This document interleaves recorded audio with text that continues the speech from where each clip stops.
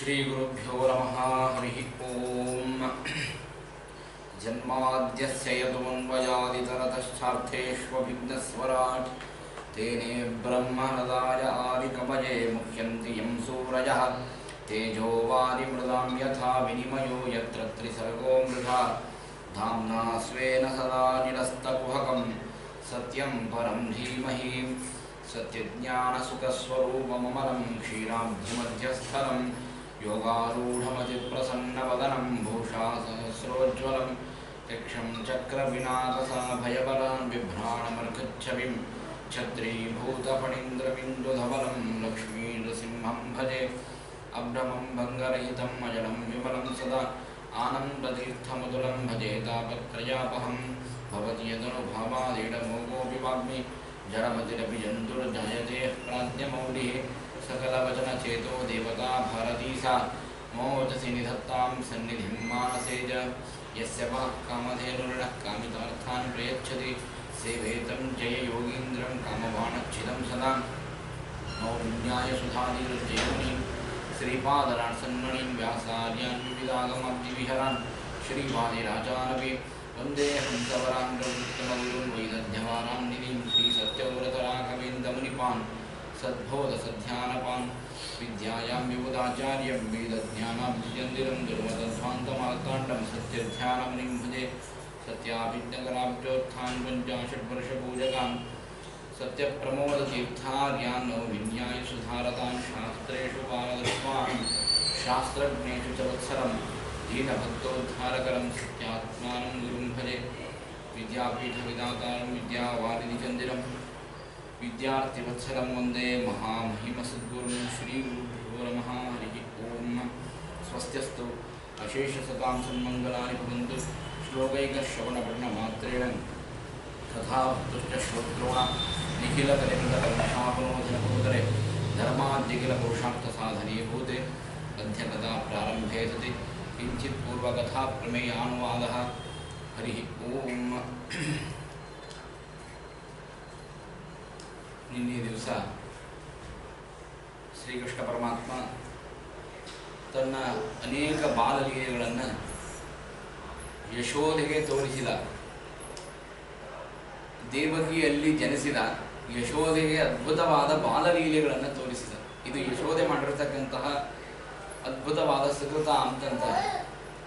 ಏನು ಪುಣ್ಯವ ಮಾಡಿದಳು ಯಶೋಧೆ, ಶ್ರೀಕೃಷ್ಣನನ್ನು ಮಗನೆಂದು ತಿಳಿದು ಎಂಥ ಅದ್ಭುತವಾಗಿರತಕ್ಕಂತಹ ಆ ಭಗವಂತ, ಜಗದೊಡೆಯನಾಗಿರತಕ್ಕಂತಹ ಭಗವಂತ ಮನೆಯಲ್ಲಿ ಬಂದು ನೆಲೆಸಿ ಆ ಯಶೋಧೆ ಹೇಗೆ ಹೇಳ್ತಾಳೋ ಹಾಗೆ ಕೇಳಿ ಎಲ್ಲ ಆ ಬಾಲಕ್ರೀಡೆಗಳನ್ನು ಅದ್ಭುತವಾಗಿ ಯಶೋಧೆಗೆ ಚೆನ್ನಾಗಿ ಭಗವಂತ ತೋರಿಸಿದ್ದಾನೆ.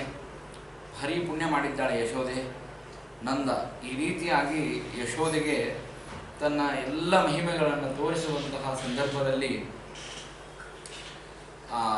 ತನ್ನ ತೊಡಿ ಮೇಲೆ ಕೃಷ್ಣನನ್ನು ಮಲಗಿಸಿಕೊಂಡಾಗ ಹಾಲಿನ ಒಂದು ಒಲೆ ಮೇಲೆ ಹಾಲಿಟ್ಟಿದ್ದೇನೆ ಅಂತನ್ನುವಂತಹ ಒಂದು ವಿಷಯಕ್ಕೆ ಒಳಗಾಗಿ ಹಾಲನ್ನು ನೋಡುವುದಕ್ಕಾಗಿ ಹೋದಾಗ ಇಲ್ಲಿ ಕೃಷ್ಣ ಪರಮಾತ್ಮ ಏನು ಮಾಡಿದ ಅಂತಂದರೆ, ದೊಡ್ಡದಾಗಿರತಕ್ಕಂತಹ ಬೆಣ್ಣೆಯ ಗಡಿಗೆ ಇತ್ತು. ಆ ಬೆಣ್ಣೆ ಗಡಿಗೆಗೆ ತಾನು ಕಲ್ಲನ್ನು ಎಸೆದು ಸಮಸ್ತವಾದಂತಹ ಗಡಿಗೆಯನ್ನೇ ಧ್ವಂಸ ಮಾಡಿಬಿಟ್ಟಿದ್ದಾನೆ. ಧ್ವಂಸ ಮಾಡಿದಾಗ ಅಲ್ಲಿರ್ತಕ್ಕಂತಹ ಎಲ್ಲ ಬೆಣ್ಣೆಯ ನಡುವೆ ತಾನು ಕೂತು ಆ ಬೆಣ್ಣೆಯನ್ನು ಸವಿತಾ ಇದ್ದಾನೆ. ನೋಡಿದ ಆ ಯಶೋಧಾದೇವಿ ಬಂದಿದ್ದಾಳೆ, ಕೃಷ್ಣನನ್ನು ನೋಡಿದ್ದು. ಮೊದಲಿಗೆ ಒಂದ್ಸಲ ನಕ್ಕಳು, ಏನು ಅದ್ಭುತವಾಗಿರತಕ್ಕಂತಹ ಕಾರ್ಯವನ್ನು ಮಾಡ್ತಾನೆ ನನ್ನ ಮಗ ಅಂತ ಹೇಳಿ ಆ ಯಶೋಧಾದೇವಿ ಕೃಷ್ಣನನ್ನು ನೋಡಿ ನಕ್ಕ ಮೇಲೆ ಅವನನ್ನು ಹಿಡಿಬೇಕು, ಹೊಡಿಬೇಕು ಅಂತ ಹೇಳಿ ಬೆದರಿಸಬೇಕು ಅಂತ ಹೇಳಿ ಹೋದಾಗ ಕೃಷ್ಣ ಬಹಳ ಗಡಗಡೆ ಅಂತ ಹೇಳಿ ನಡಗಿ ತಾನು ಒಂದು ಕಡೆಗೆ ನಿಂತಿದ್ದಾನೆ. ಆಗ ಯಶೋಧಾದೇವಿ ಉತ್ತಮವಾಗಿರತಕ್ಕಂತಹ ಧಾಮದಿಂದಾಗಿ ಅವನ ಉದರವನ್ನು ಚೆನ್ನಾಗಿ ಬಂಧಿಸಬೇಕು. ಹಾಗಾಗಿ ಅವನಿಗೆ ದಾಮೋದರ ಅಂತ ಕರೀತಾರೆ. ಕೃಷ್ಣನಿಗೆ ದಾಮೋದರ ಅಂತ ಎದಕ್ಕೆ ಕರೀತಾರೆ ಅಂದರೆ, ಕೃಷ್ಣನ ಉದರವನ್ನು ದಾಮದಿಂದಾಗಿ ಕಟ್ಟಬೇಕು ಅಂತ ವಿಚಾರ ಮಾಡಿದ್ದು, ಆದ್ದರಿಂದಾಗಿ ಅವನಿಗೆ ದಾಮೋದರ ಅಂತ. ಇನ್ನೊಂದು ಉದರ ಅಂದ ಹೊಟ್ಟೆ, ಆ ಹೊಟ್ಟೆಯಲ್ಲಿ ಬಂಧನ ಇಲ್ಲದೆ ಇರತಕ್ಕಂತಹ ಮುಕ್ತರನ್ನು ಧಾರಣೆ ಮಾಡಿದ್ದಾನೆ, ಆದ್ದರಿಂದಲೂ ಅವನಿಗೆ ದಾಮೋದರ ಅಂತ ಕರೀತಾರೆ. ಅಂತಹ ಭಗವಂತ ಆ ರೀತಿಯಾಗಿ ಬಂಧನವನ್ನು ಮಾಡಿಸಿಕೊಳ್ಳುವಾಗ ಎರಡು ಹೊಟ್ಟೆ ಯಾವಾಗಲೂ ಕಡಿಮೆ ಬೀಳುತ್ತಿತ್ತು. ವೈರಾಗ್ಯ ಹಾಗೂ ಜ್ಞಾನದ ಸೂಚನೆಯನ್ನು ಭಗವಂತ ಕೊಟ್ಟ. ಇವೆರಡೂ ಪರಿಪೂರ್ಣವಾದಾಗ ನಾನು ಕಟ್ಟಿಸಿಕೊಡುತ್ತೇನೆ ಅಂತಂದಾಗ ಆಗ ಮತ್ತೆ ಆ ಧಾಮದಿಂದಾಗಿ ಭಗವಂತ ಕಟ್ಟಿಸಿಕೊಂಡಿದ್ದಾನೆ. ಆ ಭಕ್ತಿಗೆ ಮೆಚ್ಚಿ ಯಶೋದ ಆ ಕೃಷ್ಣನನ್ನು ಕಟ್ಟಿದ್ದಾಳೆ. ಕಟ್ಟಿದ್ರೆ ಇಷ್ಟಕ್ಕೆ ಬಿಡ್ತಾನೆ ಆ ಕೃಷ್ಣ. ಈಗ ಇವತ್ತಿನ ಕಥಾ ಪ್ರಾರಂಭವಾಗ್ತದೆ. ಆಗ ಕೃಷ್ಣ ಏನು ಮಾಡಿದ ಅಂತಂದ್ರೆ ಹೇಳ್ತಾರೆ, ಕೃಷ್ಣ ಏನು ಮಾಡ್ತಾನೆ ಅಂತಂದ್ರೆ, ಆ ಒರಳಿನ ಕಲ್ಲಿಗೆ ಕಟ್ಟಿರ್ತಾರೆ ಕೃಷ್ಣನನ್ನ, ಪುಟ್ಟ ಕೂಸದು, ಅಂತಹ ಕೂಸು ಒರಳು ಕಲ್ಲಿಗೆ ಕಟ್ಟಿದ್ರೆ ಅಳೆಯಾಡಲಿಕ್ಕೆ ಸಾಧ್ಯ ಇಲ್ಲ ಅಂತ ಈ ರೀತಿಯಾಗಿ ನಾವು ತಿಳ್ಕೊಂಡೇವೆ. ಆದರೆ ಅವನಿಗೆ ಅನಂತ ಶಕ್ತಿ ಉಳ್ಳಂತಹ ಭಗವಂತನಿಗೆ ಈ ಒರಳು ಕಲ್ಲು ಸಾಮಾನ್ಯವಾಗಿರತಕ್ಕಂಥದ್ದು. ಭಗವಂತ ಏನು ಮಾಡಿದ, ಸಣ್ಣ ಕಾರ್ಯವನ್ನು ಕೂಡ ಒಂದು ಅದ್ಭುತವಾಗಿರತಕ್ಕಂತಹ ಮಹಿಮೆಯನ್ನೇ ಭಗವಂತ ತೋರಿಸ್ತಾನೆ. ಆ ಒರಳು ಕಲ್ಲನ್ನ ಕಟ್ಟಿರ್ತಕ್ಕಂತಹ ಏನು ಹಗ್ಗ ಇತ್ತೋ ಅದನ್ನು ಎಳಿತಾ ಎಳಿತಾ ಎಳಿತಾ ಹೋಗ್ತಾ ಇದ್ದಾನೆ. ವಾದಿರಾಜರು ಇಲ್ಲೊಂದು ಕಲ್ಪನೆಯನ್ನು ಮಾಡ್ತಾರೆ. ಏನು ಮಾಡಿದ, ಆ ಒರಳು ಕಲ್ಲಿಗೆ ಹಗ್ಗವನ್ನು ಕಟ್ಟಿದ್ರು, ಅದನ್ನ ಕೃಷ್ಣನಿಗೂ ಕಟ್ಟಿದ್ರು. ಇದೇನು ಹಗ್ಗ ಇದೆಯಲ್ಲ, ಈ ಹಗ್ಗ ಇದು ಭಕ್ತಿಯ ಸಂಕೇತ ಅಂತ ಕರೀತಾರೆ. ಈ ಭಕ್ತಿಯ ಸಂಕೇತವಾಗಿರ್ತಕ್ಕಂಥದ್ದು ಹಗ್ಗ. ಇದು ಒರಳು ಕಲ್ಲು ಏನಿದೆಯಲ್ಲ, ಇದು ಒಬ್ಬ ಜೀವ.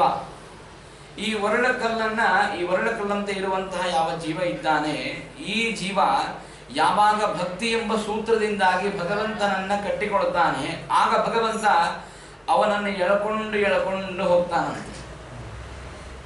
ಹೋಗಿ ಏನ್ ಮಾಡಿದ ಅಂತ ಕೇಳಿದ್ರೆ, ಅಲ್ಲಿ ಯಮಲಾರ್ಜುನ ಅಂತ ಹೇಳಿ ಎರಡು ವೃಕ್ಷಗಳು, ಅದ್ಭುತವಾಗಿರತಕ್ಕಂತಹ ದಟ್ಟದಾಗಿ ಬೆಳೆದ ನಿಂತಹ ಗೋಕುಲದಲ್ಲಿ ಎರಡು ವೃಕ್ಷಗಳಿದ್ದು, ಅದನ್ನು ನೋಡಿದ ಕೃಷ್ಣ. ಆ ಎರಡೂ ವೃಕ್ಷಗಳ ಮಧ್ಯದಲ್ಲಿ ಈ ಒರಳುಕಲ್ಲನ್ನು ತೆಗೆದುಕೊಂಡು ಹೋಗಬೇಕು ಅಂತ ಹೇಳಿ, ಎಂತಹ ಒರಳುಕಲ್ಲು, ಅದನ್ನು ತೆಗೆದುಕೊಂಡು ಹೋಗ್ತಾ ಇದ್ದಾನೆ. ಎರಡೂ ವೃಕ್ಷಗಳು ಒರಳುಕಲ್ಲಿನ ಮಧ್ಯದಲ್ಲಿ ಹೋದಾಗ ಎರಡೂ ವೃಕ್ಷಗಳು ಸೀಳಿ ಹೋಗಿವೆ. ದೊಡ್ಡದಾಗಿರ್ತಕ್ಕಂತಹ ಸ್ಫೋಟಕವಾದ ಧ್ವನಿ ಹೊರಗಡೆ ಬಂದಿದೆ, ಶಬ್ದ ಬಂದಿದೆ. ಎಲ್ಲರೂ ಗಾಬರಿ ಆಗಿದ್ದಾರೆ. ಅಲ್ಲೇ ಇರುವಂತಹ ಕೃಷ್ಣನ ಸ್ನೇಹಿತರು ಹಾಗೂ ಗೋಪಾಲಕರು ಎಲ್ಲರೂ ಹೇಳಿದ್ದಾರೆ, ಇದನ್ನು ಮಾಡಿರ್ತಕ್ಕಂಥವನು ಸಾಕ್ಷಾತ್ ಕೃಷ್ಣ ಪರಮಾತ್ಮ. ಎಲ್ಲರೂ ಗಾಬರಿ ಆದರು. ಆದರೆ ಕೃಷ್ಣ ಪರಮಾತ್ಮ ಯಾಕೆ ಈ ರೀತಿಯಾಗಿ ಮಾಡಿದ ಅಂತಂದ್ರೆ, ಒಳಗಡೆ ನಲಕೂಬರ ಹಾಗೂ ಮಣಿಗ್ರೀವರಿದ್ದರು. ಅವ್ರು ಏನ್ ಮಾಡಿದ್ರು ಅಂತಂದ್ರೆ, ಭಾರೀ ಸಂಪತ್ತು, ಕುಬೇರನ ಮಕ್ಕಳು. ಸಾಮಾನ್ಯವಾಗಿ ಶ್ರೀಮಂತರ ಮಕ್ಕಳೇ ಮದೋನ್ಮತ್ತರಾಗಿರ್ತಾರೆ ಅಂತಂದ್ಮೇಲೆ ಅವರು ಕುಬೇರನ ಮಕ್ಕಳ್ರಿ. ಮತ್ತೆ ಕುಬೇರನಿಗೆ ಸ್ವಯಂ ಆ ಲಕ್ಷ್ಮೀದೇವಿ ಬರೆದು ಬಂದಿದ್ದಾಳೆ ಅಂತಂದ ಮೇಲೆ ಕುಬೇರನ ಮಕ್ಕಳಾಗಿರ್ತಕ್ಕಂತಹ ನಲಕೂಬರ ಮಣಿಗ್ರೀವರು ಯಕ್ಷರು. ಆ ಯಕ್ಷರು ಮದೋನ್ಮತ್ತರಾಗಿ ಗಂಗಾದೇವಿಯ ಜಟೆಯಲ್ಲಿ ವಿಹಾರವನ್ನು ಮಾಡ್ತಾ ಇರ್ತಾರೆ. ಇದನ್ನು ನೋಡಿದ ನಾರದರು ಏನ್ ಮಾಡ್ತಾರೆ ಅಂದ್ರೆ ಶಾಪವನ್ನು ಕೊಡ್ತಾರೆ. ಅಸತಶ್ರೀ ಮಧಾಂಧಸ್ಯ ದಾರಿದ್ರ್ಯ ಪರಮಾಂಜನಂ. ಯಾರು ಆ ಸಂಪತ್ತಿನಿಂದಾಗಿ ಕುರುಡನಾಗಿದ್ದಾನೆ, ಕಣ್ಣಿದ್ದು ಕೆಲವು ಸಲ ಕುರುಡನಾಗ್ತಾರೆ. ಯಾವಾಗ ಸಂಪತ್ತಿನ ಮದ ಬಂದಾಗ, ಸಂಪತ್ತು ಯಾವಾಗ ಮನುಷ್ಯನಿಗೆ ದೊರಕುತ್ತದೆ ಆಗ ಗುರುಗಳನ್ನ, ಹಿರಿಯರನ್ನ ಯಾರನ್ನೂ ನೋಡೋದಿಲ್ಲ, ಎಲ್ಲರನ್ನೂ ಕೇವಲರನ್ನಾಗಿ ನೋಡಿ ನಾನು ಭಾರಿ ಅಂತ ತಿಳಿತಾನೆ. ಆ ರೀತಿಯಾಗಿ ತಿಳಿದಂತಹ ಅಸತಶ್ರೀ ಮದಾಂಧಸ್ಯ ದಾರಿದ್ರ್ಯ ಪರಮಾಂಜನಂ. ನೀವು ಈ ರೀತಿಯಾಗಿ ಮದೋನ್ಮತ್ತರಾಗಿ ವರ್ತನೆಯನ್ನು ಮಾಡ್ತಾ ಇದ್ದೀರಿ ಅಂತ ಅನ್ನುವುದಕ್ಕಾಗಿ ನಾರದರು ಶಾಪವನ್ನು ಕೊಡುತ್ತಾರೆ. ಇಬ್ಬರಿಗೂ, ಆ ನಳಕೂಬರ ಮಣಿಗ್ರೀವರಿಗೆ ಶಾಪವನ್ನು ಕೊಡುತ್ತಾರೆ. ನೀವು ಈಗ ಹೇಗೆ ನಗ್ನರಾಗಿ ಗಂಗಾದೇವಿಯ ತಟೆಯಲ್ಲಿ ನೀವು ವಿಹಾರವನ್ನು ಮಾಡ್ತಾ ಇದ್ದೀರಿ, ಈ ರೀತಿಯಾಗಿ ಮಾಡಿದ್ದಕ್ಕಾಗಿ ನೀವು ವೃಕ್ಷರಾಗ್ರಿ ಅಂತ ಶಾಪವನ್ನು ಕೊಡುತ್ತಾರೆ. ಇದರಲ್ಲಿ ದೈತ್ಯರ ಪ್ರವೇಶವೂ ಇದೆ. ಧ್ವನಿ ಮತ್ತು ಚಮು ಎನ್ನುವಂತಹ ಇಬ್ಬರು ದೈತ್ಯರಿದ್ದರು ಅಂತ ಹೇಳ್ತಾರೆ. ಆ ವೃಕ್ಷದಲ್ಲಿ ದೈತ್ಯರ ಪ್ರವೇಶವೂ ಇತ್ತು ಅಂತ. ಆ ರೀತಿ ವೃಕ್ಷರಾಗಿ ನಿಂತಿದ್ದಾರೆ. ಆಗ ಅವ್ರು ಕೇಳ್ತಾರೆ, ಸ್ವಾಮಿ ಇದಕ್ಕೆ ವಿಶಾಪವನ್ನು ಹೇಳಬೇಕಲ್ಲ ಅಂತ ಕೇಳಿದ್ರೆ ಅದಕ್ಕೆ ಹೇಳ್ತಾರೆ, ವರಾದ್ವಿರೋಧೋಪಿ ಕೃತಂ ಮಹಾತ್ಮಭಿಹಿ. ಮಹಾತ್ಮರ ಜೊತೆಗೆ ವಿರೋಧವನ್ನ ಮಾಡಿದರೂ ಕೂಡ ಅದು ವರಕ್ಕೆ ಸಮಾನ ಅಂತ. ಅಂದ್ರೆ ಸಜ್ಜನರ ಜೊತೆಗೆ ಮಾಡಿದರೆ ಸಜ್ಜನರ ಜೊತೆಗೆ ದ್ರೋಹವನ್ನ ಮಾಡ್ರಿ, ಮಾಡಿದರೆ ಸಜ್ಜನರ ಜೊತೆಗೆ ಸ್ನೇಹವನ್ನ ಮಾಡ್ರಿ, ಮಾಡಿದರೆ ದ್ವೇಷವನ್ನ ಸಜ್ಜನರಲ್ಲಿ ಮಾಡ್ರಿ, ದುರ್ಜನರ ಸಂಘವನ್ನೂ ಮಾಡಬೇಡ್ರಿ ಅಂತ ಹೇಳ್ತಾರೆ. ಎಂತಹ ಅದ್ಭುತ ಅಂದ್ರೆ, ನಾರದರು ಏನು ಶಾಪವನ್ನು ಕೊಟ್ಟರೋ ಆ ಶಾಪ ಕೃಷ್ಣನ ದರ್ಶನವನ್ನ ಮಾಡಿಕೊಳ್ಳಿಕ್ಕೆ ಇವರಿಗದು ವರವಾಯಿತು ಅಂತಂತಾರೆ. ಎಂತಹ ಅದ್ಭುತ ನೋಡ್ರಿ. ಅಲ್ಲೇ ಇದ್ದಾಗ ನಾರದರು ಶಾಪ ಕೊಟ್ಟಿದ್ದಿಲ್ಲ ಅಂತ ಆದ್ರೆ, ಆ ಶಾಪದ ಸ್ವೀಕಾರ ಇವರು ಮಾಡಿದ್ದಿಲ್ಲ ಅಂದ್ರೆ ಕೃಷ್ಣನ ದರ್ಶನ ಇವರಿಗೆ ಆಗ್ತಾ ಇದ್ದಿದ್ದಿಲ್ಲ. ಆ ಶಾಪದ ಸ್ವೀಕಾರವನ್ನು ಮಾಡಿದ್ದಕ್ಕಾಗಿ ಕೃಷ್ಣನ ದರ್ಶನವಾಗ್ತದೆ ಇವರಿಗೆ. ಅವ್ರು ಹೇಳ್ತಾರೆ, ಯಾವಾಗ ಕೃಷ್ಣ ಬಂದು ಉಲೂಖರದಿಂದಾಗಿ ನಿಮ್ಮ ವೃಕ್ಷಗಳನ್ನ ಛೇದನೆ ಮಾಡ್ತಾನೆ, ಆಗ ನಿಮ್ಮ ಸಂಪೂರ್ಣವಾದ ಶಾಪ ಇದು ಮುಕ್ತವಾಗ್ತದೆ ಅಂತ ನಾರದರು ಹೇಳ್ತಾರೆ. ಆ ನಾರದ ಮಾತಿನಿಂದಾಗಿ ಅವರಿಬ್ಬರೂ ಕೂಡ ಆ ವೃಕ್ಷದಿಂದಾಗಿ ಹೊರಗಡೆ ಬಂದಿದ್ದಾರೆ. ಬಂದು ಪ್ರಾರ್ಥನೆಯನ್ನು ಮಾಡ್ತಾರೆ. ಏನು ಅದ್ಭುತವಾಗಿರ್ತಕ್ಕಂತಹ ಪ್ರಾರ್ಥನೆ ಹೇಳ್ತಾರೆ. ವಾಣಿ ಗುಣಕಥಾ ವಾಣಿ ಗುಣಾನುಕಥನೆ ಶ್ರವಣೋ ಕಥಯಾಂ ಹಸ್ತೌ ಚ ಕರ್ಮಸು ಮನಸ್ತವ ಪಾದಯೋರ್ನವು. ಅವ್ರು ಹೇಳ್ತಾರೆ, ನಮ್ಮ ವಾಣಿ ಏನಿದೆ, ಅವರಿಬ್ಬರು ಆ ಭಗವಂತ ಹತ್ರ ಬಂದು ಪ್ರಾರ್ಥನೆಯನ್ನು ಮಾಡ್ತಾರೆ. ವಾಣಿ ಗುಣಾನುಕಥನೆ ಶ್ರವಣೌ ಕಥಾಯಾಂ.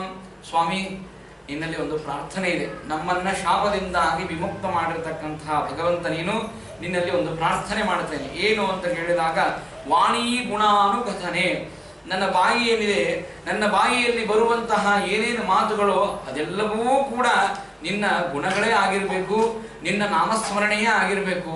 ನನ್ನ ಬಾಯಿಯಿಂದಾಗಿ ಮತ್ತೆ ಬೇರೆ ಯಾವ ಶಬ್ದಗಳು ಬರಬಾರದು. ಬಂದರೆ ನಿನ್ನ ಗುಣಗಾನವನ್ನೇ ನನ್ನ ಬಾಯಿಯಿಂದ ನಾನು ಮಾಡಬೇಕು. ಯಾಕಂದ್ರೆ ಅನೇಕ ಅಪರಾಧಗಳನ್ನು ಮಾಡ್ತೇವೆ. ಎಲ್ಲ ಪಾಪಗಳಿಗೆ ಪ್ರಾಯಶ್ಚಿತ್ತವನ್ನು ನೋಡ್ತಾ ಹೋದಾಗ ಯಾವ ಪಾಪಗಳಿಗೆ ಸರಿಯಾದ ಪ್ರಾಯಶ್ಚಿತ್ತ ಇಲ್ಲ. ಪ್ರಾಯಶ್ಚಿತ್ತವನ್ನು ಮಾಡಿಕೊಂಡ್ರೂ ಕೂಡ ಪಾಪ ಹಾಗೆ ಉಳಿಯುತ್ತದೆ. ಆದರೆ ಭಗವಂತನ ನಾಮಸ್ಮರಣೆ, ಭಗವಂತನ ಗುಣಗಾನವನ್ನು ಮಾಡಿದರೆ ಯಾವ ಪಾಪಗಳು ಉಳಿಯೋದಿಲ್ಲ ಅಂತ ಹೇಳ್ತಾರೆ. ಹಾಗಾಗಿ ಪ್ರಾರ್ಥನೆಯನ್ನು ಮಾಡ್ತಾರೆ. ವಾಣಿ ಗುಣಾನುಕಥನೆ, ನಾನು ನಿನ್ನ ಅಖಂಡವಾಗಿರತಕ್ಕಂತಹ ಗುಣಾನುಕಥನದಲ್ಲಿಯೇ ನನ್ನ ಮಾತನ್ನ ತೊಡಗಿಸಬೇಕು. ಶ್ರವಣೌ ಕಥಾಯಾಮ್, ನನ್ನ ಕಿವಿ ಏನಿದೆ ಅದು ಅಖಂಡವಾಗಿ ನಿನ್ನ ಕಥೆಯನ್ನ ಕೇಳುವುದರಲ್ಲಿಯೇ ಮಗ್ನವಾಗಿರಬೇಕು. ವೇದಾಂತದ ಆ ಶ್ರವಣವನ್ನು ಮಾಡುವುದರಲ್ಲಿ, ಭಾಗವತಾದಿ ಶಾಸ್ತ್ರಗಳ ಶ್ರವಣವನ್ನು ಮಾಡುವುದರಲ್ಲಿ ನನ್ನ ಕಿವಿ ಇದು ಮಗ್ನವಾಗಬೇಕು.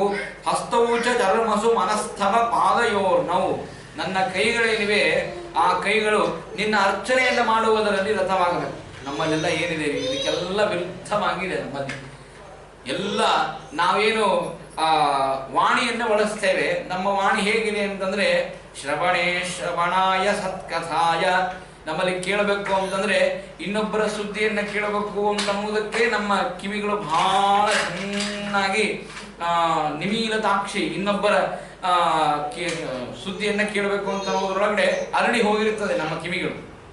ಆಮೇಲೆ ವಾಣಿ ಅಂತಂದ್ರೆ ಇನ್ನೊಬ್ಬರನ್ನ ಬೈಲಿಕ್ಕೆ ವಾಣಿ ಚೆನ್ನಾಗಿ ತಯಾರಾಗಿರುತ್ತದೆ, ಇನ್ನೊಬ್ಬರ ಸುದ್ದಿಯನ್ನು ಹೇಳಲಿಕ್ಕೂ ವಾಣಿ ಚೆನ್ನಾಗಿ ತಯಾರಾಗಿರುತ್ತದೆ. ಈ ರೀತಿಯಾಗಿ ನಮ್ಮ ಪರಿಸ್ಥಿತಿ ಇದೆ.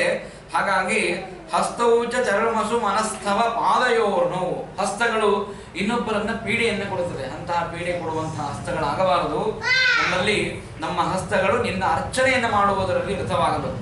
ನಮ್ಮಲ್ಲಿ ಏನಿದೆ ಅಂತಂದ್ರೆ ಆಚಾರ್ಯ ಹೇಳಿದ ಧರ್ಮ ಯಾವುದು ಅಂತ ಕೇಳಿದಾಗ, ದೇವರ ಮನೆಯಲ್ಲಿ ಕೂತು ದೇವರ ಆರಾಧನೆ ಮಾಡುವುದು ಇದೊಂದು ಧರ್ಮ ಅಂತಾದರೆ, ಧರ್ಮ ಇದು ಅಷ್ಟೇ ಧರ್ಮ ಅಲ್ಲ ಅಂತ ಹೇಳ್ತಾರೆ. ಹಾಗಾದ್ರೆ ಧರ್ಮ ಏನು ಅಂತಂದ್ರೆ ಎಲ್ಲ ಜೀವರಾಶಿಗಳಲ್ಲಿ ಭಗವಂತನನ್ನ ಕಾಣುವುದು ಇದು ದೊಡ್ಡ ಧರ್ಮ ಅಂತ. ನಮ್ಮಲ್ಲಿ ಎಲ್ಲ ಜೀವರಾಶಿಗಳಲ್ಲಿ ದೇವರನ್ನ ಕಾಣುವುದಿಲ್ಲ, ಪೃಥ್ವಿಯಲ್ಲೇ ದೇವರನ್ನ ಕಾಣುತ್ತೇವೆ ನಾವು. ನಮ್ಮಂತಹ ಮೂರ್ಖರು ನೋಡಿ ನಾವು ಕೇವಲ ದೇವರು ಪೃಥ್ವಿಯಲ್ಲಿ ಇದ್ದಾನೆ ಅಂತಷ್ಟೇ ನೋಡ್ತೇವೆ. ಅಂತರ್ಬಹಿಷ್ಯ ತತ್ಸರ್ವಂ ವ್ಯಾಪ್ಯ ನಾರಾಯಣ ಸ್ಥಿತ ಅಂತ ಹೇಳ್ತಾರೆ. ನಮ್ಮ ದೇಹದೊಳಗೂ ದೇಹಾಂತರ್ಯಾಮಿಯಾಗಿಯೂ ಹಾಗೂ ದೇಹದ ಹೊರಗಡೆನೂ ಎಲ್ಲ ಪದಾರ್ಥಗಳಲ್ಲಿ ಭಗವಂತ ತುಂಬಿಕೊಂಡಿದ್ದಾನೆ. ಆದರೆ ಅಂತಹ ಪರಮಾತ್ಮನನ್ನ ಎಲ್ಲ ಕಡೆಗೆ ನಾವು ಕಾಣೋದೇ ಇಲ್ಲ. ನಾವೇನ್ ಮಾಡ್ತೇವೆ, ಪ್ರತಿಮೆಯಲ್ಲಿ ದೇವರನ್ನ ಕಾಣ್ತೇವೆ, ಆಮೇಲೆ ಬಂದು ಇನ್ನೊಬ್ಬರಿಗೆ ಪೀಡೆಯನ್ನು ಕೊಡ್ತೇವೆ. ದೇವರ ಪೂಜಾದಿಗಳನ್ನು ಮಾಡಿ, ದೇವರಿಗೆ ವಿಷ್ಣು ಸಹಸ್ರನಾಮದಿಂದ ಅರ್ಚನೆ ಮಾಡಿ, ಎಲ್ಲ ಅನುಷ್ಠಾನಾದಿಗಳನ್ನು ಮಾಡಿ ಇನ್ನೊಬ್ಬರಿಗೆ ಒಂದು ಪೀಡೆಯನ್ನು ಕೊಟ್ರೆ, ನಿಮಗೆ ಒಳಗೆ ಗರ್ಭಗುಡಿಯಲ್ಲಿ ದೇವರು ಏನು ನಿಮ್ಮನ್ನ ನೀವು ಪ್ರಾರ್ಥನೆ ಮಾಡಿರ್ತೀರೋ ಆ ಪ್ರಾರ್ಥನೆ ಮಾಡಿರ್ತಕ್ಕಂತಹ ದೇವರು ನಿಮಗೆ ಕಾಯಲಿಕ್ಕೆ ಸಾಧ್ಯ ಇದೆಯಾ? ನಿಮ್ಮ ಪ್ರಾರ್ಥನೆಯನ್ನು ಅವನು ಕೇಳಿಸಿಕೊಡ್ತಾನ? ಸಾಧ್ಯವೇ ಇಲ್ಲ. ಪೀಡೆಯನ್ನು ಕೊಡುವುದು ಬಿಡಬೇಕು. ಹಾಗಾಗಿಯೇ ವೇದಶಾಸ್ತ್ರಗಳಲ್ಲಿ ಹೇಳುವಂತಹ ಮಾತು ಅಹಿಂಸಾ ಪರಮೋ ಧರ್ಮ ಅಂತ. ಹಿಂಸೆಯನ್ನ ಮಾಡದೇ ಇರುವುದು ಪರಮವಾಗಿರತಕ್ಕಂತಹ ಧರ್ಮ. ಇನ್ನೊಬ್ಬರಿಗೆ ಹಿಂಸೆಯನ್ನ ಮಾಡಬಾರದು. ಅಂತಹ ಹಿಂಸೆಯನ್ನ ಮಾಡದೇನೆ ನಿನ್ನ ಅರ್ಚನೆಯಲ್ಲಿ ರಥವಾಗಲಿ ನನ್ನ ಕೈಗಳು. ಸ್ಮೃತ್ಯಾಂ ಶಿರಸ್ತವ ಸುರ ಪ್ರವರ ಪ್ರಣಾಮ. ನಮ್ಮ ಮನಸ್ಸು ನಿನ್ನ ಕಥೆಯನ್ನ ಸ್ಮರಣೆ ಮಾಡುವುದರಲ್ಲಿಯೇ ರಥವಾಗಲಿ. ನಮ್ಮ ಶಿರಸ್ಸೇನಿದೆ ಅಖಂಡವಾಗಿ ನಿನಗೆ ನಮಸ್ಕಾರ ಮಾಡುವುದರಲ್ಲಿ ಅದು ರಥವಾಗಲಿ. ದೃಷ್ಟಿಂ ಸತಾಂ ದರ್ಶನೇಸ್ತು ಭವಾನ್ನ ರೂಪಾಂ. ದೃಷ್ಟಿ ಏನಿದೆ ಅದು ಸಜ್ಜನರ ದರ್ಶನಕ್ಕಾಗಿ ಇರಲಿ. ಮಹಾನುಭಾವರು ದೇವರನ್ನ ಆರಾಧನೆ ಮಾಡುವಂತವರು ಅಪರೋಕ್ಷ ಜ್ಞಾನಿಗಳು ಅಂತೇನಿದ್ದಾರೆ ಅಂಥವರನ್ನ ನೋಡುವಂತಹ ದೃಷ್ಟಿಯಾಗಲಿ. ದೇವರನ್ನ ನೋಡ್ಲಿಕ್ಕೆ ನಮಗೆ ಸಾಧ್ಯ ಇರಲಿ. ನಾವೆಲ್ಲ ಪಾಪಗಳನ್ನು ಮಾಡಿದ್ದೇವೆ. ಎಷ್ಟು ಪಾಪವನ್ನು ಮಾಡಿದ್ದೇವೆ ಅಂತಂದ್ರೆ, ಸಂವತ್ಸರದಲ್ಲಿ ತಿಲ ಮಾತ್ರ ತುಲ್ಯಮೇಷಂ ಕ್ರಿಯತೇನೈವ ಮಯೈಕ ವತ್ಸರೇಪಿ ಅಪಿತು ಕ್ರಿಯತೆ ಹಿ ದೋಷ ಭೂಗ ಪ್ರತಿಯಾಮಂ ಸಕಲೇಂದ್ರಿಯೈ ಮುಕುಂದ ಅಂತ ಹೇಳ್ತಾರೆ. ಎಲ್ಲ ಇಂದ್ರಿಯಗಳಿಂದ ಒಂದು ವರ್ಷ ಸಂಪೂರ್ಣವಾಗಿ ನೋಡಿದರೆ ಒಂದು ಎಳ್ಳಿನ ಕಾಳಿನಷ್ಟು ಪುಣ್ಯ ಮಾಡಿರೋದಿಲ್ಲ ನಾವು. ಹಾಗಾದ್ರೆ ಪಾಪ ಎಷ್ಟು ಮಾಡಿರ್ತೇವೆ ಅಂದ್ರೆ, ಪ್ರತಿಯಾಮಂ ಸಕಲೇಂದ್ರಿಯೈ ಮುಕುಂದ ದೋಷ ಭೂಗಂ ಅಂತ ದೋಷಗಳ ರಾಶಿಯನ್ನೇ ಪ್ರತಿ ಯಾಮಯಾಮಕ್ಕೆ ಮಾಡಿರುತ್ತೇವೆ. ಅಂತದ್ದು ನಾವು ದೇವರನ್ನ ಕಾಣಲಿಕ್ಕೆ ಸಾಧ್ಯ ಇಲ್ಲ. ಅದಕ್ಕಾಗಿ ಅವರು ಮಾತನ್ನು ಹೇಳ್ತಾರೆ, ದೃಷ್ಟಿಂ ಸತಾಂ ದರ್ಶನೇಸ್ತು. ಈ ದೃಷ್ಟಿ ಏನಿದೆ ಸಜ್ಜನರ ದರ್ಶನವನ್ನು ಮಾಡುವುದಕ್ಕಾಗಿ, ನಿನ್ನ ಆರಾಧನೆಯನ್ನು ಮಾಡಿ, ನಿನ್ನ ಗುಣಗಾನವನ್ನು ಮಾಡಿ, ನಿನ್ನ ಸ್ತೋತ್ರವನ್ನು ಮಾಡಿ, ನಿನ್ನಲ್ಲೇ ಮನಸ್ಸನ್ನು ಯಾರು ಇಟ್ಟಿರ್ತಾರೋ ಸಜ್ಜನರು, ಅಂಥವರ ದರ್ಶನವನ್ನು ಮಾಡುವುದಕ್ಕಾಗಿ ನಮ್ಮ ದೃಷ್ಟಿ ಇರಲಿ ಅಂತ. ನಮ್ಮ ದೃಷ್ಟಿ ಎಲ್ಲಿದೆ ಅಂತ ಕೇಳಿದ್ರೆ ಟಿವಿ ಎಲ್ಲಿರ್ತದೆ ನಮ್ಮಲ್ಲಿ, ಹಾಗಾಗಿ ಅದಕ್ಕೆ ಟಿವಿ ಅಂತ ಇಟ್ಟಿದ್ದಾರೆ. ಆಚಾರ್ಯ ಹೇಳ್ತಿದ್ರು, ಟಿವಿ ಅಂದ್ರೆ ಏನು? ತತ್ವ ವಿರೋಧಿ ಅಂತ. ಅದು ಭಗವಂತನ ತತ್ವಕ್ಕೆ ವಿರೋಧಿ, ಹಾಗಾಗಿ ಅದಕ್ಕೆ ಟಿವಿ ಅಂತ ಹೆಸರಿಟ್ಟಿದ್ದಾರೆ. ಅಂದಮೇಲೆ ಅಂತ ಅದರ ದರ್ಶನಕ್ಕಾಗಿ ನಾವು ಅದನ್ನ ಬಳಸ್ತೇವೆ. ದಯಮಾಡಿ ಏನು ಕಣ್ಣುಗಳು ಅದು ಸಜ್ಜನರ ದರ್ಶನಕ್ಕಾಗಲಿ ಅಂತ ಪ್ರಾರ್ಥನೆಯನ್ನು ಮಾಡಿ ಮುಗಿಸ್ತಾರೆ. ಆಮೇಲೆ ಭಗವಂತ ಈ ರೀತಿಯಾಗಿರ್ತಕ್ಕಂತಹ ಕರ್ಮವನ್ನು ಮಾಡಿ ಎಲ್ಲರೂ ಗಾಬರಿಯಾಗಿ ಮತ್ತೆ ಆ ಕೃಷ್ಣನನ್ನ ಒಳಗಡೆ ಕರ್ಕೊಂಡು ಬರ್ತಾನೆ. ಬೇಕಾದಷ್ಟು ಕೆಲಸಗಳನ್ನು ಭಗವಂತ ಆ ನಂದ ಗೋಕುಲದಲ್ಲಿ ಮಾಡಿದ ಮೇಲೆ ಎಲ್ಲರಿಗೂ ಒಂದು ಆಜ್ಞೆಯನ್ನು ಮಾಡ್ತಾನೆ ಕೆಟ್ಟ ಪರಮಾತ್ಮ. ಏನು ಅಂತಂದ್ರೆ, ಈ ಗೋಕುಲವನ್ನು ಬಿಟ್ಟು ವ್ರಜಕ್ಕೆ ಹೋಗಬೇಕು ಅಂತ ವಿಚಾರ. ವ್ರಜಕ್ಕೆ ಹೋಗಬೇಕು ಅಂತ ಎಲ್ಲರಿಗೂ ಹೇಳಿದ್ರೆ ನಂದಗೋಪಾದಿಗಳಿಗೆ ಎಲ್ಲರಿಗೂ ಕೂಡ ಸ್ವಲ್ಪ ಮನಸ್ಸಿರೋದಿಲ್ಲ, ಹೇಗೆ ಹೋಗಬೇಕು ವ್ರಜಕ್ಕೆ ಅಂತ. ದೇವರು ಹೇಳ್ತಾನೆ, ನೋಡ್ರಿ ಇಲ್ಲೆಷ್ಟು ಭೂತ ಒಂದು ಶಟಕಾಸುರ ಬಂದ, ಬೇಕಾದಷ್ಟು ತೃಣಾವರ್ತ ಎಲ್ಲರೂ ಬಂದು ಪೀಡೆಯನ್ನು ಕೊಡ್ತಾ ಇದ್ದಾರೆ ಈ ನಂದ ಗೋಕುಲದಲ್ಲಿ. ಸರ್ವಥಾ ಈ ಗೋಕುಲದಲ್ಲಿ ಇರುವುದೇ ಬೇಡ, ನಾವು ಹೋಗಿ ಬಿಡೋಣ ಅಂತ ಹೇಳಿದಾಗ, ಆಗ ಭಗವಂತ ಈ ರೀತಿಯಾಗಿ ಹೇಳಿದರೆ ಯಾರು ಕೇಳೋದಿಲ್ಲ. ಅದಕ್ಕೆ ಭಗವಂತ ಏನ್ ಮಾಡಿದ ಅಂದ್ರೆ, ತನ್ನ ರೋಮಕೋಪಗಳಿಂದಾಗಿ ತಾನು ತೋಳುಗಳನ್ನು ಸೃಷ್ಟಿ ಮಾಡ್ತಾನೆ. ತೋಳುಗಳನ್ನು ಸೃಷ್ಟಿ ಮಾಡಿ ಆ ಗೋಕುಲದಲ್ಲಿ ಬಿಡ್ತಾನೆ. ಆ ತೋಳುಗಳು ಆಗಾಗ ಕಾಣಿಸ್ಲಿಕ್ಕೆ ಪ್ರಾರಂಭವಾಯ್ತಲ್ಲ, ಆಗ ನೆನಪಾಯ್ತು, ಓ ದೇವರು ಹೇಳಿದ ಗೋಕುಲವನ್ನು ಬಿಟ್ಟು ವ್ರಜಕ್ಕೆ ಹೋಗಬೇಕು ಅಂತ ಹೇಳಿ ವಿಚಾರ ಮಾಡಿ ಎಲ್ಲರೂ ಕೂಡ ವ್ರಜಕ್ಕೆ ಹೋಗುವುದು ಅಂತ ತಯಾರಾಗ್ತಾರೆ. ಆ ವ್ರಜಕ್ಕೆ ಹೋಗ್ತಾರೆ. ವ್ರಜಕ್ಕೆ ಹೋದಾಗ ಅಲ್ಲಿ ಇಬ್ಬರು ದೈತ್ಯರು, ವತ್ಸಾಸುರ ಮತ್ತು ಬಕಾಸುರ ಎನ್ನುವಂತಹ ಇಬ್ಬರು ದೈತ್ಯರು ಬರ್ತಾರೆ. ಇವರೆಲ್ಲ ಕಂಸನ ಪರಿವಾರದವರು, ಮಹಾದೈತ್ಯರು. ಹಾಗೂ ರುದ್ರದೇವರು ಹಾಗೂ ಬ್ರಹ್ಮದೇವರು, ಪಾರ್ವತೀ ದೇವಿ ಹಾಗೂ ಗಣಪತಿ ಸ್ಕಂದನಿಂದ ವರವನ್ನು ಪಡೆದಂತಹ ಮಹಾ ದೈತ್ಯರಿದ್ದಾರೆ. ಅಂತಹ ದೈತ್ಯರು ಬಂದು ಮೊದಲಿಗೆ ವತ್ಸಾಸುರ ಬಂದ, ವತ್ಸರೂಪಿಯಾಗಿ ಧಾರಣ ಮಾಡಿಕೊಂಡು ಆ ಗೊಲ್ಲನಾಗಿರುವಂತಹ ಕೃಷ್ಣನ ಕಡೆಗೆ ಸಂಹಾರವನ್ನು ಮಾಡಬೇಕು ಅಂತ ಬಲರಾಮ ಕೃಷ್ಣ ಇರುವಂತಹ ಸಂದರ್ಭದಲ್ಲಿಯೇ ವತ್ಸಾಸುರ ಬಂದಾಗ ಭಗವಂತ ಹೇಳ್ತಾನೆ, ತಮಾಪತಂತಂ ಸ ನಿಗೃಹ್ಯ ತುಂಡಂ. ಭಗವಂತ ಏನ್ ಮಾಡಿದ ಅಂದ್ರೆ, ಆ ವತ್ಸನ ಎರಡೂ ಕಾಲವನ್ನು ಹಿಡಿದು ಗರಗರ ಅಂತ ತಿರುಗಿಸಿ ನೆಲಕ್ಕೆ ಅಪ್ಪಳಿಸ್ತಾನೆ. ವತ್ಸಾಸುರನ ಸಂಹಾರವನ್ನು ಭಗವಂತ ಮಾಡಿದ. ವತ್ಸಾಸುರ ಆದ ಮೇಲೆ ಬಕಾಸುರ ಬರ್ತಾನೆ. ಯಮುನಾ ನದಿಯಲ್ಲಿ ಎಲ್ಲರೂ ಏನು ವೃಂದಾವನವಿತ್ತು, ಆ ವೃಂದಾವನದಲ್ಲಿ ಅದ್ಭುತವಾಗಿರತಕ್ಕಂತಹ ಯಮುನಾ ನದಿ ಚೆನ್ನಾಗಿ ಹರಿತಾ ಇದ್ದಾಳೆ. ಎಲ್ಲರೂ ಕೂಡ ಆಟ ಆಡ್ತಾ ಇದ್ದಾರೆ. ಎಲ್ಲ ಗೋಪಾಲಕರು, ಕೃಷ್ಣ ಬಲರಾಮರೆಲ್ಲರೂ ಆಟ ಆಡ್ತಾ ಇರುವಂತಹ ಸಂದರ್ಭದಲ್ಲಿ ಬಕವೇಶವನ್ನು ಧಾರಣ ಮಾಡಿಕೊಂಡು ಒಬ್ಬ ಬಕಾಸುರ ಬರ್ತಾನೆ. ಬಕಾಸುರ ಬಂದ್ರೆ ಆ ಬಕವೇಶವನ್ನ ಧಾರಣೆ ಮಾಡಿಕೊಂಡು ಬಂದಂತಹ ಬಕಾಸುರ ಒಮ್ಮೆ ಬಂದದ್ದೇ ಬಂದು ಕೃಷ್ಣನನ್ನ ನುಂಗಿ ಬಿಡುತ್ತಾನೆ. ಯಾವಾಗ ಕೃಷ್ಣನನ್ನ ನುಂಗಿದ ಆಗ ಪಶ್ಯತ್ಸು ಬಾಲೇಶು ತಧಾರ ನೀಲಯ ಮುದ್ವಾಹವೋ ವೀರರಣಂ ದಿವೌಕಸಾಂ. ಆಗ ಯಾವಾಗ ಕೃಷ್ಣನನ್ನ ನುಂಗಿದ ತಕ್ಷಣಕ್ಕೆ ಕೃಷ್ಣ ಒಳಗಡೆ ಬೆಂಕಿ ರೂಪದಿಂದಾಗಿ ಪರಿಣಾಮವಾಗಲಿಕ್ಕೆ ಶುರು ಮಾಡಿದ. ಅವನಿಗೆ ಆ ಕೃಷ್ಣನನ್ನ ನುಂಗಿದ ಮೇಲೆ ತಡೆದುಕೊಳ್ಳಿಕ್ಕಾಗಲಿಲ್ಲ. ಕೃಷ್ಣನನ್ನ ಉಗುಳಬೇಕು ಅಂತ ಹೇಳಿ ಉಗುಳಿದ ಮೇಲೆ ಕೃಷ್ಣನನ್ನ ಕೊಕ್ಕೆಯಿಂದಾಗಿ ಕುಚ್ಚಿ ಆ ಕೃಷ್ಣನನ್ನ ಸಂಹಾರ ಮಾಡಬೇಕು ಅಂತ ಮಾಡಿದಾಗ ದೇವರಂತಾನೆ, ನೀ ಏನು ಮಾಡಿದರೂ ನನ್ನ ಸಂಹಾರವನ್ನು ಮಾಡ್ಲಿಕ್ಕೆ ಸಾಧ್ಯ ಇಲ್ಲ. ನೀ ಎಲ್ಲ ಅನಂತ ಬ್ರಹ್ಮಾದಿ ದೇವತೆಗಳು, ಶಿವಾದಿ ರುದ್ರಾದಿ ದೇವತೆಗಳು, 33 ಕೋಟಿ ದೇವತೆಗಳು ನನ್ನ ಮುಂದೆ ಬಂದು ನನ್ನ ಮುಂದೆ ಸ್ತಬ್ಧರಾಗಿ ನಿಂದಿರ್ತಾರೆ. ಅಂತದ್ದು ಒಬ್ಬ ಬಕಾಸುರ ಏನು ಮಾಡ್ಲಿಕ್ಕೆ ಸಾಧ್ಯ ಇದೆ ದೇವರಿಗೆ? ಆ ದೇವರನ್ನ ತನ್ನ ಕೊಕ್ಕೆಯಿಂದಾಗಿ ಚುಚ್ಚಬೇಕು ಅಂತ ಹೋದಾಗ ದೇವರು ಎರಡೂ ಕೊಕ್ಕೆಗಳನ್ನ, ಆ ಎರಡೂ ತುಂಡಗಳನ್ನ ಚೆನ್ನಾಗಿ ತನ್ನ ದೇಹವನ್ನ ಬೆಳೆಸಿ ಆ ತುಂಡಗಳನ್ನ ಸಂಪೂರ್ಣವಾಗಿ ತೆಗೆದು ಬಿಡುತ್ತಾನೆ. ಆಗ ಬಕಾಸುರನ ಸಂಹಾರವಾಗ್ತದೆ ಅಂತ ಹೇಳ್ತಾರೆ. ಆಗ ಅಲ್ಲಿ ಬಕಾಸುರ ಸಂಹೃತನಾದ ಮೇಲೆ ಆಮೇಲೆ ದೇವರು ವಿಚಾರ ಮಾಡ್ತಾನೆ. ಅಲ್ಲೇ ಆ ಯಮುನಾ ನದಿಯಲ್ಲಿ ವಿಹಾರವನ್ನು ಮಾಡ್ತಾ ಇರ್ತಾನೆ ದೇವರು. ಆಟ ಆಡ್ತಾ ಇರ್ತಾನೆ. ಅನೇಕ ಬಾಲಕರ ಜೊತೆಗೆ ಆಟ ಆಡ್ತಾ ಇರುವಂತಹ ಪ್ರಸಂಗದಲ್ಲಿ ಎಲ್ಲ ಗೋಗಳು ಹಾಗೂ ಗೋಪಾಲಕರು ಯಮುನಾ ನದಿಯ ನೀರನ್ನು ಕುಡಿಬೇಕು ಅಂತ ಹೇಳಿ ಪ್ರತಿಯೊಬ್ಬರು ಹೋಗಿ ಆ ಯಮುನಾ ನದಿಯ ನೀರನ್ನ ಜಲವನ್ನ ಸೇವಿಸ್ತಾ ಇರ್ತಾರೆ. ಯಾರ್ಯಾರು ಜಲವನ್ನ ಸೇವಿಸಿದರೋ ಅವರೆಲ್ಲರೂ ಮರಣವನ್ನು ಹೊಂದ್ತಾ ಇರ್ತಾರೆ. ಆಶ್ಚರ್ಯ ಆಗ್ತದೆ ಬಲರಾಮಕೃಷ್ಣನಿಗೆ. ಎಲ್ಲರೂ ಆಹಾಕಾರವನ್ನು ಮಾಡ್ತಾ ಬರ್ತಾರೆ. ಯಾರ್ಯಾರು ಈ ಯಮುನಾ ನದಿಯ ನೀರನ್ನ ಸೇವಿಸ್ತಾ ಇದ್ದಾರೆ ಅವರೆಲ್ಲರೂ ಕೂಡ ಮರಣವನ್ನು ಹೊಂದುತ್ತಾ ಇದ್ದಾರೆ. ಸ್ವಾಮಿ, ಇದಕ್ಕೆ ನೀನೇ ಉಪಾಯವನ್ನು ಮಾಡಬೇಕು ಅಂತಂದಾಗ ಕೃಷ್ಣ ನೋಡ್ರಿ, ಶರಣಾಗತ ವತ್ಸಲ, ಯಾರು ಒಂದು ಶರಣಾಗತರಾಗ್ತಾರೆ ಅವರನ್ನು ರಕ್ಷಣೆ ಮಾಡುತ್ತೇನೆ ಅಂತ ತಾನು ಸಂಕಲ್ಪವನ್ನು ಮಾಡಿದ್ದಾನೆ. ಆ ರೀತಿಯಾಗಿ ಎಲ್ಲರೂ ಒಂದು ಪ್ರಾರ್ಥನೆಯನ್ನು ಮಾಡಿದಾಗ ಹಾಗಾದರೆ ನೋಡೋಣ ಅಂತ ಭಗವಂತ ಬಂದು ತಾನು ಧುಮುಕಲಿಲ್ಲ, ಆಟ ಆಡ್ತಾ ಇದ್ದಾನೆ. ಆಟ ಆಡುವ ನೆಪವನ್ನ ಮಾಡಿದ ದೇವರು. ಆಟ ಆಡುವ ನೆಪವನ್ನ ಮಾಡ್ತಾ ಮಾಡ್ತಾ ಮಾಡ್ತಾ ಚೆಂಡನ್ನ ಯಮುನಾ ನದಿಯಲ್ಲಿ ಹಾಕಿದ. ಏನ ಆ ಕಂದುಕ ಇತ್ತೋ ಆ ಕಂದುಕವನ್ನ ಯಮುನಾ ನದಿಯಲ್ಲಿ ಹಾಕಿದ. ಯಮುನಾ ನದಿಯ ಮಡುವಿನಲ್ಲಿ ಬಿತ್ತು ಅಂತ ಕಾರಣಕ್ಕಾಗಿ ತಾನೂ ಯಮುನಾ ನದಿಗೆ ಧುಮುಕಿತಾನೆ ಭಗವಂತ. ಯಾವಾಗ ಯಮುನಾ ನದಿಗೆ ಧುಮುಕಿದ ಇವರಿಗೆಲ್ಲರಿಗೂ ಒಂದು 10 ನಿಮಿಷ ಕಾಯ್ದರು ಇವರೆಲ್ಲ ನದಿ ಮೇಲೆ ನಿಂತು.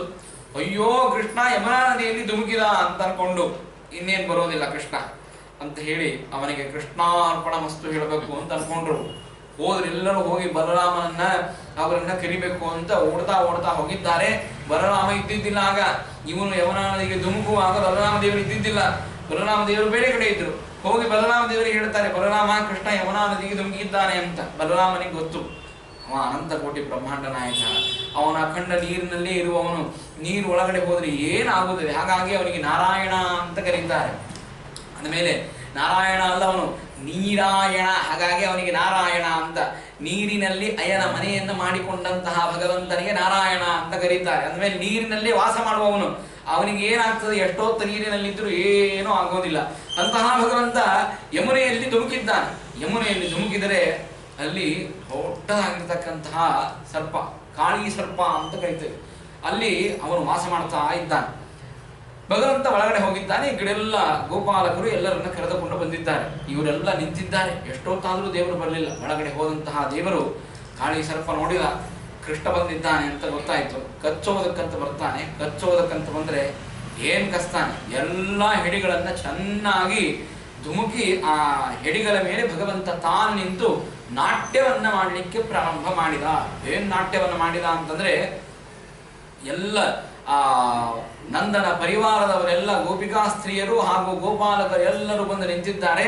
ಆ ಸಂದರ್ಭದಲ್ಲಿ ಕಾಳಿ ಮೇಲೆ ಬರ್ತಾನೆ. ನೋಡ್ಬೇಕಲ್ಲ ನಾಟ್ಯವನ್ನ, ನೀರಿನಲ್ಲಿದ್ದರೆ ನಾಟ್ಯವನ್ನ ನೋಡುವವರು ಯಾರು? ಆಗ ಕಾಳಿ ಮೇಲೆ ಬಂದಾಗ ಆಗ ಹೇಳ್ತಾರೆ, ಆ ನಾಟ್ಯವನ್ನ ಆಡ್ತಾ ಇದ್ದಾನೆ ಕೃಷ್ಣ ಪರಮಾತ್ಮ. ನಾಟ್ಯವನ್ನ ಆಡಿದರೆ ಆಗ ಆ ನಾಟ್ಯವನ್ನು ಆಡುವಂತಹ ಸಂದರ್ಭದಲ್ಲಿ ಬ್ರಹ್ಮದೇವರು ಹಾಡು ಹಾಡಿದರು ಅಂತ ಹೇಳ್ತಾರೆ. ಭಗವಂತ ಈ ರೀತಿಯಾಗಿ ನಟನೆಯನ್ನ ಮಾಡ್ತಾ ಇದ್ದಾನೆ. ಆ ಕುಣಿಯುವಂತಹ ಸಂದರ್ಭದಲ್ಲಿ ಒಬ್ಬರು ಹಾಡನ್ನ ಹಾಡಬೇಕು, ಒಬ್ಬರು ತಾಳವನ್ನ ತಾಟಬೇಕು, ಆಮೇಲೆ ಇನ್ನೊಬ್ರು ಆ ಭಗವಂತನಿಗೆ ಢೋಲಕ್ ಬಾರಿಸಬೇಕು. ಹೀಗೆ ಅನೇಕ ಅಲ್ಲಿ ಆ ಸಂಗೀತದ ವೈಭವ ಇದ್ದರೇನೆ ಒಂದು ನಾಟ್ಯಕ್ಕೆ ಒಂದು ಅದ್ಭುತವಾಗಿರ್ತಕ್ಕಂತಹ ಸೊಬಗು ಬರಲಿಕ್ಕೆ ಸಾಧ್ಯವಿದೆ. ಹಾಗಾಗಿ ಅಲ್ಲಿ ಹೇಳ್ತಾರೆ, ಡೊಳ್ಳಿನ ಮೇಲ್ಗೈಯ ಭರಮಪ್ಪ ಹಾಕ್ಯಾನು. ಏನು ಅದ್ಭುತವಾಗಿರ್ತಕ್ಕಂತಹ ಮಾತು. ಡೊಳ್ಳಿನ ಮೇಲ್ಗೈಯ ಭರಮಪ್ಪ ಹಾಕ್ಯಾನು, ತಾಳವ ಶಿವಪ್ಪ ಕಟ್ಟ್ಯಾನು ಅಂತ. ಏನಂದ್ರೆ ಡೊಳ್ಳಿನ ಮೇಲ್ಗೈಯ ಆ ಏನ ಢೋಲಕ್ ಇರ್ತದೆ ಅದನ್ನ ಭರಮಪ್ಪ ಹಾಕ್ಯಾನು ಅಂತ. ಭರಮಪ್ಪ ಅಂದ್ರೆ ಬ್ರಹ್ಮದೇವರು, ಅವರಿಗೆ ಭರಮಪ್ಪ ಅಂತ ಕರೀತಾರೆ. ಆ ಬ್ರಹ್ಮದೇವರು ಡೊಲ್ಲನ್ನ ಬಾರಿಸ್ತಾರಂತೆ. ತಾಳವ ಶಿವಪ್ಪ ಕಟ್ಟ್ಯಾನು, ಆ ತಾಳವನ್ನ ಮಾಡುವವರು ರುದ್ರದೇವರು. ಆ ರುದ್ರದೇವರು ತಾಳವನ್ನ ಮಾಡುತ್ತಾ ಇದ್ದಾರೆ. ಒಳ್ಳೊಳ್ಳೆ ಪದಗಳ ಹನುಮಪ್ಪ ಹಾಡ್ಯಾನು. ಹನುಮಂತ ದೇವರು ಅನೇಕ ಪದಗಳನ್ನ ಹಾಡಾಡ್ತಾ ಇದ್ರಂತೆ. ಅವರಿಗೆ ಭಾರಿ ಅನಂತವಾದ ರಾಮಾಯಣವನ್ನ, ವಿಸ್ತೀರ್ಣವಾಗಿರತಕ್ಕಂತಹ ರಾಮಾಯಣವನ್ನ ಹಾಡಿ ಹಾಡಿ ಆ ಭಗವಂತನ ಗುಣಗಳನ್ನ ಹಾಡಿ ಅವರಿಗೆ ಸಂಪೂರ್ಣವಾಗಿರತಕ್ಕಂತಹ ರಾಮಾಯಣದ ಜ್ಞಾನ ಹಾಗೂ ಭಾಗವತದ ಜ್ಞಾನ ಸಂಪೂರ್ಣವಾಗಿದೆ. ಅದನ್ನೇ ಹಾಡಿನ ರೂಪದಲ್ಲಿ ಹಾಡಿ ಆ ಕೃಷ್ಣನ ಸೇವೆಯನ್ನು ಮಾಡಬೇಕು ಅಂತ ದೇವರು ಕುಣಿತಾ ಇದ್ದಾನೆ ಅಂತಂದ್ರೆ ಸಾಮಾನ್ಯವಾದದ್ದಲ್ಲ. ಹನುಮಪ್ಪ ಹಾಡ್ಯಾನು, ಚಲುವ ಚನ್ನಿಗರಾಯ ತಾನು ಕುಣದಾನು ಅಂತ. ಎಂಥ ಅದ್ಭುತವಾದ ಭಗವಂತ. ಆ ಕುಣಿಬೇಕಾದ್ರೆ ಎಲ್ಲ ದೇವತೆಗಳು ಸೇವೆಯನ್ನು ಮಾಡ್ತಾ ಇದ್ದಾರೆ. ರುದ್ರದೇವರಿಗೆ ಸಂತೋಷ ಹಾಗೂ ಆಶ್ಚರ್ಯವಾಗಿದೆ ಅಂತ. ಯಾಕೆ ಅಂದ್ರೆ ನಾಟ್ಯದಲ್ಲಿ ಕೈಯನ್ನು ಎತ್ತಿದವರು ರುದ್ರದೇವರು. ನಾಟ್ಯವನ್ನ ಹಾಗಾಗಿ ನಟರಾಜ ಅಂತ ರುದ್ರದೇವರನ್ನ ಕರೀತಾರೆ. ಅಂದಮೇಲೆ ಆ ನಾಟ್ಯವನ್ನು ನೋಡಿ ಯಾವಾಗ ಈ ಕೃಷ್ಣ ಪರಮಾತ್ಮ ಕಾಳಿಯ ಮರ್ದನವನ್ನ ಮಾಡ್ತಾ ನಟನೆಯನ್ನ ಮಾಡ್ತಾ ಇದ್ದಾನೋ ಅದನ್ನು ನೋಡಿ ರುದ್ರದೇವರಿಗೆ ಅನಿಸ್ತಂತೆ, ನಾನು ಇಷ್ಟು ಚಂದ ಮಾಡುವುದಿಲ್ಲ, ನೀ ಯಾವಾಗ ಕಲ್ತಿಪ್ಪ, ಯಾವ ಡ್ಯಾನ್ಸ್ ಕ್ಲಾಸಿಗೆ ಹೋದಿ ನೀನು, ಯಾರು ನಿನಗೆ ಕಲಿಸಿದ್ರು, ಏನ್ ಪ್ರಾಕ್ಟೀಸು ಅಂತ. ಏನ್ ಪ್ರಾಕ್ಟೀಸು? ಎಲ್ಲ ಜ್ಞಾನಿನಾಂ ಜ್ಞಾನ ಸಾಧನ, ಈ ಜ್ಞಾನಿಗಳಿಗೆ ಜ್ಞಾನವನ್ನು ಕೊಡುವಂತಹ ಭಗವಂತನಿಗೆ ಈ ಯಾವ ಕಲೆಗಳಾಗಲಿ ಅಥವಾ ಜ್ಞಾನವಾಗಲಿ ಇನ್ನೊಬ್ಬರು ಕೊಡಬೇಕಾಗಿಲ್ಲ, ಎಲ್ಲ ಆ ಭಗವಂತನ ಸ್ವರೂಪ ಅಂತ ಹೇಳ್ತೇವೆ. ಜ್ಞಾನಾನಂದಾದಿ ಸ್ವರೂಪನಾಗಿರ್ತಕ್ಕಂತಹ ಭಗವಂತ ನಾಟ್ಯವನ್ನ ಮಾಡಿದ ಅಂತ. ಆಗ ನಾಟ್ಯವನ್ನು ಮಾಡ್ತಾ ಇದ್ದಾನೆ. ಎಲ್ಲ ನಾಗಪತ್ನಿಯರು ಬಂದು ಭಗವಂತನಿಗೆ ಪ್ರಾರ್ಥನೆಯನ್ನು ಮಾಡ್ತಾರೆ, ಸ್ವಾಮಿ ನಮ್ಮ ತಪ್ಪಾಗಿದೆ, ನಮ್ಮ ಏನ ಪತಿದೇವನಿದ್ದಾನೆ ಅವನಿಂದ ತಪ್ಪಾಗಿದೆ, ದಯಮಾಡಿ ನೀನು ನನ್ನನ್ನು ಕ್ಷಮಾ ಮಾಡು, ಅವನನ್ನು ಬಿಟ್ಟು ಬಿಡು ಅಂತ ಹೇಳಿ ಪ್ರಾರ್ಥನೆಯನ್ನು ಮಾಡಿದಾಗ ಭಗವಂತ ಏನ್ ಮಾಡಿದ ಅಂತಂದ್ರೆ, ಸತ್ಯಧರ್ಮರು ಇಲ್ಲೊಂದು ಕಲ್ಪನೆ ಮಾಡ್ತಾರೆ. ಏನು ಅಂತಂದ್ರೆ, ಭಗವಂತ ಆ ಕಾಳಿಯ ಮೇಲೆ ನಾಟ್ಯವನ್ನ ಆಡುವಾಗ ಕಾಳಿಯ ಬಾಲ ಏನಿದೆ ಅದನ್ನು ಹಿಡಿದಿದ್ದಂತೆ, ಕಾಳಿಯ ಬಾಲವನ್ನ ಹಿಡಿದು ಅದರ ಮುಖದ ಮೇಲೆ ನಾಟ್ಯವನ್ನಾಡಿದ ಅಂತ. ಯಾಕೆ ಹೀಗೆ ಮಾಡಿದ ಅಂತಂದ್ರೆ, ಕೆಲವರು ಏನಂತಾರೆ, ಬ್ಯಾಲೆನ್ಸ್ ಸಿಗಲಿಲ್ಲ ದೇವರಿಗೆ, ಅದಕ್ಕಾಗಿ ಬಾಲವನ್ನ ಹಿಡದ ಅಂತ. ಹಾಗಿಲ್ಲ, ಭಗವಂತನಿಗೆ ನಾಟ್ಯ ಆಡಬೇಕಾದ್ರೆ ಬ್ಯಾಲೆನ್ಸ್ ಬೇಕಾಗಿಲ್ಲ. ಸತ್ಯಧರ್ಮರು ಹೇಳ್ತಾರೆ, ಯಾರು ತಪ್ಪು ಮಾಡಿದ್ದಾರೆ ಅವರಿಗೆ ಮಾತ್ರ ಶಿಕ್ಷೆ ಆಗಬೇಕು ಅಂತ. ಕರ್ಮ ಅಂತನೂ ಹೇಗಿದೆ ಅಂತಂದ್ರೆ, ಯಾರು ತಪ್ಪು ಮಾಡಿದ್ದಾರೆ ಕರ್ಮ ಅವರಿಗೆ ಮತ್ತೆ ಅದೇ ಫಲವನ್ನ ಕೊಡುತ್ತದೆ. ಈಗ ತಪ್ಪು ಮಾಡಿದ್ದು ಯಾರು ಅಂದ್ರೆ ಮುಖದಿಂದಾಗಿ ವಿಷ ಬರಲಿಕ್ಕೆ ಸಾಧ್ಯ ಇದೆ. ಮುಖವೇ ತಪ್ಪು ಮಾಡಿದ್ದು, ಬಾಲ ಯಾಕೆ ತಪ್ಪು ಮಾಡಿದೆ, ಬಾಲ ಏನ್ ಮಾಡಿದೆ? ಹಾಗಾಗಿ ಯಾರು ತಪ್ಪು ಮಾಡಿಲ್ವೋ ಅವರನ್ನು ಎತ್ತಿ ಹಿಡಿತಾನೆ, ಯಾರು ತಪ್ಪು ಮಾಡಿದ್ದಾರೋ ಅವರನ್ನ ಕಾಲಿನಿಂದ ದೇವರು ತುಳಿತಾನೆ ಎನ್ನುವಂತಹ ತತ್ವವನ್ನ ಸತ್ಯಧರ್ಮರು ಇಲ್ಲಿ ಕಲ್ಪನೆಯನ್ನು ಮಾಡಿಕೊಡ್ತಾರೆ. ವಾದಿರಾಜರು ಇನ್ನೊಂದು ಕಲ್ಪನೆ ಮಾಡ್ತಾರೆ. ಏನು ಅಂದ್ರೆ, ಈ ಬಾಲವನ್ನು ಯಾಕೆ ಎತ್ತಿ ಹಿಡದ ಅಂತಂದ್ರೆ, ನಮ್ಮಲ್ಲಿ ಅನೇಕ ಜನ ಹಾಲಿನ ಪಾಕೆಟ್ ಅಂತ ತರ್ತಾರಲ್ವಾ, ಹಾಲು ಅಂತ ತರ್ತಾರೆ. ಹಾಲು ಅಂತಂದಾಗ ಏನ್ ಮಾಡ್ತಾರೆ, ಹಾಲನ್ನ ಮುಂದಿನ ಆ ಪಾಕೆಟ್ ಅನ್ನು ಹರಿದು ಚೆನ್ನಾಗಿ ಹಾಲನ್ನ ಗೀರ್ತಾರೆ. ಅಂದ್ರೆ ಮೇಲಿನ ಹಾಲು ಸಂಪೂರ್ಣವಾಗಿ ಹೊರಗಡೆ ಬರಬೇಕು ಅಂತ ಅದನ್ನ ಬಿಡೋದಿಲ್ಲ, ಅಷ್ಟಕ್ಕೆ ಗೋಡಿ ಗಂಟಿಸ್ತಾರೆ ಅದನ್ನ. ಅದು ಸಂಪೂರ್ಣವಾಗಿ ಅದರ ಹನಿ ಒಳಗಡೆ ಏನೇನಿದೆಯೋ ಅದು ಸಂಪೂರ್ಣವಾಗಿ ಹೊರಗಡೆ ಇಳದೆ ಬರಬೇಕು. ಅದರಲ್ಲಿ ಒಂದು ಹಾಲಿನ ಹನಿ ಉಳಿಬಾರದು, ಕೇವಲ ನಂದಿನಿ ಪಾಕೆಟ್ ಮಾತ್ರ ಉಳಿಬೇಕು. ಹಾಗೆ ಹಾಲನ್ನು ಗೀರುವಂತಹ ಪದ್ಧತಿ, ಹೌದಾ? ಹಾಗೆ ವಾದಿರಾಜರು ಹೇಳ್ತಾರೆ, ಯಾವ ಅಪಾದಮಸ್ತಕವಾಗಿ ಈ ಹಾವಿನಲ್ಲಿ ವಿಷ ಇದೆಯೋ ಆ ವಿಷ ಸಂಪೂರ್ಣವಾಗಿ ಹೊರಗಡೆ ಬರಬೇಕು. ಹಾಗಾಗಿ ಆ ಬಾಲವನ್ನ ಮೇಲೆ ಎತ್ತಿದ, ಆ ವಿಷವನ್ನ ಸಂಪೂರ್ಣವಾಗಿ ಬಾಯಿಯಿಂದ ಕಾಣಿಸಿದ. ಈ ರೀತಿಯಾಗಿ ಕಲ್ಪನೆಯನ್ನು ಮಾಡುತ್ತಾರೆ. ಕಲ್ಪನೆಯನ್ನು ಮಾಡಿದ ಮೇಲೆ ಆ ಕಾಳಿ ಪ್ರಾರ್ಥನೆಯನ್ನು ಮಾಡುತ್ತಾನೆ. ಅವನು ಪ್ರಾರ್ಥನೆಯನ್ನು ಮಾಡಿದಾಗ ದೇವರು ಹೇಳ್ತಾನೆ, ಬಂದದ್ದು ಕಾರಣ ಏನು ಅಂತ ಕೇಳಿದ. ಪ್ರಾರ್ಥನೆಯನ್ನು ಮಾಡಿದಾಗ ದೇವರಿಗೆ ಇವನು ಕಾರಣವನ್ನು ಹೇಳ್ತಾನೆ. ಏನಿಲ್ಲ, ಕಾರಣ ಏನು ಅಂತಂದ್ರೆ, ಹೀಗಿತ್ತು. ಒಂದು ಸಲ ಏನಾಗಿತ್ತು ಅಂತಂದ್ರೆ, ಎಲ್ಲ ಸರ್ಪಗಳು ಕೂಡಿ ಪ್ರತಿನಿತ್ಯ ಆ ಗರುಡ ಬರ್ತಿದ್ದ. ಗರುಡ ಬಂದವನೇ ಬಂದು ರಮಣಕ ದ್ವೀಪ ಅಂತ ಒಂದು ದ್ವೀಪ, ಆ ದ್ವೀಪದಲ್ಲಿ ಎಷ್ಟೆಷ್ಟು ನಾಗಗಳಿದ್ವು ಆ ನಾಗಗಳನ್ನು ತೆಗೆದುಕೊಂಡು ಬಲಿ ತಗೊಂಡು ಹೋಗ್ತಿದ್ದ. ಆದರೆ ಈ ಎಲ್ಲ ನಾಗಗಳಿಗೆ ಸಂಕಷ್ಟವಾಯಿತು. ಹಾಗಾಗಿ ಎಲ್ಲ ನಾಗಗಳು ಕೂತು ಒಂದು ಮೀಟಿಂಗ್ ಮಾಡಿದ್ರು, ಒಂದು ಸಭೆಯನ್ನು ಮಾಡಿ ನಿರ್ಣಯ ಮಾಡಿದ್ರು. ಏನು ಅಂದ್ರೆ, ದಿನಕ್ಕೊಂದರಂತೆ ಒಬ್ಬರನ್ನ ಬಲಿ ಕೊಡ್ತೇವೆ ಅಂತ ನಿರ್ಣಯ ಮಾಡಿದ್ರು. ನಿರ್ಣಯ ಮಾಡಿದಾಗ ಪ್ರತಿಯೊಬ್ಬರ ಒಂದೊಂದು ದಿವಸ ಒಂದೊಂದು ಬಲಿ ಅಂತ ಇತ್ತು. ಒಂದೊಂದು ದಿವಸ ಒಬ್ಬೊಬ್ಬರ ಬಲಿ ಅಂತಿದ್ದಾಗ ಒಂದು ದಿನ ಈ ಕಾಳಿಯ ಬಲಿ ಬಂತು. ಆಗ ಕಾಳಿ ಏನ್ ಮಾಡಿದ ಅಂತಂದ್ರೆ, ಗರುಡನ ಮೇಲೆಯೇ ಯುದ್ಧಕ್ಕಾಗಿ ಹೋದ. ಗರುಡ ಒಂದೇ ಒಂದು ರೆಕ್ಕೆ ಹೊಡೆತದಿಂದಾಗಿ ಕಾಳಿಯನ್ನ ದೂರಕ್ಕೆ ಎಸೆದ. ಅವನಿಗೆ ಗೊತ್ತಾಯ್ತು ಗರುಡನ ಸಾಮರ್ಥ್ಯ ಬಹಳ ಇದೆ, ಅವನ ಜೊತೆಗೆ ಯುದ್ಧಕ್ಕೆ ಹೋಗಬಾರದು ಅಂತ ವಿಚಾರ ಮಾಡಿದ. ಆದರೆ ಗರುಡ ಬಿಡ್ಲಿಲ್ಲ, ಅವನನ್ನು ಬೆನ್ನ ಹತ್ತಿದ. ಕಾಳಿ ವಿಚಾರ ಮಾಡಿದ, ಯಮುನೆಯ ಮಡುವಿನಲ್ಲಿ ಬಂದು ಉಳಿದು ಬಿಟ್ರೆ ನಾನು ಸೇಫ್ ಆಗಿರ್ತೇನೆ ಅಂತ ಹೇಳಿ ಅಲ್ಲೇ ಹೋಗಿ ಕಾಳಿ ಆ ಯಮುನೆಯ ಮಡುವಿನಲ್ಲಿ ಬಂದು ನಿಂತ. ಅಲ್ರಿ, ಯಮುನೆ ಮಡುವಿನಲ್ಲಿ ಬಂದು ನಿಂತಾಗ ಗರುಡನಿಗೆ ಅದನ್ನು ಬಂದು ಸ್ವೀಕಾರ ಮಾಡ್ಲಿಕ್ಕೆ ಆಗ್ತಿದ್ದಿಲ್ಲ ಏನು ಅಂತ ಕೇಳಿದ್ರೆ ಆ ಮಾತನ್ನು ಹೇಳ್ತಾರೆ, ಗರುಡ ಯಮುನೆಯ ಮಡುವಿನಲ್ಲಿ ಸರ್ವಥಾ ಬರಲಿಕ್ಕೆ ಸಾಧ್ಯವಿದ್ದಿದ್ದಿಲ್ಲ. ಯಾಕೆ ಅಂತಂದ್ರೆ ಅಲ್ಲಿ ಶಾಪ ಇತ್ತು, ಆ ಗರುಡನಿಗೆ ಶಾಪವಿತ್ತು ಅಂತಂತಾರೆ. ಏನ್ ಶಾಪ ಅಂತಂದ್ರೆ, ಒಂದು ಸಲ ಸೌಭರಿ ಋಷಿಗಳು ಯಮುನೆಯ ಮಡುವಿನಲ್ಲಿಯೇ ಸಾಯಂಕಾಲದ ಸಂಧ್ಯಾವಂದನೆಯನ್ನು ಮಾಡ್ತಾ ಇರುವಂತಹ ಸಂದರ್ಭದಲ್ಲಿ ಎರಡು ಮೀನುಗಳು, ಒಂದು ಗಂಡು ಇನ್ನೊಂದು ಹೆಣ್ಣು ಮೀನುಗಳು ವಿಹಾರವನ್ನ ಮಾಡ್ತಾ ಇವೆ. ಅದನ್ನ ಆ ಮಡುವಿನಲ್ಲಿ ನೋಡ್ತಾ ಇದ್ದಾರೆ. ಯಾರು? ಸೌಭರಿ ಋಷಿಗಳು. ನೋಡ್ತಾ ಇದ್ದಾಗಲೇನೆ ಗರುಡ ಬಂದ. ಆ ಒಂದು ಹೆಣ್ಣು ಮೀನನ್ನು ತೆಗೆದುಕೊಂಡು ಹಾರಿ ಮೇಲೆ ಹೋಗಿ ಆ ಮೀನನ್ನ ಸಂಹಾರ ಮಾಡಿದ, ತಾನು ತನ್ನ ಆಹಾರವನ್ನು ಮಾಡಿಕೊಂಡ. ಇದನ್ನ ನೋಡಿದಂತಹ ಸೌಭರಿ ಋಷಿಗಳು ಆಗ ಶಾಪವನ್ನು ಕೊಡ್ತಾರೆ. ಅಕಸ್ಮಾತ್ತಾಗಿ ನೀನು ಇಲ್ಲಿ ಏನಾದರೂ ಗರುಡ ಇನ್ನೊಂದು ಸಲ ಬಂದೆ ಅಂತಾದರೆ ನಿನ್ನ ತಲೆ ಕತ್ತರಿಸಿ ಹೋಗ್ತದೆ ಅಂತ ಹೇಳಿ ಆ ಸೌಭರಿ ಋಷಿಗಳು ಈ ಯಮನೆಯ ಮಡುವಿಗೆ ಶಾಪವನ್ನು ಕೊಡ್ತಾರೆ, ಗರುಡ ಬರಬಾರದು ಅಂತ. ಹಾಗಾಗಿ ಗರುಡ ಇಲ್ಲಿ ಸರ್ವಥಾ ಬರೋದಿಲ್ಲ, ಶಾಪ ಇದೆ ಅಂತ ಗೊತ್ತಾಯಿತು. ಹಾಗಾಗಿ ಕಾಲಿ ಇಲ್ಲಿ ಬಂದಿದ್ದಾನೆ. ಹಾಗಾದರೆ ಇಬ್ಬರನ್ನ ಸಂತೋಷಪಡಿಸಬೇಕೀಗ. ಶೇಷದೇವರನ್ನು ಸಂತೋಷಪಡಿಸಬೇಕು, ಗರುಡ ದೇವರನ್ನು ಸಂತೋಷಪಡಿಸಬೇಕು. ಆದಿರಾಜರಂತಾರೆ ಇಬ್ಬರನ್ನ ದೇವರು ಹೆಂಗ್ ಸಂತೋಷಪಡಿಸಿದ ಅಂತಂದ್ರೆ ಕಾಲಿಯ ಮರ್ದನೆಯನ್ನ ಮಾಡಿದ. ಹಾಗಾಗಿ ಗರುಡನಿಗೆ ಬಹಳ ಸಂತೋಷ ಆಯ್ತು, ನಾ ಮಾಡುವ ಕೆಲಸ ನೀನೇ ಮಾಡಿದಿ, ಬಹಳ ಸಂತೋಷ ಅಂತ. ಈ ಕೆಲವರು ಇರ್ತಾರಲ್ಲ, ಯಸ್ಯ ಶತ್ರು, ಯಾವನಿಗೆ ಶತ್ರು ಆಗಿರತಕ್ಕಂಥವನು ಇನ್ನೊಬ್ಬನು ಅವನು ಶತ್ರು ಇರ್ತಾನೋ ಅವನು ಇವನಿಗೆ ಮಿತ್ರ ಆಗಿರ್ತಾನೆ. ಹಾಗೆ ದೇವರೇನ್ ಮಾಡಿದ, ಆ ಗರುಡನ ವಾಹನವಾಗಿರತಕ್ಕಂತಹ ಗರುಡವನ್ನು ಸಂತೋಷಪಡಿಸುವುದಕ್ಕಾಗಿ ಚೆನ್ನಾಗಿ ಮರ್ದನೆಯನ್ನು ಮಾಡಿದ. ಮರ್ದನೆ ಮಾಡಿದ ಮೇಲೆ ಶೇಷದೇವರಿಗೆ ಸಿಟ್ಟು ಬಂತು, ನನ್ನ ಪರಿವಾರದವರನ್ನು ಹೆಂಗೆ ತುಳಿತಾ ಇದ್ದಾನೆ ನೋಡು ದೇವರು ಅಂತ. ಆಗ ದೇವರು ಹೇಳ್ತಾನೆ, ನಿನ್ನ ಪರಿವಾರದವರನ್ನು ತುಳಿತಾ ಇಲ್ಲ, ಅಲ್ಲಿ ನನ್ನ ಹೆಜ್ಜೆಯನ್ನ ಮೂಡಿಸ್ತಾ ಇದ್ದೇನೆ. ಆ ಧ್ವಜ, ವಜ್ರ, ಅಂಕುಶ ಎಲ್ಲ ಪದ್ಮಗಳುಳ್ಳಂತಹ ನನ್ನ ಪಾದವನ್ನ ಅಲ್ಲಿ ಮೂಡಿಸ್ತಾ ಇದ್ದೇನೆ ಅಂತ ಹೇಳಿ ಆ ಪಾದವನ್ನ ಮೂಡಿಸಿದ. ಆಗ ಕಾಲಿಗೆ ಹೇಳ್ತಾನೆ, ಏನೂ ವಿಚಾರ ಮಾಡಬೇಡ, ನನ್ನ ಪಾದದ ಚಿಹ್ನೆ ನಿನ್ನ ತಲೆ ಮೇಲೆ ಗುರುತಿದೆ. ಹಾಗಾಗಿ ಇನ್ನು ಯಾವ ಗರುಡನೂ ಕೂಡ ನಿನಗೆ ಏನು ಮಾಡ್ಲಿಕ್ಕೆ ಸಾಧ್ಯ ಇಲ್ಲ. ಗರುಡ ಅಲ್ಲ, ಯಮಾದಿ ದೇವತೆಗಳು ಯಾರೂ ಕೂಡ ನಿನಗೆ ಏನು ಮಾಡ್ಲಿಕ್ಕೆ ಸಾಧ್ಯ ಇಲ್ಲ. ನನ್ನ ಚಿಹ್ನೆಯಿಂದಾಗಿ ನೀನು ಅಲಂಕೃತನಾಗಿದ್ದಿ. ಇಂಥ ಅದ್ಭುತವಾದ ಮಾತು ನೋಡ್ರಿ. ಯಾರು ಭಗವಂತನ ಚಿಹ್ನೆಯನ್ನು ಧರಿಸ್ತಾರೆ, ಹಾಗಾಗಿ ನಿತ್ಯದಲ್ಲಿ ನೀವು ಗೋಪೀಚಂದನ ಮುದ್ರಾಧಾರಣಾದಿಗಳನ್ನು ಮಾಡಬೇಕು ಅಂತ ಹೇಳೋದು.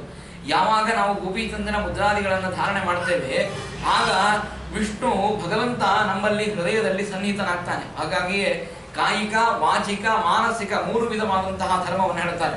ನಮ್ಮಲ್ಲಿ ಯಾರೋ ಅಂದ್ರು, ನಾವೆಲ್ಲ ಮನಸ್ಸಿನಿಂದ ಮಾಡಿಬಿಡ್ತೀವಿ ಆಚಾರ್ಯ, ಯಾಕೆ ಸುಮ್ಮನೆ ಈ ಕಾಯಿಕವಾಗಿ ಒದ್ದಿ ಮೇಲೆ ಧಾವಳಿ, ಧಾವಳಿ ಮೇಲೆ ಒದ್ದಿ, ಮತ್ತೆ ಇಡ್ಲಿ ಒಲೆ, ಮತ್ತೆ ಅಡಿಗೆ, ಇದೆಲ್ಲ ಬೇಡ. ನಾವೇನು ಮನಸ್ಸಿನಲ್ಲಿ ಮಾಡಿಕೊಂಡು ನಾರ್ಮಲ್ ಆಗಿ ಧರ್ಮಾಚರಣೆಯನ್ನು ಮಾಡ್ತೇವೆ. ದೇವರು ಸರ್ವೋತ್ತಮ ಅಂತ ನಮಗೆ ಗೊತ್ತೇ ಗೊತ್ತು, ಕೃಷ್ಣಾರ್ಪಣ ಮಸ್ತು, ಇಷ್ಟು ಮಾಡಿಬಿಟ್ರೆ ಸಾಕಲ್ಲ ಧರ್ಮ ಅಂತ. ಕಾಯಿಕವಾಗಿ, ಮಾನಸಿಕವಾಗಿ ಹಾಗೂ ವಾಚಿಕವಾಗಿ 3 ವಿಧವಾದಂತಹ ಧರ್ಮವನ್ನು ಅನಿವಾರ್ಯವಾಗಿ ಮಾಡಲೇಬೇಕು. ಹಾಗಾಗಿಯೇ ಆ ಮಾಡಿರ್ತಕ್ಕಂತಹ ತ್ರಿವಿಧವಾದಂತಹ ಕರ್ಮಗಳಿಗೆ ಭಗವಂತ ಅನುಕೂಲವಾಗಿ ಫಲವನ್ನು ಕೊಡ್ತಾನೆ. ಅಲ್ರಿ, ಮನಸ್ಸಿನ ವಿಚಾರ ಯಾರು ನೋಡಿದ್ದಾರೋ? ನಾನು ಮನಸ್ಸಿನೊಳಗೆ ಬಹಳ ಸಾತ್ವಿಕನಿದ್ದೇನೆ ಅಂತಂದ್ರೆ ಆ ಮನಸ್ಸಿನ ಆಳವನ್ನ ಅರಿತವ್ರು ಯಾರು ಅಂತ ಹೇಳ್ತಾರೆ ದಾಸರು. ನಿನ್ನ ಮನಸ್ಸಿನಲ್ಲಿರುವಂತಹ ಸ್ವಭಾವವನ್ನ ಯಾರ ಮುಂದೆ ವ್ಯಕ್ತ ಮಾಡ್ಲಿಕ್ಕೆ ಸಾಧ್ಯ ಇದೆ? ಆ ಮನಸ್ಸಿನಲ್ಲಿರುವ ಸ್ವಭಾವ ಬಾಯಿಯಿಂದ ಹೊರಗಡೆ ಬರಬೇಕು. ಆ ಬಾಯಿಯಿಂದ ಹೊರಗಡೆ ಬಂದಾಗ ನಿನ್ನ ಬಾಯಿಯಲ್ಲಿ ಕೆಟ್ಟ ಪದಗಳು, ಮನಸ್ಸಿನಲ್ಲಿ ಒಳ್ಳೆಯ ವಿಚಾರಗಳು. ಹೇಗೆ ಅನುಮಾನ ಮಾಡ್ಲಿಕ್ಕೆ ಸಾಧ್ಯ ಇದೆ ನಿನ್ನ ಮನಸ್ಸಿನಲ್ಲಿ ಒಳ್ಳೆಯ ವಿಚಾರ ಅಂತ?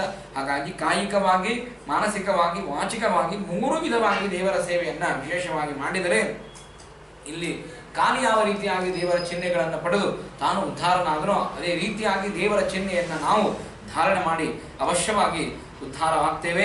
ಈ ಭಗವಂತ ಈ ರೀತಿಯಾಗಿ ಕಾಳಿಯನ್ನ ಸಂಹಾರ ಮಾಡಿದ. ಕಾಳಿಯನ್ನ ಅನುಗ್ರಹ ಮಾಡಿ ಆ ಮಡುವಿನಿಂದಾಗಿ ಕೊಟ್ಟು ಕಳಿಸ್ತಾನೆ. ನೀನು ಇಲ್ಲಿಂದ ಹೋಗು, ಏನಾಗೋದಿಲ್ಲ ಅಂತ ಕೊಟ್ಟು ಕಳಿಸಿದ ಮೇಲೆ ಆಮೇಲೆ ಒಬ್ಬ ದೈತ್ಯ ಬರ್ತಾನೆ. ಅವನ ಹೆಸರು ಪ್ರಳಂಬಾಸುರ ಅಂತ. ಆ ಪ್ರಳಂಬಾಸುರ ಏನು ಅಂತಂದ್ರೆ, ಅವನು ಕೃಷ್ಣನನ್ನ ಸಂಹಾರ ಮಾಡಬೇಕು ಅಂತ ಲೆಕ್ಕದಲ್ಲಿ ಬರ್ತಾನೆ. 2 ಆಟ ಆಡ್ತಾ ಇರ್ತಾರೆ. ಎಲ್ಲ ಗೋಪಾಲಕರು ಹಾಗೂ ಬಲರಾಮ, ಕೃಷ್ಣ ಎಲ್ಲರೂ ಆಟ ಆಡ್ತಾ ಇರುವಂತಹ ಪ್ರಸಂಗ. 2 ಟೀಮ್ ಆಗಿವೆ. ಗೋಪಾಲಕನ ಕೃಷ್ಣ ಒಂದು ಟೀಮ್ ನಲ್ಲಿದ್ದಾನೆ, ಬಲರಾಮ ಇನ್ನೊಂದು ಟೀಮ್ ನಲ್ಲಿ ಇದ್ದಾನೆ. ಕೃಷ್ಣನ ಟೀಮ್ ಅನ್ನ ಸೇರಿದ ಇವನು. ಕೃಷ್ಣನ ಟೀಮ್ ಸೇರಿದರೆ ಸೋಲೋದೇ ಇಲ್ಲ ಅಂತ ಗೊತ್ತಿತ್ತು. ಯಾವಾಗ ಯತ್ರ ಯೋಗೀಶ್ವರ ಕೃಷ್ಣ, ಎಲ್ಲಿ ದೇವರಿದ್ದಾನೆ ಅಲ್ಲಿ ಜಯನೇ ಆಗ್ತದೆ ಅಂತ ಗೊತ್ತಿತ್ತು. ಹಾಗಾಗಿ ಕೃಷ್ಣನ ಟೀಮ್ ಅನ್ನ ಪ್ರಲಂಬಾಸುರ ಸೇರಿದ. ಬಲರಾಮ ಸೋಲ್ತಾನೆ ಅಂತ ಗೊತ್ತಿತ್ತು.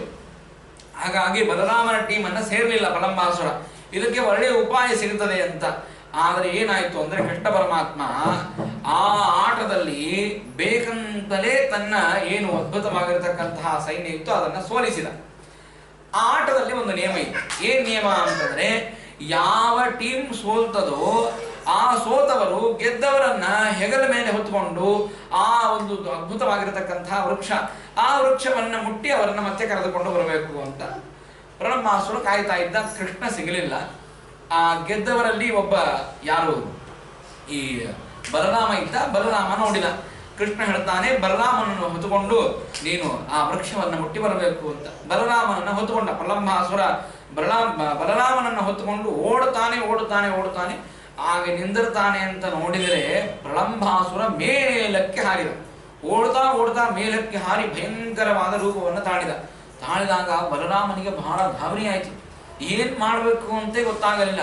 ಆಗ ಕೃಷ್ಣ ನೆನಪು ಮಾಡ್ತಾನೆ, ನೋಡಪ್ಪ ಬಲರಾಮ, ಯಾರಂತ ತಿಳಿದಿದ್ದಿ ನೀನು? ಯಾರಂತ ತಿಳಿದಿದ್ದಿ? ಸಾಕ್ಷಾತ್ ಶೇಷನ ಅವತಾರ ನೀನು. ಅದರಲ್ಲಿ ಶುಕ್ಲಕೇಶಾವೇಶ ಇದೆ. ನಿನ್ನ ಮೂಲ ರೂಪದ ಸ್ಮರಣೆಯನ್ನ ಮಾಡುವಂತ ದೇವರು ಹೇಳಿದ. ಗಾಬರಿಯಾದ ಬಲರಾಮನಿಗೆ ಮೂಲ ರೂಪದ ಸ್ಮರಣೆಯನ್ನ ಮಾಡಿಸಿದ ಮೇಲೆ ಬಲರಾಮ ದೇವರಿಗೆ ಶಕ್ತಿ ಬಂತು. ನೋಡ್ರಿ, ಕೆಲವು ಸಲ ಮೂಲ ರೂಪದ ಸ್ಮರಣೆ ಆಗಿದ್ದಿಲ್ಲ ಅಂದ್ರೆ ದೇವತೆಗಳಲ್ಲಿ ಶಕ್ತಿ ಕಡಿಮೆ ಆಗ್ತದೆ. ಮೂಲ ರೂಪದ ಸ್ಮರಣೆ ಇರಬೇಕು. ಅವತಾರ ಮಾಡಿದಾಗ ಭಗವಂತನಿಗಾಗಲಿ ಲಕ್ಷ್ಮೀ ದೇವಿಗಾಗಲಿ ಹಾಗೂ ಮುಖ್ಯ ಪ್ರಾಣ ದೇವರಿಗಾಗಲಿ ಮೂಲ ರೂಪದ ಸ್ಮರಣೆ ಯಾವಾಗಲೂ ಇರುತ್ತದೆ. ಭಗವಂತನಿಗೆ ಸ್ಮರಣೆ ಅಂದ್ರೆ ಅವನು ಸರ್ವಜ್ಞ, ಅವನಿಗೆ ಯಾವಾಗಲೂ ಅಷ್ಟೇ ಶಕ್ತಿ ಇದ್ದೇ ಇರುತ್ತದೆ. ಆದರೆ ಅವತಾರ ಮಾಡಿ ಬಂದಾಗ ಲಕ್ಷ್ಮೀ ಮುಖ್ಯ ಪ್ರಾಣ ದೇವರಿಗೆ ಮಾತ್ರ ಮೂಲ ರೂಪದ ಸ್ಮರಣೆ ಶಕ್ತಿ ಸಾಮರ್ಥ್ಯ ಇರುತ್ತದೆ.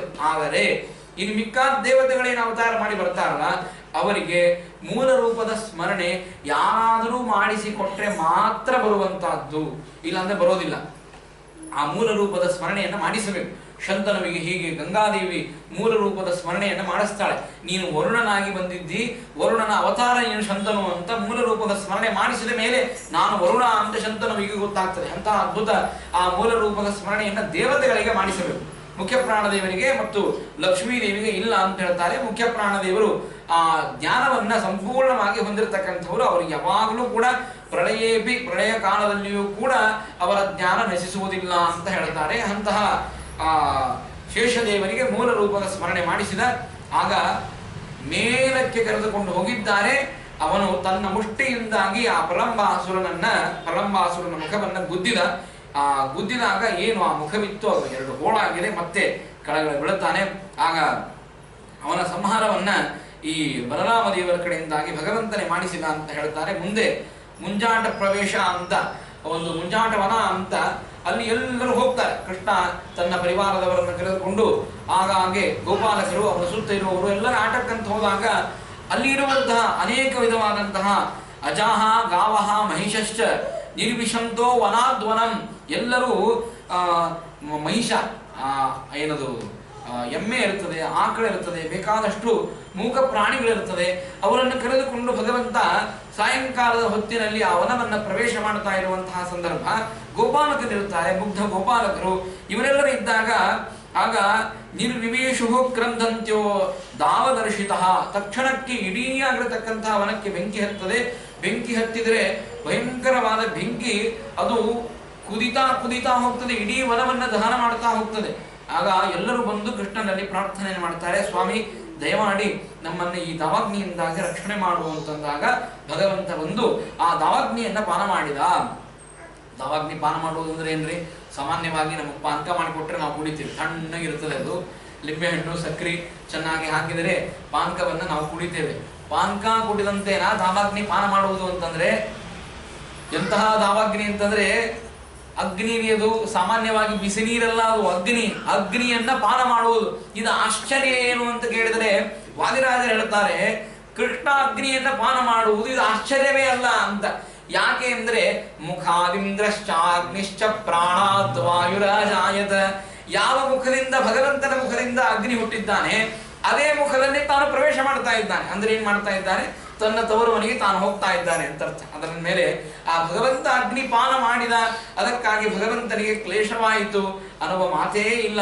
ತನ್ನ ಮುಖದಿಂದಲೇ ಅಗ್ನಿಯನ್ನು ಹುಟ್ಟಿರ್ತಕ್ಕಂತಹ ಭಗವಂತನಿಗೆ ಯಾವ ವಿಧವಾಗಿರತಕ್ಕಂತಹ ತಾಪತ್ರಯವೂ ಆಗಲಿಲ್ಲ ಅಂತ ಹೇಳ್ತಾರೆ. ಆ ಅಗ್ನಿಯನ್ನ ಪಾನ ಮಾಡಿದ್ದಾನೆ. ಆಗ ಎಲ್ಲ ಗೋಪಾಲಕರನ್ನ ಹಾಗೂ ಅನೇಕ ಗೋವುಗಳನ್ನ ಅನೇಕ ಮಹಿಷಗಳನ್ನ ಭಗವಂತ ಕಾಪಾಡಿದ. ಈ ರೀತಿಯಾಗಿ ಭಗವಂತ ಒಂದೊಂದು ಕ್ರಿಯೆಗಳನ್ನ ಮಾಡ್ತಾ ಮಾಡ್ತಾ ಮಾಡ್ತಾ ಆ ಎಲ್ಲ ಗೋಪಾಲಕರನ್ನ, ಗೋವುಗಳನ್ನ, ಅಲ್ಲಿರುವಂತಹ ಮುಗ್ಧ ಬಾಲಕರನ್ನ, ಗೋಪಿಕಾ ಸ್ತ್ರೀಯರನ್ನ ಎಂತೆಂತಹ ಆಪತ್ತುಗಳು ಬಂದರೂ ಕೂಡ ಭಗವಂತ ರಕ್ಷಣೆಯನ್ನು ಮಾಡ್ತಾ ಇದ್ದಾನೆ. ಒಂದ್ಸಲ ಹೀಗೆ ಆಯಿತು, ಕಾತ್ಯಾಯಿನಿ ವ್ರತವನ್ನ ಮಾಡ್ತಾ ಇದ್ದಾರೆ. ಎಲ್ಲ ಗೋಪಿಕಾ ಸ್ತ್ರೀಯರು ಕೂಡಿ ಕಾತ್ಯಾಯಿನಿ ವ್ರತವನ್ನ ಮಾಡಬೇಕು ಅಂತ. ಆಗ ಹೇಳ್ತಾರೆ, ಹೇಮಂತೆ ಪ್ರಥಮೇ ಮಾಸಿ ನಂದವ್ರಜ ಕುಮಾರಿಕಾಹ, ಹೇಮಂತ ಋತುವಿನಲ್ಲಿ ಉತ್ತಮವಾಗಿರತಕ್ಕಂತಹ ಕಾತ್ಯಾಯಿನಿ ವ್ರತವನ್ನು ಮಾಡಬೇಕು. ವ್ರತದ ಫಲ ಏನು ಅಂತ ಕೇಳಿದಾಗ ಕೃಷ್ಣನನ್ನೇ ಪತಿಯನ್ನಾಗಿ ಪಡಿಬೇಕು ಅಂತ ವ್ರತದ ಫಲ. ಹಾಗಾಗಿ ಕಾತ್ಯಾಯಿನಿ ವ್ರತವನ್ನು ಮಾಡಬೇಕು ಅಂತ ಎಲ್ಲ ಗೋಪಿಕಾಸ್ತ್ರೀಯರು ಸಂಕಲ್ಪವನ್ನು ಮಾಡಿದ್ದಾರೆ. ಸಂಕಲ್ಪವನ್ನು ಮಾಡಿ ಕಾತ್ಯಾಯಿನಿ ವ್ರತವನ್ನು ಮಾಡಬೇಕು. ಮಾಡಿದೇನು ಅಂತಂದ್ರೆ ಬೆಳಗಿನ ಜಾವ 4 ಗಂಟೆಗೆ ಅರುಣೋದಯ ಆಗೋಕ್ಕಿಂತಲೂ ಪೂರ್ವದಲ್ಲಿ ಯಮುನೆಯಲ್ಲಿ ಸ್ನಾನವನ್ನು ಮಾಡಿ, ನದಿಯಲ್ಲಿ ಸ್ನಾನವನ್ನು ಮಾಡಿ ಕಾತ್ಯಾಯನಿಯ ಪ್ರತಿಮೆಯನ್ನು ಮಾಡಬೇಕು. ಒಂದು ಅದ್ಭುತವಾದ ಮಣ್ಣಿನ ಪ್ರತಿಮೆಯನ್ನು ಮಾಡಿ ಅಲ್ಲಿ ಷೋಡಶೋಪಚಾರ ಪೂಜೆಯನ್ನು ಮಾಡಿ ಅಲ್ಲಿ ಪ್ರಾರ್ಥನೆಯನ್ನು ಮಾಡಬೇಕು ಅಂತ ಹೇಳ್ತಾರೆ. ಏನು ಪ್ರಾರ್ಥನೆ ಅಂತಂದ್ರೆ ಕಾತ್ಯಾಯನಿ ಮಹಾಮಾಯೆ ಮಹಾಯೋಗಿನ್ಯಧೀಶ್ವರಿ ನಂದಗೋಪಸುತಂ ದೇವಿ ಪತಿಮ್ಮೆ ಕುರುತೆ ಮನಃ ಅಂತ ಪ್ರಾರ್ಥನೆಯನ್ನು ಮಾಡಬೇಕು ಅಂತ ಹೇಳ್ತಾರೆ. ಯಾರಿಗೆ ವಿವಾಹವಾಗಬೇಕು ಅವರು ಈ ಕಾತ್ಯಾಯನಿ ವ್ರತವನ್ನ ವಿಶೇಷವಾಗಿ ಮಾಡಿದರೆ ಸ್ತ್ರೀಯರೂ ಮಾಡಬಹುದು, ಪುರುಷರೂ ಮಾಡಬಹುದು. ಕಾತ್ಯಾಯನಿಯ ಸ್ಮರಣೆ ಹಾಗೂ ಪೂಜೆಯನ್ನ ಷೋಡಶೋಪಚಾರ ಪೂಜೆಯನ್ನು ಮಾಡಬಹುದು ಅಂತ ಹೇಳ್ತಾರೆ.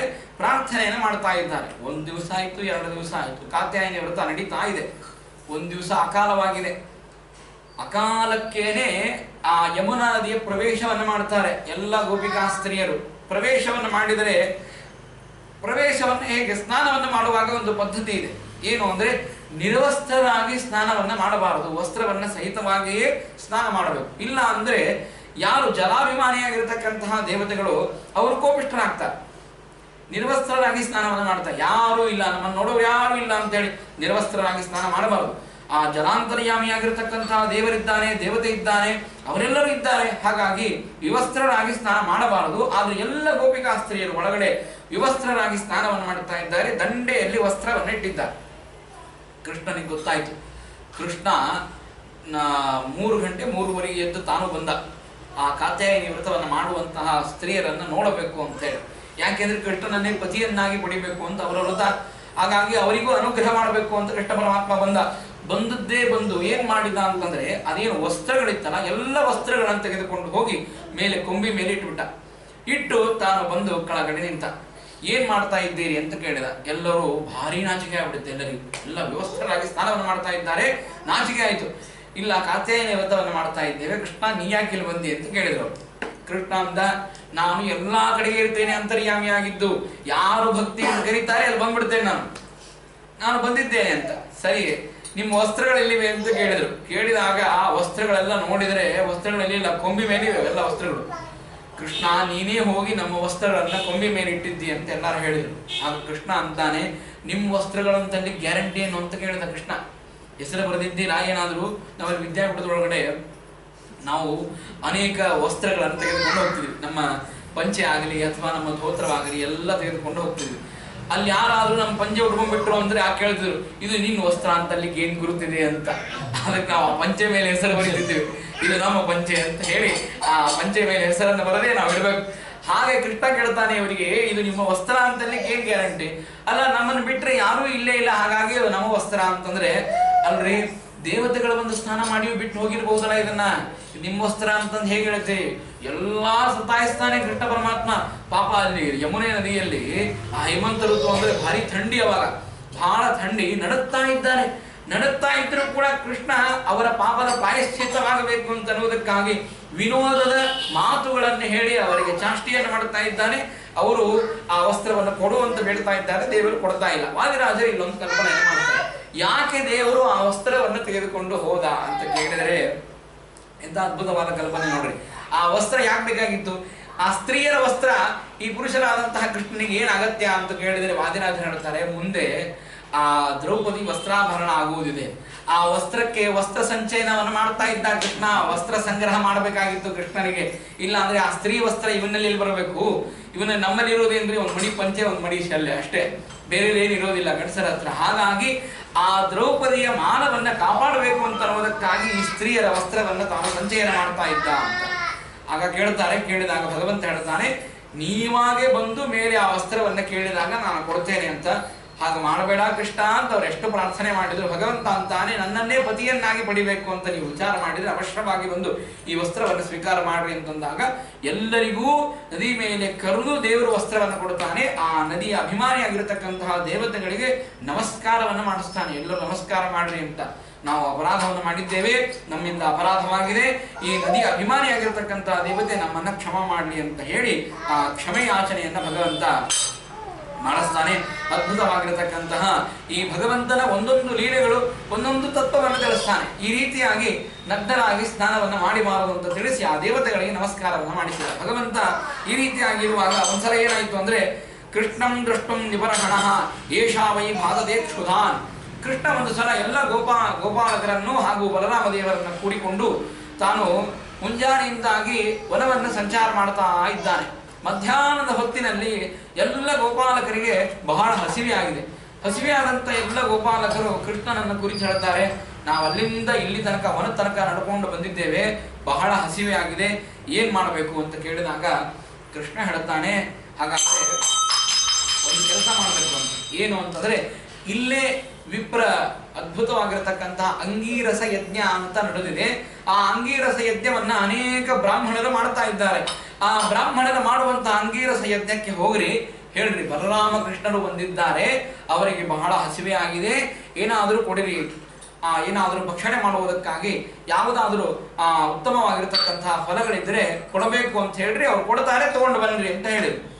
ಇವರು ಪಾಪ ಹಸಿವೆ ಆಗಿತ್ತು ಗೋಪಾಲಕರಿಗೆ, ಬಡವರು ಅಲ್ಲಿ ಹೋಗ್ತಾರೆ, ಅವರು ಯಜ್ಞವನ್ನ ಮಾಡುತ್ತಾ ಇದ್ದಾರೆ.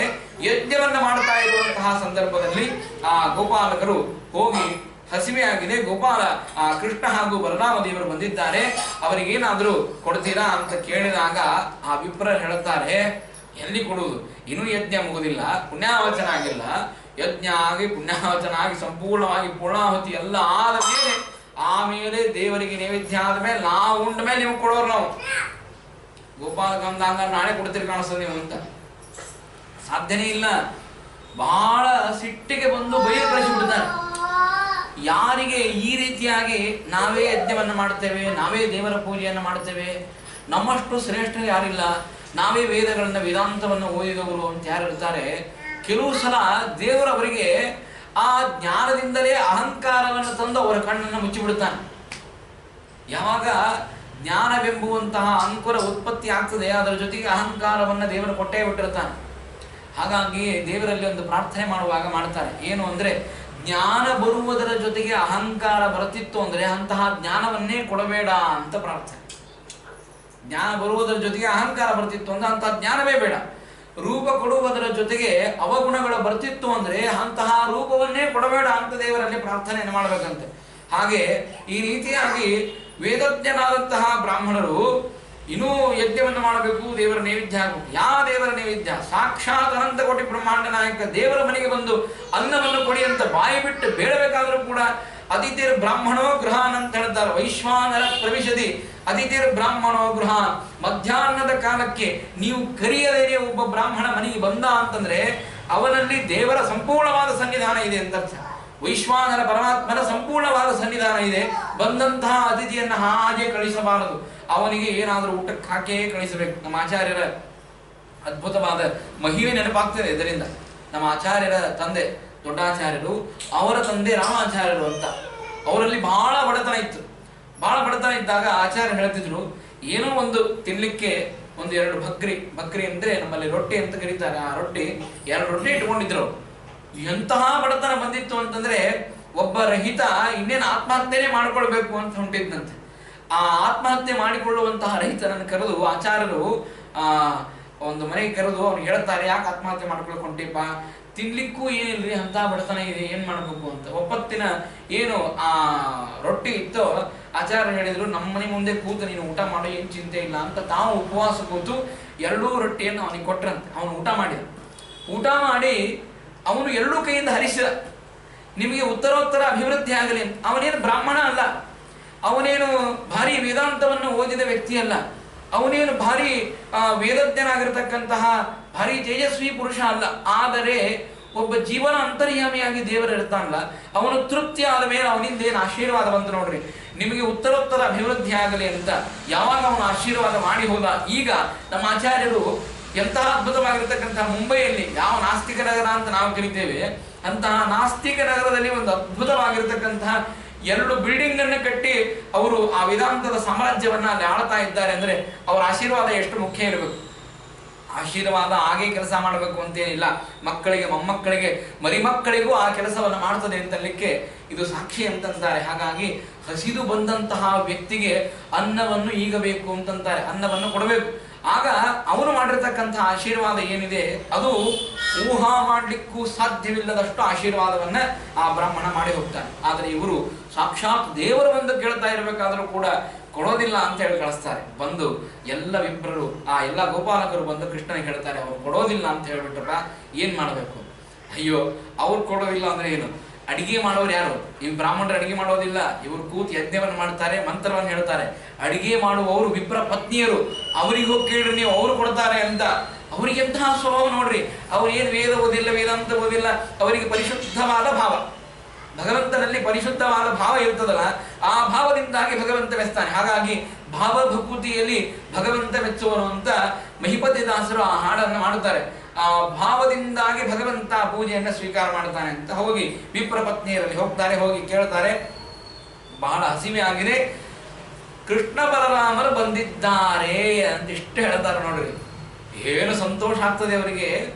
ಬೆಳಗಿನ ಜಾವ 5 ಗಂಟೆಗೆ ಎದ್ದು ಅಡಿಗೆ ಶುರು ಮಾಡಿರ್ತಾರೆ, ಎಷ್ಟು ಶ್ರಮ ಆಗಿರುತ್ತದೆ.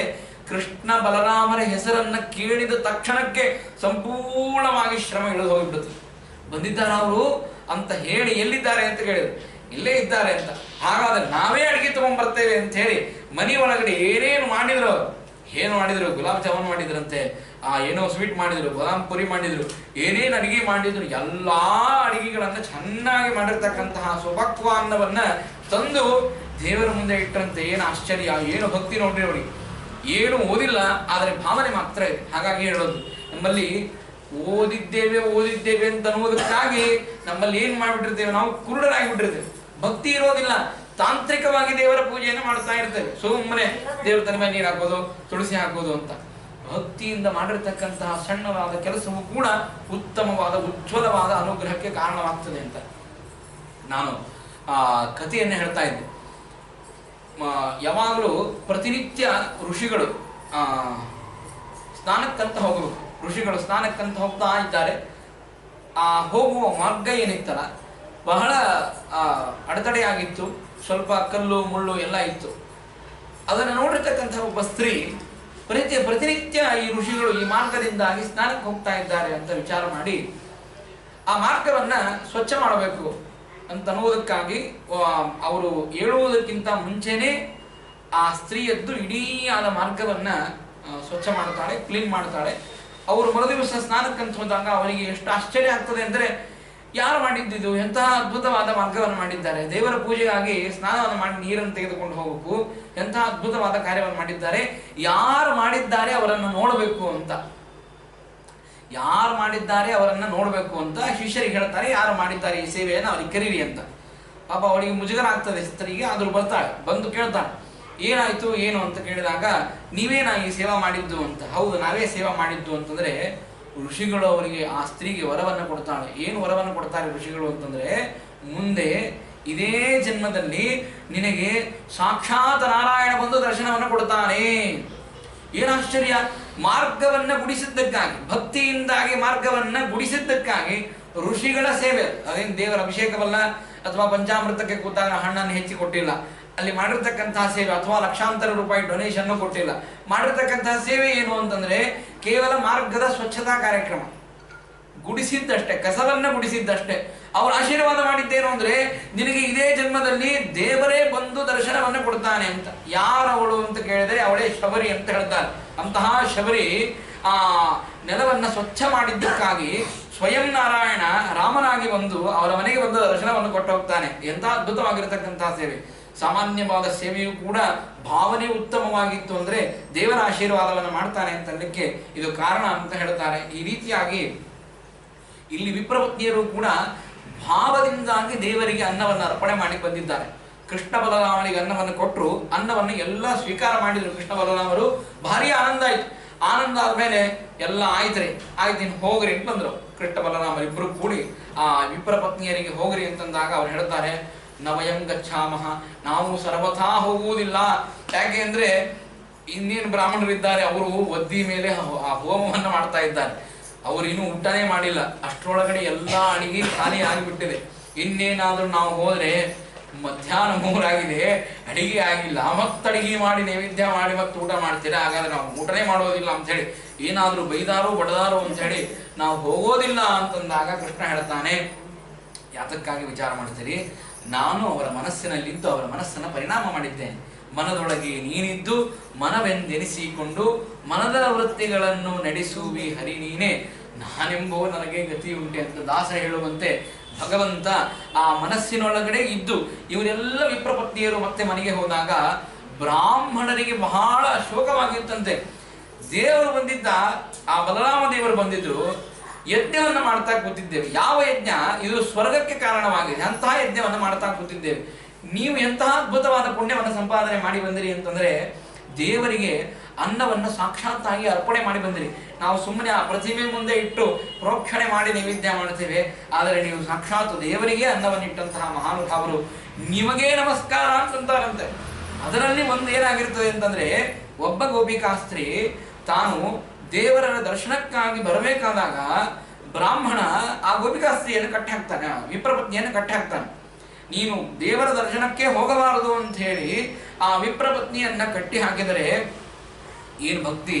ಆ ಕೃಷ್ಣನ ದರ್ಶನವನ್ನು ಮಾಡಬೇಕು. ಕೃಷ್ಣನ ದರ್ಶನ ಆಗದೇ ಇದ್ದರೆ ಇದ್ದ ಜನ್ಮವೂ ಸಂಪೂರ್ಣ ವ್ಯರ್ಥ ಅಂತ ತಿಳಿದಂತಹ ಆ ವಿಪ್ರಪತ್ನಿ ಕೃಷ್ಣನನ್ನ ಧ್ಯಾನ ಮಾಡ್ತಾ ಮಾಡ್ತಾ ಮಾಡ್ತಾ ಅಲ್ಲಿಯೇ ಪ್ರಾಣವನ್ನು ಬಿಟ್ಟು ಕೃಷ್ಣನನ್ನ ಮೊದಲಿಗೆ ನೋಡಿರ್ತಕ್ಕಂತಹ ವ್ಯಕ್ತಿಗಳು ಅವಳೇ ಅಂತ ಹೇಳ್ತಾರೆ. ಎಂಥ ಅದ್ಭುತವಾದ ಭಕ್ತಿ ನೋಡ್ರಿ! ದೇವರ ದರ್ಶನವಾಗದೇ ಇದ್ದರೆ ಈ ಜನ್ಮ ಇದ್ದು ವ್ಯರ್ಥ ಅಂತ ಹೇಳಿ ದೇಹತ್ಯಾಗವನ್ನು ಮಾಡ್ತಾಳೆ. ನಮ್ಮಲ್ಲಿ ದೇವರ ದರ್ಶನ ಆಗಲಿ ಬಿಡ್ಲಿ, ನಾವಂಕ ಆರಾಮಾಗಿ ಚೆನ್ನಾಗಿ ಉಂಡು ತಿಂದು ಉಂಡಾಗಿದ್ರೆ ಸಾಕು ಅಂತ ನಮ್ಮ ಒಂದು ಯೋಚನೆ ಇರ್ತದೆ. ಆದರೆ ದೇವರ ದರ್ಶನ ಆಗದಿದ್ರೆ ನಮ್ಮ ದೇಹವೇ ಇದ್ದು ವ್ಯರ್ಥ. ಎಂತಹ ಅದ್ಭುತವಾದ ವಿಚಾರವನ್ನು ಮಾಡಿ ದೇಹತ್ಯಾಗವನ್ನು ಮಾಡ್ತಾಳೆ. ಎಲ್ಲ ವಿಪ್ರರು ಬಂದು ಇವರನ್ನ ಸ್ವಾಗತ ಮಾಡಿ ಕರೆದುಕೊಂಡು ಹೋಗ್ತಾರೆ. ನೀವೆಲ್ಲ ಮೋಕ್ಷವನ್ನು ಪಡೆದರಿ, ಆ ದೇವರಿಗೆ ಅನ್ನದ ಅರ್ಪಣೆಯನ್ನು ಮಾಡಿ ಅಂತ ಹೇಳ್ತಾರೆ. ಹಾಗಾಗಿ ಅಲ್ಲಿ ಪ್ರಾರ್ಥನೆಯನ್ನು ಮಾಡಿದಾಗ ಆಮೇಲೆ ಭಗವಂತ ಈ ರೀತಿಯಾಗಿ ಆ ವಿಪ್ರರಿಗೆ ಆಗಿರತಕ್ಕಂತಹ ಅಹಂಕಾರವನ್ನು ಇಳಿಸಿದ. ವಿಪ್ರರು ಅಹಂಕಾರದಿಂದಾಗಿ ಯಜ್ಞವನ್ನು ಮಾಡ್ತಾ ಇದ್ರು. ಆ ಯಜ್ಞಕ್ಕಾಗಿ ಬಂದಿರತಕ್ಕಂತಹ ಅಹಂಕಾರ ವಿಪ್ರದ ಇಳಿದ ಮೇಲೆ ಆಮೇಲೆ ಒಂದು ಸಲ ಎಲ್ಲರೂ ಕೂಡಿ ಇಂದ್ರನನ್ನ ಉದ್ದೇಶಿಸಿಕೊಂಡು ಯಾಗವನ್ನು ಮಾಡ್ತಾ ಇರ್ತಾರೆ. ಇಂದ್ರಯಾಗ ಅಂತ. ಏನು ಇಂದ್ರಯಾಗ ಅಂತ ಭಗವಂತ ಹೋಗಿ ಕೇಳ್ತಾನೆ. ಭಗವಾನಪಿ ತತ್ರೈವ ಬಲದೇವೇನ ಸಂಯುತಃ ಅಪಶ್ಯನ್ ವಸನ್ ಗೋಪಾನ್ ಇಂದ್ರಯಾಗ ಕೃತೋದ್ಯಮಾನ್. ಇಂದ್ರಯಾಗವನ್ನು ಮಾಡ್ಲಿಕ್ಕೆ ಎಲ್ಲರೂ ಉದ್ಯಮರಾಗಿರ್ತಾರೆ. ಎಲ್ಲರೂ ಭಾರಿ ತಯಾರು ಮಾಡ್ತಾ ಇರ್ತಾರೆ ಇಂದ್ರನ ಸಲವಾಗಿ ಯಾಗವನ್ನು ಮಾಡಬೇಕು ಅಂತ. ದೇವರು ಬರ್ತಾನೆ. ದೇವರು ಬಂದು ಕೇಳ್ತಾನೆ, ಯಾಕೆ ಮಾಡ್ತಾ ಇದ್ದೀರಿ ಯಾಗವನ್ನ ಅಂತ ಕೇಳಿದಾಗ, ಇಂದ್ರನ ಸಲವಾಗಿ ಯಾಗವನ್ನು ಮಾಡ್ತಾ ಇದ್ದೇವೆ. ಹಾಗಾದ್ರೆ ಯಾಕೆ ಮಾಡಬೇಕು ಅಂತ ಕೇಳಿದಾಗ, ಇಲ್ಲ ಪ್ರತಿ ವರ್ಷ ಉತ್ತಮವಾದ ಮಳೆಯನ್ನು ಸುರಿಸ್ತಾನೆ, ನಮಗೆ ಬೆಳೆಯನ್ನು ಕೊಡ್ತಾನೆ, ನಾವು ತಿನ್ನುವುದಕ್ಕಾಗಿ ಇಂದ್ರ ಕಾರಣನಾಗಿದ್ದಾನೆ, ನಾವು ಬದುಕುವುದಕ್ಕಾಗಿ ಇಂದ್ರ ಕಾರಣನಾಗಿದ್ದಾನೆ, ಅದ್ಮೇಲೆ ಅವನನ್ನು ಕುರಿತು ಯಾಗವನ್ನು ಮಾಡಲೇಬೇಕು. ಹಾಗಾಗಿ ಆ ಇಂದ್ರನನ್ನ ಕುರಿತು ಯಾಗವನ್ನು ಮಾಡ್ತಾ ಇದ್ದೇವೆ. ದೇವರು ಹೇಳ್ತಾನೆ, ಯಾವ ಇಂದ್ರ ಕೊಡ್ತಾನೆ? ಇಂದ್ರ ಅವನು ನಿಮಿತ್ತ ಮಾತ್ರ. ದೇವರು ಹೇಳುವಂತಹ ಮಾತು, ಕರ್ಮ ಎಲ್ಲ ಕೊಡ್ತದೆ. ನೀವು ಮಾಡಿರ್ತಕ್ಕಂತಹ ಸುಕರ್ಮ ಇತ್ತು ಅಂತಾದರೆ ಇವತ್ತು ನೀವು ಒಳ್ಳೆ ಕರ್ಮವನ್ನು ಮಾಡಿದ್ರೆ ಅಂದರೆ ನಿಮಗೆ ಮೃಷ್ಟಾನ್ನ ಭೋಜನ ಸಿಗ್ತದೆ. ಹಿಂದಿನ ಜನ್ಮದಲ್ಲಿ ಯಾರಿಗೋ ಅನ್ನದಾನವನ್ನು ಮಾಡಿದ್ದೀರಿ ಅಂದರೆ ಇವತ್ತಿನ ಜನ್ಮದಲ್ಲಿ ನಿಮಗೆ ಉತ್ತಮವಾಗಿರತಕ್ಕಂತಹ ಭೋಜನ ಸಿಗುತ್ತದೆ. ಹಿಂದಿನ ಜನ್ಮದಲ್ಲಿ ಯಾರಿಗೋ ಉಪವಾಸ ಹಾಕಿದ್ರಿ ಅಂತ ಆದರೆ ನೀವು ಈ ಜನ್ಮದಲ್ಲಿ ಹಾಗೆ ಉಪವಾಸದಿಂದ ನರಳಿ ಸಾಯುವಂತಹ ಪರಿಸ್ಥಿತಿ ಇರ್ತದೆ. ಕರ್ಮ ಇದಕ್ಕೆ ಕಾರಣ. ಕರ್ಮ ಅಂತನ್ನುವ ಒಂದು ಅಪೇಕ್ಷೆ ಇಟ್ಟುಕೊಂಡು ದೇವರು ಕರ್ಮದ ಬದಲಾಗಿ ತನ್ನನ್ನೇ ಹೇಳ್ತಾನೆ, ನಾನೇ ಇದಕ್ಕೆ ಕಾರಣ. ದೇವರು ಕಾರಣ. ಯಾವ ಇಂದ್ರ ಕಾರಣ? ಇಂದ್ರನಿಗೆ ಪದವಿಯನ್ನು ಕೊಟ್ಟವರು ಯಾರು? ಇದು ಪರಮೈಶ್ವರ್ಯ ಅಂತ ಧಾತು. ಐಶ್ವರ್ಯ ಏನು? ಸ್ವರ್ಗಾಧಿಪತ್ಯವನ್ನು ಹೊಂದಿದ್ದ ಇಂದ್ರ, ಆದ್ದರಿಂದಾಗಿ ಅವನಿಗೆ ಇಂದ್ರ ಅಂತ ಕರೀತಾರೆ. ಈ ಇಂದ್ರ ಶಬ್ದ ಮುಖ್ಯಾರ್ಥವೃತ್ತಿಯನ್ನು ನೋಡಿದಾಗ ಯೋಗದಿಂದಾಗಿಯೂ ಹಾಗೂ ರೂಢಿಯಿಂದಾಗಿಯೂ ಶಬ್ದಗಳನ್ನು ಹೇಳಬೇಕು ಅಂತ ಕೇಳ್ತಾರೆ. ವಿದ್ವದ್ ರೂಢಿ, ವಿದ್ವದ್ ಯೋಗ ಅಂತ ಕರೀತಾರೆ. ಎರಡರಿಂದಲೂ ನೋಡಿದಾಗ ಇಂದ್ರ ಶಬ್ದ ವಾಚ್ಯನಾಗಿರ್ತಕ್ಕಂಥವನು ಭಗವಂತ ಒಬ್ಬನೇ. ಭಗವಂತನೇ ಇಂದ್ರ ಶಬ್ದ ವಾಚ್ಯ. ಅವನನ್ನು ಕುರಿತು ಯಾಗವನ್ನು ಮಾಡಬೇಕೇ ಹೊರತು ಈ ಇಂದ್ರನನ್ನ ಕುರಿತು ಯಾಗವನ್ನು ಮಾಡುವುದು ಇದು ನಿಷ್ಪ್ರಯೋಜನ ಅಂತ ಹೇಳಿದ. ಆಗ ಹೇಳ್ತಾನೆ ಭಗವಂತ, ಇದರಿಂದಾಗಿ ನಾನು ಒಂದು ಉಪಾಯವನ್ನು ಹೇಳ್ತೇನೆ ಅಂತ ಹೇಳಿದ. ಏನು ಉಪಾಯ ಹೇಳಿದ ಭಗವಂತ ಅಂತಂದ್ರೆ, ನೋಡ್ರಿ, ನೀವು ಯಾಗವನ್ನು ಮಾಡ್ತೇನೆ. ಯಾಗವನ್ನು ಮಾಡಿದಾಗ ಇಂದ್ರ ಬಂದು ಯಾಗವನ್ನು ಸ್ವೀಕಾರ ಮಾಡ್ತಾನ? ಇಲ್ಲ. ಹವಿಸ್ಸನ್ನು ಸ್ವೀಕಾರ ಮಾಡ್ತಾನೆ, ಅದು ಅಗ್ನಿ ಹೋಗಿ ಅಲ್ಲಿ ಮುಟ್ಟಿಸ್ತಾನೆ. ಆದರೆ ನಿಮ್ಮ ಎಲ್ಲರನ್ನ ಕಾಯ್ದಿದ್ದು ಈ ಗೋವರ್ಧನ ಪರ್ವತ. ಈ ಗೋವರ್ಧನ ಪರ್ವತ ನಿಮ್ಮನ್ನ ಚೆನ್ನಾಗಿ ಕಾಯ್ದಿದೆ, ನಿಮ್ಮನ್ನ ರಕ್ಷಣೆ ಮಾಡಿದೆ. ಆ ಗೋವರ್ಧನ ಪರ್ವತವನ್ನು ಕುರಿತು ಪೂಜೆಯನ್ನು ಮಾಡಬೇಕು ಹೊರತು ಇಂದ್ರನನ್ನು ಕುರಿತು ಪೂಜೆಯನ್ನು ಮಾಡಬೇಕಾದದ್ದಿಲ್ಲ. ಈ ಪ್ರಕೃತಿಯಿಂದಾಗಿ ಮಳೆ ಸುರಿತದೆ ಹೊರತು ಇಂದ್ರನಿಂದಾಗಿ ಮಳೆ ಸುರಿಯೋದಿಲ್ಲ. ಈ ಗೋವರ್ಧನನ್ನು ಕುರಿತು ಪೂಜೆಯನ್ನು ಮಾಡ್ರಿ, ಗೋವರ್ಧನ ನಿಮಗೆ ರಕ್ಷಣೆಯನ್ನು ಮಾಡುತ್ತಾನೆ. ನೀವು ಮಾಡಿರ್ತಕ್ಕಂಥ ಸಂಪೂರ್ಣವಾದ ಪೂಜೆಯನ್ನ ಗೋವರ್ಧನ ಸ್ವೀಕಾರ ಮಾಡುತ್ತಾನೆ ಅಂತ ಭಾರಿ ಗಾಬರಿ ಆಯ್ತು. ಇವರು ಪಾಪ ಒಲ್ಲದ ಮನಸ್ಸಿನಿಂದಾಗಿ ಇಂದ್ರ ಯಾಗವನ್ನು ನಿಷೇಧ ಮಾಡಿ ಭಗವಂತನ ಆ ಗೋವರ್ಧನ ಪೂಜೆಯನ್ನೇನು ಹೇಳಿದ್ದ ಭಗವಂತ, ಆ ಗೋವರ್ಧನ ಪೂಜೆಯನ್ನು ಮಾಡಬೇಕು. ಏನೇನು ಮಾಡಬೇಕು ಅಂತ ಕೇಳಿದರು. ನಿಮ್ಮ ಮನೆಯಲ್ಲಿ, ಪ್ರತಿಯೊಬ್ಬರ ಮನೆಯಲ್ಲಿ ಏನೇನು ಪದಾರ್ಥಗಳನ್ನ ಮಾಡಲಿಕ್ಕೆ ನಿಮಗೆ ಚೆನ್ನಾಗಿ ಬರ್ತದೆ ಎಲ್ಲ ಪದಾರ್ಥಗಳನ್ನ ಮಾಡ್ಕೊಂಡ್ಬರ್ರಿ ಅಂತ ಹೇಳಿದ. ಒಂದೊಂದು ತಟ್ಟೆ ತುಂಬ. ಆಗ ಒಬ್ಬೊಬ್ಬರು ಕೂಡ ಏನೇನು ಪದಾರ್ಥಗಳು, ಭಾರಿ ಅದ್ಭುತವಾಗಿರತಕ್ಕಂತಹ ಪದಾರ್ಥಗಳನ್ನ ಬಂಡೆ ಬಂಡೆ ತುಂಬ ತಂದಿದ್ದಾರೆ. ತಂದು ಆ ಗೋವರ್ಧನ ಪರ್ವತದ ಸುತ್ತಲೂ ತಾವು ಮಾಡಿರ್ತಕ್ಕಂಥ ಎಲ್ಲ ಪದಾರ್ಥಗಳನ್ನು ತಂದಿಟ್ಟಿದ್ದಾರೆ. ಇಟ್ಟಾಗ ಭಗವಂತ ಏನು ಆಶ್ಚರ್ಯ ಅಂತಂದ್ರೆ, ಗೋವರ್ಧನ ಪರ್ವತದಲ್ಲಿ ತಾನೇ ಪ್ರವೇಶ ಮಾಡ್ತಾನೆ. ಪರ್ವತದಲ್ಲಿ ತಾನು ಪ್ರವೇಶ ಮಾಡಿ ಗೋವರ್ಧನನೇ ಎದ್ದು ಬಂದು ಆ ಎಲ್ಲ ಪದಾರ್ಥಗಳನ್ನು ಸ್ವೀಕಾರ ಮಾಡಿದಂತೆ ತಾನೇ ಗೋವರ್ಧನನಾಗಿ ಎದ್ದು ಬಂದು ಏನೇನು ಪದಾರ್ಥಗಳು ಇಟ್ಟಿದ್ದಾರೋ ಎಲ್ಲ ಪದಾರ್ಥಗಳನ್ನ ತಾನು ಸ್ವೀಕಾರ ಮಾಡಿದ. ದೇವರು ಹೇಳ್ತಾನೆ, ಒಂದು ರೂಪದಿಂದ ಕೃಷ್ಣ ಇದ್ದಾನೆ, ಇನ್ನೊಂದು ರೂಪದಿಂದಾಗಿ ಗೋವರ್ಧನನಾಗಿ ಬಂದಿದ್ದಾನೆ. ಆಗ ಹೇಳ್ತಾನೆ, ನೋಡ್ರಿ, ಇಂದ್ರ ಬಂದು ಯಾಗವನ್ನ ಸ್ವೀಕಾರ ಮಾಡ್ತಿದ್ದಿಲ್ಲ, ಆದರೆ ಗೋವರ್ಧನ ಸಾಕ್ಷಾತ್ತಾಗಿ ಬಂದು ನೀವು ಕೊಟ್ಟಿರ್ತಕ್ಕಂತಹ ಪದಾರ್ಥವನ್ನ ಸ್ವೀಕಾರ ಮಾಡ್ತಾ ಇದ್ದಾನೆ ಅಂತ ಹೇಳಿ ಆ ಎಲ್ಲ ಗೋಪಿಕಾ ಸ್ತ್ರೀಯರಿಗೆ, ಗೋಪಾಲಕರಿಗೆ, ನಂದನಿಗೆ, ಯಶೋದೆಗೆ ಸಂತೋಷವನ್ನ ಪಡಿಸ್ತಾನೆ. ಬಹಳ ಸಂತೋಷವಾಗ್ತದೆ. ಆದರೆ ಏನಾಗ್ತದೆ ಅಂತಂದ್ರೆ, ಪಾಪ ಅಲ್ಲಿ ಇಂದ್ರ ಕಾಯ್ತಾ ಕೂತಿರ್ತಾನೆ. ಎರಿ ಹಾಕೊಂಡು ಅವರೆಲ್ಲ ದೇವತೆಗಳು ಈಗ ನಮಗೆ ಆಹುತಿಯನ್ನು ಕೊಡ್ತಾರೆ, ಈಗ ನಮಗೆ ಕರೀತಾರೆ ಯಾಗಕ್ಕೆ ಅಂತ ಹೇಳಿ ಎಲ್ಲರೂ ಕೂತಾಗ ಇಡೀ ಆದ ಯಾಗವೇ ಭಂಗ ಮಾಡಿಬಿಟ್ಟಿರ್ತಾನೆ ದೇವರು. ಇದು ಮಾಡಿದ್ದು ಸರಿನಾ ಅಂತ. ಯಾಕೆ ಅಂದ್ರೆ ಶಾಸ್ತ್ರದಲ್ಲಿ ಹೋಮವನ್ನು ಮಾಡಬೇಕು, ಇಂದ್ರಾದಿ ದೇವತೆಗಳ ಪೂಜೆಯನ್ನು ಮಾಡಬೇಕು, ನವಗ್ರಹ ಯಜ್ಞವನ್ನು ಮಾಡಬೇಕು ಅಂತ ಹೇಳ್ತಾರೆ. ಆದರೆ ದೇವರು ಈ ರೀತಿಯಾಗಿ ಇಂದ್ರನ ಯಾಗವನ್ನು ಬಿಡಿಸಿದ್ದು ಸರಿಯಾ? ಹಾಗಾದರೆ ಯಾರು ಈ ರೀತಿಯಾಗಿ ಯಾಗವನ್ನು ಮಾಡದೆ ಹೋಗಬೇಕಾಗಿತ್ತು. ಯಾಗವನ್ನು ಮಾಡಬಾರದು, ಹೋಮವನ್ನು ಮಾಡಬಾರದು ಅಂತಂದ್ರೆ ಆಗ ಹೇಳ್ತಾರೆ, ವಿಪ್ರರು ಮಾಡುವಂತಹ ಹೋಮವಾಗಲಿ ಅಥವಾ ಈ ಇಂದ್ರನಿಗಾಗಿ ಮಾಡುವಂತಹ ಯಾಗವಾಗಲಿ ಕೇಳಿದಾಗ ಉತ್ತರ ಏನು ಹೇಳಿದ್ರು ಅಂದ್ರೆ, ಇಂದ್ರನಿಗಾಗಿ ಯಾಗ ಅಂತ ಹೇಳಿದರು. ಇಂದ್ರನಿಗಾಗಿ ಯಾಗವನ್ನು ಯಾರು ಮಾಡಬಾರದು, ಭಗವಂತನಿಗಾಗಿ ಯಾಗವನ್ನು ಹೇಳಬೇಕು. ಇಂದ್ರನೇ ಆ ಯಾಗವನ್ನು ಸ್ವೀಕಾರ ಮಾಡಿದ್ರು, ಇಂದ್ರಾಂತರ್ಯಾಮಿಯಾದ ದೇವರು ಆ ಯಾಗವನ್ನು ಸ್ವೀಕಾರ ಮಾಡ್ತಾನೆ. ಹಾಗಾಗಿ ಯಜ್ಞದ ಫಲವನ್ನು ಕೊಡುವವನು, ಆ ಯಜ್ಞದ ಸಂಪೂರ್ಣವಾಗಿ ಅಭಿಮಾನಿ ದೇವತಾ ಆ ಭಗವಂತ ಅಂತ ಕರೀತಾರೆ. ಅಂತಹ ಭಗವಂತನಿಗೆ ಬಿಟ್ಟು ಇಂದ್ರನಿಗೆ ಯಾಗವನ್ನು ಮಾಡ್ತಾ ಇದ್ದೇವೆ. ಮತ್ತು ಇಂದ್ರನಿಗೆ ಅಹಂಕಾರವು ಬಂದಿತ್ತು ಅಂತ ಹೇಳ್ತಾರೆ. ಇಂದ್ರನ ಅಹಂಕಾರವನ್ನು ಮುರಿಬೇಕಾಗಿತ್ತು ದೇವರಿಗೆ. ಹಾಗಾಗಿ ಇಂದ್ರನ ಯಾಗವನ್ನು ಮಾಡಬೇಡ ಅಂತ ಹೇಳಿದ್ದೆ ಹೊರತು ಯಾಗವನ್ನು ಮಾಡುವುದೇ ತಪ್ಪು ಅಂತ ಹೇಳಿಲ್ಲ. ಇಲ್ಲಾಂದ್ರೆ ವೇದಗಳು ಯಾಕೆ ಯಾಗವನ್ನು ಮಾಡಬೇಕು ಅಂತ ಹೇಳ್ತಾ ಇದ್ವು. ಹಾಗಾಗಿ ಆ ಇಂದ್ರನ ಅಹಂಕಾರವನ್ನು ಮುರಿಯುವುದಕ್ಕಾಗಿ ಭಗವಂತ ಆ ರೀತಿಯಾಗಿ ಮಾಡಿದ್ದಾನೆ. ಆಗ ಇಂದ್ರನಿಗೆ ಗೊತ್ತಾಯ್ತು, ನನ್ನ ಯಾಗ ಭಂಗವಾಗಿದೆ ಅಂತ ಗೊತ್ತಾದ ಮೇಲೆ ಏನ್ ಮಾಡ್ತಾನೆ ಇಂದ್ರ ಅಂತಂದ್ರೆ, ಎಲ್ಲ ಮೇಘಗಳಿಗೆ ಕರೀತಾನೆ. ಕರೆದು ಹೇಳ್ತಾನೆ, ಎಲ್ಲರೂ ಕೂಡ ಮಳೆಯನ್ನ ಸುರಿಸಬೇಕು. ಯಾವ ಈ ಗೋಪಾಲಕರಿಗೆ ಆ ಕೃಷ್ಣ ಇದ್ದಾನೆ ಅಂತೇನು ಭಾರಿ ಅಹಂಕಾರ ಬಂದಿದೆ, ತಮ್ಮ ಗೋ ಸಂಪತ್ತಿದೆ ಅಂತೇನು ಅಹಂಕಾರ ಬಂದಿದೆ, ಆ ಎಲ್ಲಾ ಗೋ ಸಂಪತ್ತನ್ನ ಸಂಪೂರ್ಣವಾಗಿ ಧ್ವಂಸ ಮಾಡಬೇಕು. ಆ ರೀತಿಯಾಗಿ ಮಳೆ ಸುರಿಸ್ರಿ.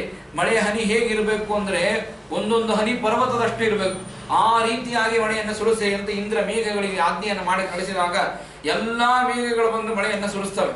ಹಾಹಾಕಾರವಾಗಿ ಎಲ್ಲ ಗೋಪಾಲಕರು ಬಂದು ಕೃಷ್ಣನಿಗೆ ಪ್ರಾರ್ಥನೆ ಮಾಡ್ತಾರೆ, ಸ್ವಾಮಿ ಮುಗಿತಿನ ಪ್ರಳಯ ಆಗ್ತಾ ಇದೆಯೋ ಏನೋ, ಇಂದ್ರ ಕುಪಿತನಾಗಿ ಮಳೆಯನ್ನು ಸುರಿಸ್ತಾ ಇದ್ದಾನೆ ಅಂತ ಹೇಳಿದಾಗ ಆಗ ದೇವರು ಹೇಳ್ತಾನೆ, ಯಾಕೆ ವಿಚಾರ ಮಾಡ್ತಾರೆ, ನಾನು ರಕ್ಷಣೆ ಮಾಡುವವನಿದ್ದೇನೆ ಅಂತ.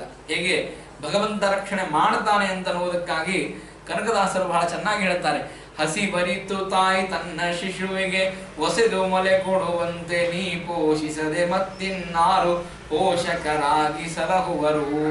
ಪಸಿರೊಳಗೆ ಬ್ರಹ್ಮಾಂಡ ಕೋಟಿಯ ಪಸರಿಸಿದ ಪರಮಾತ್ಮ ನೀನೆಂದು ಸುರುತ್ತಿವೆ ವೇದಗಳು ರಕ್ಷಿಸು ನಮ್ಮ ನನವರತ. ದೇವರು ಹೇಗೆ ರಕ್ಷಣೆ ಮಾಡಿದ, ಗೋಕುಲದಲ್ಲಿರುವಂತಹ ಗೋಪಾಲಕರನ್ನ ಹಾಗೂ ಅಲ್ಲಿರುವಂತಹ ಅನೇಕ ಹಸುಗಳನ್ನ, ಮೂಕ ಪ್ರಾಣಿಗಳು ಏನ್ ತಪ್ಪು ಮಾಡಿವೆ, ಗೋಪಾಲಕರು ಮುಗ್ಧರು ಅವರೇನ್ ತಪ್ಪು ಮಾಡಿದ್ದಾರೆ, ಅವರನ್ನ ದೇವರೇ ಗೋವರ್ಧನ ಪೂಜಾ ಮಾಡುವ ಅಂತ ಹೇಳಿ ಮಾಡಿಸಿಕೊಂಡಿದ್ದಲ್ವಾ, ಅಂದ್ಮೇಲೆ ದೇವರ ರಕ್ಷಣೆ ಮಾಡಬೇಕು. ಹಾಗಾಗಿ ಭಗವಂತ ಹೇಳ್ತಾನೆ, ಏನು ವಿಚಾರ ಮಾಡಬೇಡ್ರಿ, ಅವಶ್ಯವಾಗಿ ನಾನು ರಕ್ಷಣೆ ಮಾಡುತ್ತೇನೆ. ಹೇಗೆ ಹಸಿವರಿತು ತಾಯಿ ತನ್ನ ಶಿಶುವಿಗೆ, ಒಬ್ಬ ತಾಯಿ ಒಂದು ಕೂಸನ್ನ ರಕ್ಷಣೆ ಮಾಡಬೇಕು, ಆ ಕೂಸಿಗೆ ಹಸಿವೆ ಆಗಿದೆಯೋ ಇಲ್ಲವೋ, ಕ್ಷುಧಾ ಪೀಡಿತವಾಗಿದೆಯೋ ಇಲ್ಲವೋ ಅಂತ ಬೇರೆ ಯಾರಿಗೂ ಗೊತ್ತಾಗುವುದಿಲ್ಲ, ತಾಯಿಗೆ ಮಾತ್ರ ಗೊತ್ತಾಗ್ತದೆ ಆ ಕೂಸಿನ ಸ್ವಭಾವ. ಹೀಗೆ ಆ ಕೂಸಿಗೆ ಹಸಿವೆ ಆಗಿದೆ ಅಂತ ಹೇಳಿ ಅದರ ಲಾಲನೆ ಪಾಲನೆ ಅದಕ್ಕೆ ಪೋಷಣೆಯನ್ನು ಮಾಡುತ್ತಾಳೋ ಹಾಗೆ ದೇವರು ಭಕ್ತರಿಗೆ ಬಂದಂತಹ ಕಷ್ಟವನ್ನ, ಒದಗಿ ಬಂದಂತಹ ಕಷ್ಟವನ್ನ ತಾನು ಆ ಆಪತ್ತನ್ನು ಹೋಗಿ ಪರಿಹಾರ ಮಾಡ್ತಾನೆ. ಬೇರೆ ಯಾರು ಬರೋದಿಲ್ಲ. ಆಪತ್ತಿನ ಕೈಯಲ್ಲಿ ಎಲ್ಲರೂ ಕೈ ಮೇಲೆತ್ತವರೆ. ಆಪತ್ತು ಬಾಂಧವನಾಗಿ ಭಗವಂತ ಬಂದು ಆ ರಕ್ಷಣೆಯನ್ನು ಮಾಡುತ್ತಾನೆ. ಹೇಗೆ ತಾಯಿಯಂತೆ. ಭಗವಂತ ತಾಯಿ ಹೇಗೆ ಅಂತ ಕೇಳಿದಾಗ ಅವರೇ ಉತ್ತರ ಕೊಡ್ತಾರೆ. ಪಸಿರೊಳಗೆ ಬ್ರಹ್ಮಾಂಡ ಕೋಟಿಯ ಪಸರಿಸಿದ ಪರಮಾತ್ಮ ನೀನೆಂದು ಸುರುತಿವೆ ವೇದಗಳು ರಕ್ಷಿಸು ನಮ್ಮ ನನವರತ. ಇಡಿಯಾದ ಉದರದಲ್ಲಿ ಬ್ರಹ್ಮಾಂಡವನ್ನು ಇಟ್ಟುಕೊಂಡಂತಹ ಮಹಾನುಭಾವ. ಸಾಮಾನ್ಯವಾಗಿ ಒಂದು ಉದರದಲ್ಲಿ ಒಂದು ಕೂಸು ಹುಟ್ಟಿತು ಅಂದ್ರೆ ಅದಕ್ಕೆ ನಾವು ತಾಯಿ ಅಂತಿದ್ದೇವೆ. ಬ್ರಹ್ಮಾಂಡವನ್ನೇ ಉದರದಲ್ಲಿ ಇಟ್ಟಿರತಕ್ಕಂತಹ ಭಗವಂತನಿಗೆ ಯೋನಃ ಪಿತ ಯೋ ಜನಿತ ಯೋ ವಿಧಾತಾ ಧಾಮಾನಿ ವೇದ ಭುವನಾನಿ ವಿಶ್ವ ಅಂತ ಹೇಳಿ ಇಡಿಯಾದ ಜಗತ್ತಿಗೆ ತಾನು ತಂದೆ ತಾಯಿ ಅಂತ ಭಗವಂತ ಇದ್ದಾನೆ. ಆ ರೀತಿಯಾಗಿ ಆ ತಂದೆ ತಾಯಿ ಅಂತ ಇದ್ದು ಭಗವಂತ ಎಲ್ಲ ಗೋಪಾಲಕರನ್ನ ರಕ್ಷಣೆ ಮಾಡುತ್ತೇನೆ ಅಂತ ಹೇಳಿ ಏನ್ ಮಾಡಿದ ಅಂತಂದ್ರೆ ಗೋವರ್ಧನ ಪರ್ವತವನ್ನೇ ಎತ್ತಿದ್ದಂತೆ ಕೆಟ್ಟ ಪರಮಾತ್ಮ. ಗೋವರ್ಧನ ಪರ್ವತವನ್ನ ಎತ್ತಿ ಕಿರುಬೆರಳಿನಲ್ಲಿ ಆ ಗೋವರ್ಧನ ಪರ್ವತವನ್ನು ಹಿಡಿದು ಎಲ್ಲಾ ಗೋಪಿಕಾ ಸ್ತ್ರೀಯರಿಗೆ, ಗೋಪಾಲಕರಿಗೆ, ಹಸುಗಳಿಗೆ, ಮುಗ್ಧ ಜನರಿಗೆ ಎಲ್ಲರಿಗೂ ಕರೀತಾನೆ. ನೀವೆಲ್ಲರೂ ಈ ಆಶ್ರಯದಲ್ಲಿ ಬಂದು ಅವಶ್ಯವಾಗಿ ವಿಶ್ರಾಂತಿಯನ್ನು ಪಡೀರಿ ಅಂತ ಹೇಳಿದಾಗ ಆಗ ಎಲ್ಲರೂ ಬಂದು ಆ ಗೋವರ್ಧನ ಪರ್ವತದಲ್ಲಿ ವಿಶ್ರಾಂತಿಯನ್ನು ಪಡೀತಾ ಇದ್ದಾರೆ. ಏನು ಆಶ್ಚರ್ಯ, ಎಲ್ಲರೂ ಬಂದಿದ್ರು. ಇನ್ನು ಕೆಲವರಿಗೆ ಸ್ವಲ್ಪ ಡೌಟ್ ಬಂತು. ಅಲ್ರಿ, ಈ ಪರಮಾತ್ಮ ಸಣ್ಣ ವಯಸ್ಸು, ಇನ್ನು ಅವನಿನ್ನು ಮುಂಜಾನೆ ಆಗಿಲ್ಲ, ಅಂತದ್ರೊಳಗೆ ಇಂತಹ ಪರ್ವತವನ್ನು ಎತ್ತಿ ಹಿಡಿದಿದ್ದಾನೆ. ಅಕಸ್ಮಾತ್ ಆಗಿ ಬಿಟ್ರೆ ಕೃಷ್ಣಾರ್ಪಣ ಮಸ್ತು, ನಾವೆಲ್ಲ ಅಲ್ಲೇ. ಅಲ್ರಿ, ಎರಡು ನೋಡ್ರಿ, ನೀವು ಆ ಗೋವರ್ಧನ, ಈ ಕೆಲವರಿಗೆ ಹಿಂಗಿರ್ತದೆ, ಗೋವರ್ಧನ ಪರ್ವತದ ಕೆಳ ಹೋದ್ರು ಕೃಷ್ಣಾರ್ಪಣ, ಹೊರಗಿದ್ರು ಕೃಷ್ಣಾರ್ಪಣ. ಕೆಲವರು ಏನ್ ಮಾಡ್ತಾರೆ ಅಂದ್ರೆ ಎಲ್ಲೋದ್ರು ಕೃಷ್ಣಾರ್ಪಣ ಅನ್ನೋದೇ ಅಂತ ಹೇಳಿ ಕೆಲವರು ಗೋವರ್ಧನ ಪರ್ವತದ ಒಳಗಡೆ ಹೋದ್ರು. ಕೃಷ್ಣನನ್ನ ನಂಬಿ ಹೋದವರು ಕೆಲವರು, ಕೃಷ್ಣನನ್ನ ನಂಬದೇ ಇದ್ರೆ ಏನೇ ಇದ್ರು ಅವರೆಲ್ಲರೂ ಕೂಡ ಆ ಪ್ರಳಯಕ್ಕೆ ಕೊಚ್ಚಿಕೊಂಡು ಹೋಗಿದ್ದಾರೆ. ಭಗವಂತ ರಕ್ಷಣೆ ಮಾಡ್ತಾನೆ. ಹೇಗೆ ರಕ್ಷಣೆ ಮಾಡಿದ ಅಂದ್ರೆ ವೀಕ್ಷಮಾನೋ ದದಾರಾದ್ರಿಂ ಸಪ್ತಾಹಂ ನಾನಚಾಲಯತ್. 7 ದಿವಸ ಧಾರಾಕಾರವಾಗಿ ಮಳೆಯನ್ನ ಸುರಿಸಿದರೆ ಆ ಕೃಷ್ಣ ಪರಮಾತ್ಮ ಕಿರುಬೆರಳಿನಿಂದ ಪರ್ವತವನ್ನು ಎತ್ತಿ ಹಿಡಿದಿದ್ದಾನೆ. ಎಲ್ಲಾ ಗೋಪಾಲಕರು, ಗೋಪಿಕಾ ಸ್ತ್ರೀಯರು ಆ ಭಗವಂತನನ್ನ ನೋಡ್ತಾನೆ. 7 ದಿವಸ ಹೇಳ್ತಾರೆ, ಏನೇನು ಹಸಿವೆ, ನೀರಡಿಕೆ, ನಿದ್ದೆ ಏನೇನಿತ್ತೋ ಅದೆಲ್ಲವನ್ನ ಕಳ್ಕೊಂಡಿದ್ದಾರಂತೆ. ಯಾಕೆಂದ್ರೆ ಕೇವಲ ಕೃಷ್ಣನನ್ನ ನೋಡುವುದೇ ಅವರ ಕೆಲಸ. ಕೃಷ್ಣ ಎದುರಿಗಿದ್ದಾನೆ, ಕೃಷ್ಣನನ್ನ ನೋಡುವುದು. ಕೃಷ್ಣನನ್ನ ನೋಡಿ ನೋಡಿ ನೋಡಿ ಅವರ ಹಸಿವೆ ಹೋಗಿತ್ತು, ಅವರಿಗೆ ಸಂಪೂರ್ಣವಾಗಿ ನಿದ್ರೆ ಹೋಗಿತ್ತು. ಕೇವಲ ಕೃಷ್ಣ ಅವರ ಮನಸ್ಸಿನಲ್ಲಿ ಇದ್ದ. ಎಂತಹ ಅದ್ಭುತವಾದ ಮಾತು ನೋಡಿ. ನಮ್ಮಲ್ಲಿ ಹೆಚ್ಚಾನೆಚ್ಚು ಹೊಟ್ಟೆ ತುಂಬಿದ ಮೇಲೇನೆ ಕೃಷ್ಣನ ನೆನಪಾಗ್ತದೆ, ಅಲ್ಲಿ ತನಕ ನೆನಪೇ ಆಗುವುದಿಲ್ಲ. ಹಾಗಾಗಿ ನಮ್ಮಲ್ಲಿ ಹಾಡಾಡುವವರು ನೋಡ್ರಿ ನೀವು, ಇನ್ನೇನು ಮಜ್ಜಿಗೆ ಅನ್ನಕ್ಕೆ ಬಂದಾಗ ಹಾಡು ಶುರು ಮಾಡ್ತಾರೆ. ಪ್ರಥಮದಲ್ಲಿ ಹಾಡು ಶುರು ಮಾಡ್ಲಿಕ್ಕೆ ಸಾಧ್ಯನೇ ಇಲ್ಲ ಅವ್ರು, ಯಾಕಂದ್ರೆ ಅವರಿಗೆ ಆ ತಾಕತ್ತೇ ಇರೋದಿಲ್ಲ. ಹಾಡು ಶುರು ಮಾಡ್ಬೇಕು, ಹಾಡು ಹಾಡಬೇಕು, ದೇವರ ಗುಣಗಾನವನ್ನು ಮಾಡಬೇಕು ಅಂತ. ಮಜ್ಜಿಗೆ ಅನ್ನಕ್ಕೆ ಬಂದಾಗ ಹಾಡು ಶುರು ಮಾಡಿ ಅಂತ್ಯದಲ್ಲಿ ಕಾರ್ಯಕ್ರಮ ಕೃಷ್ಣಾರ್ಪಣ ಮಸ್ತು ಅಂತ ಹೇಳ್ತಾರೆ. ಈ ರೀತಿಯಾಗಿ ಭಗವಂತನನ್ನ ಕಾಣುವಾಗ ಅವರಿಗೆ ಯಾವ ವಿಧವಾಗಿರತಕ್ಕಂತಹ ಚಿಂತೆ ಇರೋದಿಲ್ಲ. ಅಖಂಡವಾಗಿ ಭಗವಂತನನ್ನ ಕಾಣ್ತಾ ಇದ್ದಾರೆ. ಆಗ ಇಂದ್ರನಿಗೆ ಗೊತ್ತಾಯ್ತು, 7 ದಿವಸ ಧಾರಾಕಾರವಾಗಿ ಮಳೆಯನ್ನು ಸುರಿಸಿದ್ರು ಕೂಡ ಏನು ಒಂದು ಕಾಲನ್ನು ಅಳಗಾಡಿಸದೇನೆ ದೇವರು ಆ ಇಡಿಯಾದ ಗೋವರ್ಧನ ಪರ್ವತವನ್ನು ಎತ್ತಿ ಆ ಗೋಪಾಲಕರನ್ನ, ಗೋಗಳನ್ನ ಕಾಯ್ತಾನೆ ಅಂತಂದ್ರೆ ಅವನು ಸಾಕ್ಷಾತ್ ಭಗವಂತನೇ ಆಗಿರಬೇಕು ಅಂತ ಜ್ಞಾನೋದಯ ಆಯ್ತು ಇಂದ್ರನಿಗೆ. ಹೇಗೆ ಮುಖಭಂಗ ಆಗಿತ್ತು ಅಂದ್ರೆ ದೇವರಿಗೆ ಬಂದು ಮುಖವನ್ನು ತೋರಿಸುವಷ್ಟು ಅವನಿಗೆ ಆ ಇದು ಇದ್ದಿದ್ದಿಲ್ಲ, ಆ ನಾಚಿಕೆ ಆಗಿಬಿಟ್ಟಿದೆ ಇಂದ್ರನಿಗೆ. ಆದರೂ ಕೂಡ ದೇವರ ಹತ್ರ ಬಂದು ಪ್ರಾರ್ಥನೆಯನ್ನ ಮಾಡುತ್ತಾನೆ. ಇಂದ್ರ ಬರುವಾಗ ಒಂದು ಕಾಮಧೇನುವನ್ನು ಕರ್ಕೊಂಡು ಬರ್ತಾನೆ. ಅಂದ್ರೆ ಗೋ ಬ್ರಾಹ್ಮಣ ಹಿತಾಯಶ ಅಂತ ದೇವರಿಗೆ ಕರಿತೀವಲ್ಲ, ಗೋವನ್ನು ನೋಡಿದಾಗ ಇಂದ್ರನ ಮೇಲಿರುವಂತಹ ಸಿಟ್ಟು ಸ್ವಲ್ಪ ಕಡಿಮೆ ಆಗ್ತದೋ ಏನೋ ಅಂತನ್ನುವಂತೆ ಅವನನ್ನು ಕರೆದುಕೊಂಡು ಬರ್ತಾನೆ. ವಾದಿರಾಜರು ಇದನ್ನು ಕಲ್ಪನೆ ಮಾಡ್ತಾನೆ. ಯಾಕೆ ಪರಮಾತ್ಮ ಪರ್ವತವನ್ನು ಎತ್ತಿದ ಅಂತಂದ್ರೆ ಇವನಿಗೆ ಮುಂದೆ ಪಾಪ ಸ್ವಲ್ಪ ಅವನಿಗೆ ಜಿಮ್ಮಿಗೆ ಹೋಗ್ಬೇಕಾಗಿತ್ತು. ಕೃಷ್ಣನಿಗೆ ಜಿಮ್ಮಿಗೆ ಹೋಗ್ಬೇಕಾದ್ರೆ ಎಲ್ಲಾದ್ರೂ ಜಿಮ್ ಇದೆ ಏನೋ ಅಂತ ಹುಡುಕಾಡಿದ್ನಂತೆ. ಎಲ್ಲಿ ಕೃಷ್ಣ ಪರಮಾತ್ಮ ಎತ್ತುವಂತಹ ಡಂಬಲ್ಸ್ ಆದ್ರೂ ಎಲ್ಲಿ ಸಿಗಬೇಕು, ಅಂತಹ ದೊಡ್ಡ ಡಂಬಲ್ ಸಿಗಬೇಕು, ಅವನು ಎತ್ತಬೇಕು. ಅವನು ಎತ್ತಿದ್ರೆ ಆ ಜಿಮ್ಮೆ ಎತ್ತಿ ಬಿಡ್ತಾನೆ ಸಂಪೂರ್ಣವಾಗಿ. ಭಗವಂತನಿಗೆ ದೇಹದ ದಾಢ್ಯವನ್ನ ಮಾಡಿಕೊಳ್ಳುವುದಕ್ಕಾಗಿ ಆ ಕಡೆ ಈ ಕಡೆ ಹುಡುಕಾಡಿದಾಗ ಸಿಕ್ಕಿದ್ದೇ ಗೋವರ್ಧನ ಪರ್ವತ. ಹಾಗಾದ್ರೆ ಇದನ್ನೇ ಎತ್ತಿ ಹಿಡಿದು ನಾನು ನನ್ನ ದೇಹದ ದಾಷ್ಟ್ಯವನ್ನು ಮಾಡಿಕೊಡುತ್ತೇನೆ ಅಂತ ಅನ್ನೋದಕ್ಕಾಗಿಯೋ ಏನೋ 7 ದಿವಸ ಗೋವರ್ಧನ ಪರ್ವತವನ್ನು ಎತ್ತಿ ಹಿಡದ ಅಂತ ಎಂತ ಅದ್ಭುತವಾದ ಕಲ್ಪನೆಯನ್ನು ಮಾಡುತ್ತಾರೆ. ಆ ರೀತಿಯಾಗಿ ಭಗವಂತ ರಕ್ಷಣೆಯನ್ನು ಮಾಡಿದ್ದಾನೆ. ಬಂದ ಇಂದ್ರ ಪ್ರಾರ್ಥನೆಯನ್ನು ಮಾಡುತ್ತಾನೆ. ಏನು ಪ್ರಾರ್ಥನೆ ಅಂದ್ರೆ, ಪಿತಾ ಗುರುಸ್ತ್ವಂ ಜಗತಾಮಧೀಶಃ ದುರತ್ಯಯ ಕಾಲ ಉಪಾತ್ತದಂಡ ಹಿತಾಯ ಚೇತ್ತಾತ್ತನು ವಿಸ್ಸಹೀಯತೆ ಮಾನಂ ವಿಧದ್ವಂ ಜಗದೀಶ ಮಾನಿನಾಂ. ಪ್ರಾರ್ಥನೆಯನ್ನ ಇಂದ್ರ ಬಂದು ಹೇಳ್ತಾನೆ, ಪಿತಾ ಗುರುಸ್ತ್ವಂ, ನನಗೆ ತಂದೆ ಸ್ವಾಮಿ. ಆ ಕಾಮಧೇನುವನ್ನು ಮುಂದಿಟ್ಟುಕೊಂಡು ಹೇಳುತ್ತಾನೆ, ದಯಮಾಡಿ ನನ್ನ ಮೇಲೆ ಕುಪಿತನಾಗಬೇಡ, ಕ್ರೋಧಿತನಾಗಬೇಡ, ಸಿಟ್ಟಿಗೆ ಬರಬೇಡ. ನಾನು ನಿನ್ನ ಮಗನಿದ್ದಂತೆ. ಮಕ್ಕಳು ಕೆಲವು ಸಲ ತಪ್ಪು ಮಾಡ್ತಾರೆ. ತಪ್ಪು ಮಾಡಿರ್ತಕ್ಕಂಥ ಮಕ್ಕಳನ್ನ ತಾಯಿ ತಿದ್ದಿ ಬುದ್ಧಿ ಹೇಳ್ತಾಳೆ ಹೊರತು ಮನೆಯಿಂದ ಹೊರಗಡೆ ಹಾಕಿ ಬಿಡೋದಿಲ್ಲ.